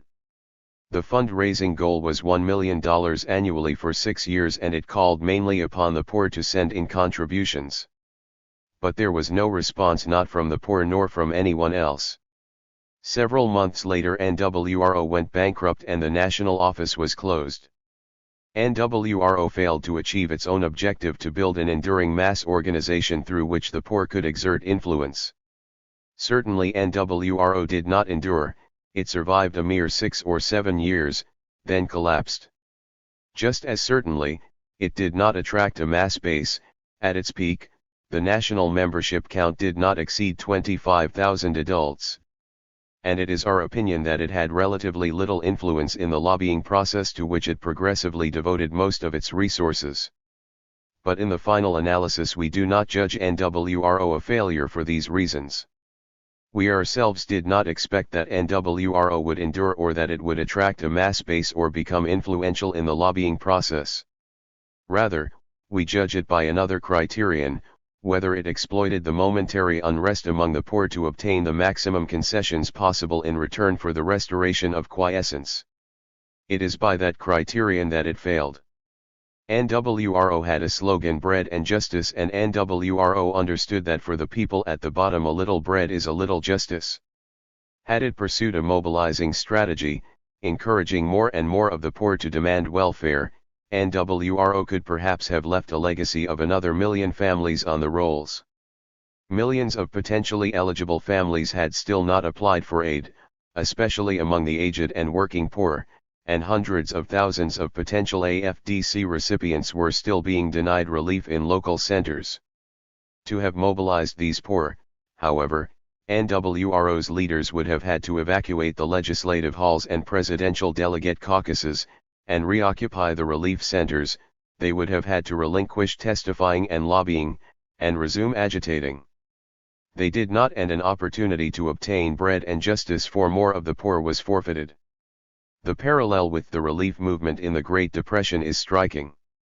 Poor people exerted influence just as long as they mobilized to disrupt local welfare practices and to demand relief, at once forcing concessions from welfare departments and generating pressure for federal concessions as well. Except for widespread disorder and deepening local fiscal strains, the Roosevelt administration would hardly have ventured into the emergency relief business. Organizers, however, soon turned to developing intricate national, state, and local structures as well as to cultivating regular relationships with public officials. Its leaders were soon converted from agitators to lobbyists, its followers became progressively inert, and the capacity to capitalize on instability to secure economic concessions for the poor was lost. Finally, with the passing of mass unrest, the Workers' Alliance collapsed. The relief organization of the 1960s met the same fate, and by the same processes. A closing note on the post-war Black movement. By the close of the 1960s, the Black movement, which began in the post-war period, had made some modest economic gains. A large proportion of the unemployed and impoverished masses in the cities were receiving welfare grants. Others had benefited from the expansion of municipal payrolls, an expansion stimulated in part by the federal programs inaugurated during the Great Society years. The economic boom in the late 1960s also enabled more blacks to gain employment in the private sector. Taken together, enlarged public and private employment had somewhat diminished the overall rate of non-white unemployment. By the mid-1970s, all of these gains had been substantially eroded. There were several reasons. For one, as black protests subsided, federal concessions were withdrawn. With the ascent to the presidency of Richard Nixon, the administration of welfare by states and localities became more restrictive, partly in response to threatening rhetoric and restrictive regulations promulgated by the federal government. At the same time, the Great Society programs that had provided resources and justification for black protest were stifled, their activities curbed, and their funds curtailed or eliminated in favor of new revenue-sharing or block grant programs. Whatever else the new revenue-sharing formulas meant, they slowly redirected monies away from the older cities to richer cities, suburbs, and towns, while within each locality some of the monies which had previously provided jobs and services in the ghettos were spent to fund police departments and to reduce taxes. Meanwhile, as federal policies curtailed the public programs which had given aid to the urban poor, the persisting recession and rampant inflation that characterized the 1970s caused a sharp reduction in the standard of living of already depressed groups. Unemployment rates were, as usual, much higher among blacks, and inflation rapidly destroyed the purchasing power of welfare grants, which, in the hostile political climate of the 70s, were rarely increased, and were surely not increased to keep pace with the rising cost of living. By the mid-1970s, the real income of welfare recipients in many states had been cut by as much as half.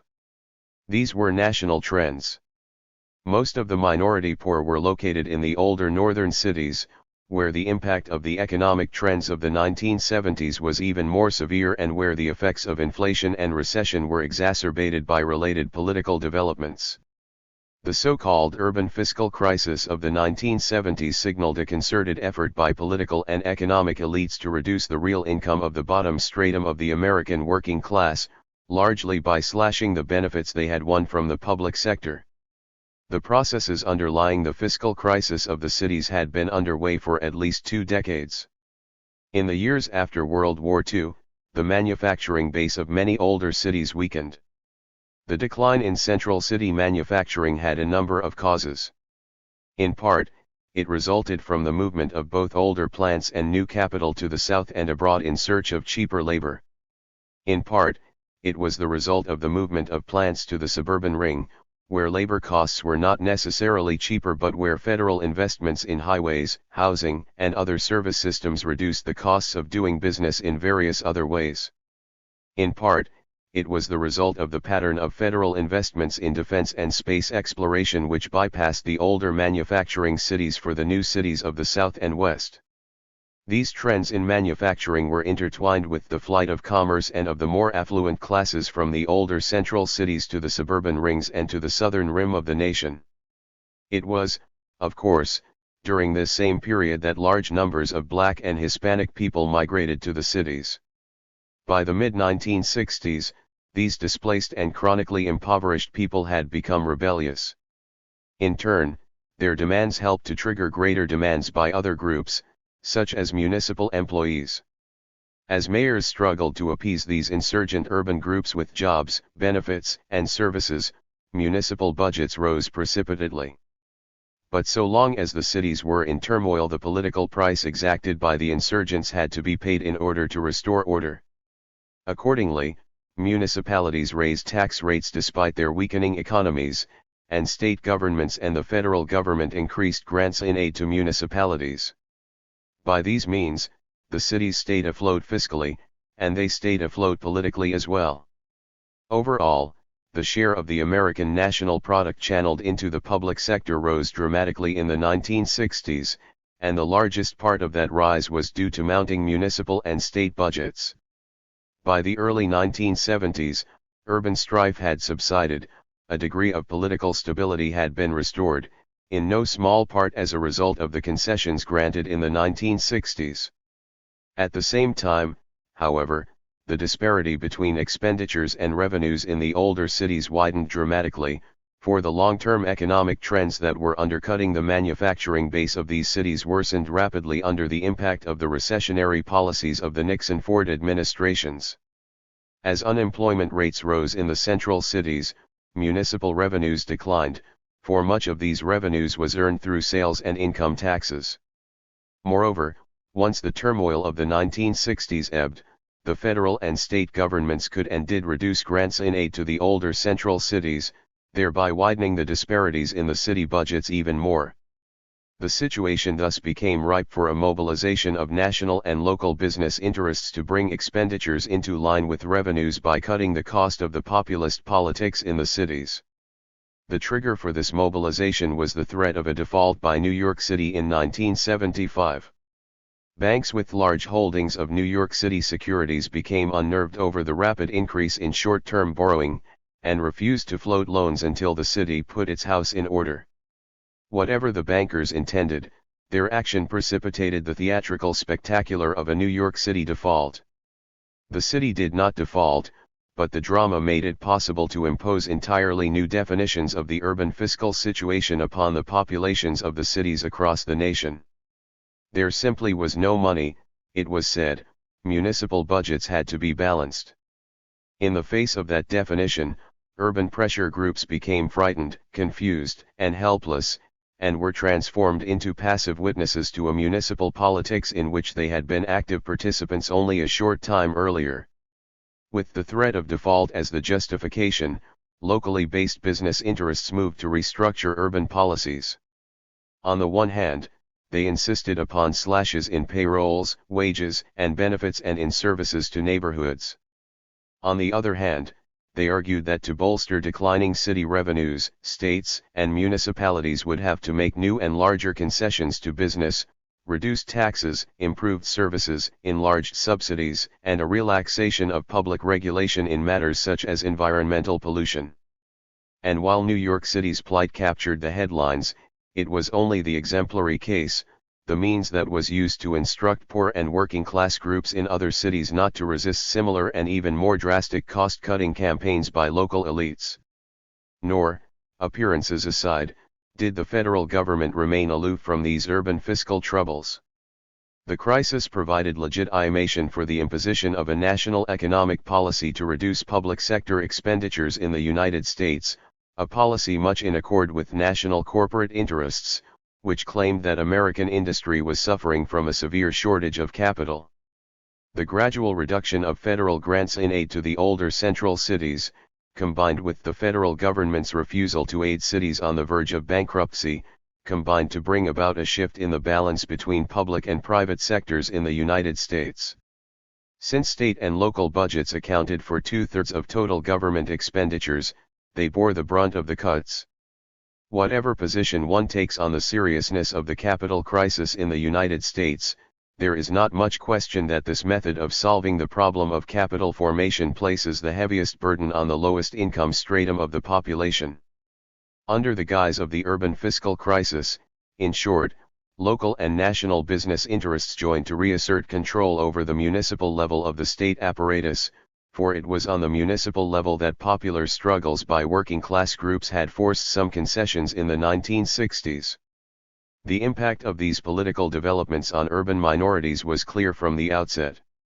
Services to neighborhoods were reduced, and much more so in impoverished neighborhoods than in better-off ones. Municipal workers were laid off in large numbers, and the overwhelming impact of these layoffs was felt by the minority people who were hired during and after the turmoil of the 1960s. In New York City, for example, 2/5 of the blacks on the city's workforce were fired at the same time as recession-induced unemployment reached near depression levels. For many of the unemployed, welfare eventually became the only possible recourse, a fact that lent the growing welfare restrictiveness of the period a special cruelty. The urban crisis, in short, had become the rationale for a mobilization against the urban working class, and especially against its enlarging minority segment. Finally, and much to the point of this book, blacks were assaulted in another way as well.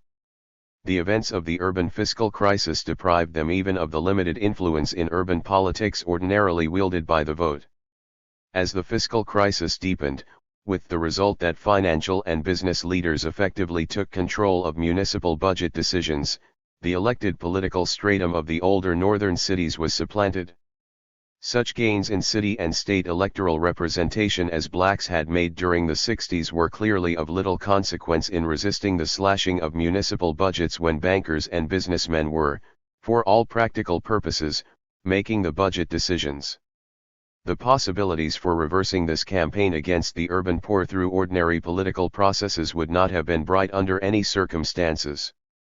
As financial and business leaders took control, however, efforts by groups to lobby with city and state elected officials to save their services or their jobs became fatuous, simply because the events of the crisis deprived these officials of whatever authority they had once had. City and state governments have always been in large measure dependent for their revenues on locally raised taxes, which in turn hinge on business prosperity. They have also been dependent for debt financing on private credit markets. These arrangements meant that state and local officials were always ultimately vulnerable to those who made investment and lending decisions. Enlarging fiscal discrepancies in the municipal and state budgets made this vulnerability acute and the dependency of elected officials blatant. Still, the new black leaders, including the black city politicians who were caught in the fiscal crisis, continued to rely upon electoral politics to moderate the impact of the cutbacks on the ghettos. But this strategy was bound to fail. This is not to say that mass protest was clearly possible in the mid-1970s. One can never predict with certainty when the heavings and rumblings of the social foundations will force up large-scale defiance, although changes of great magnitude were at work. Who, after all, could have predicted the extraordinary mobilization of black people beginning in 1955? Nor can one calculate with certainty the responses of elites to mass disruption. There are no blueprints to guide movements of the poor. But if organizers and leaders want to help those movements emerge, they must always proceed as if protest were possible. They may fail. The time may not be right. But then, they may sometimes succeed. About the authors. Francis Fox Piven is Professor of Political Science at Boston University, and is also Vice President of the Society for the Study of Social Problems. Richard A. Cloward is a sociologist and social worker on the faculty of Columbia University, and a member of the Board of Directors of the New York Civil Liberties Union. Together they have written extensively on urban politics and social movements. Their articles in The Nation are widely credited with stimulating the formation of the National Welfare Rights Organization, a grassroots protest movement of welfare recipients.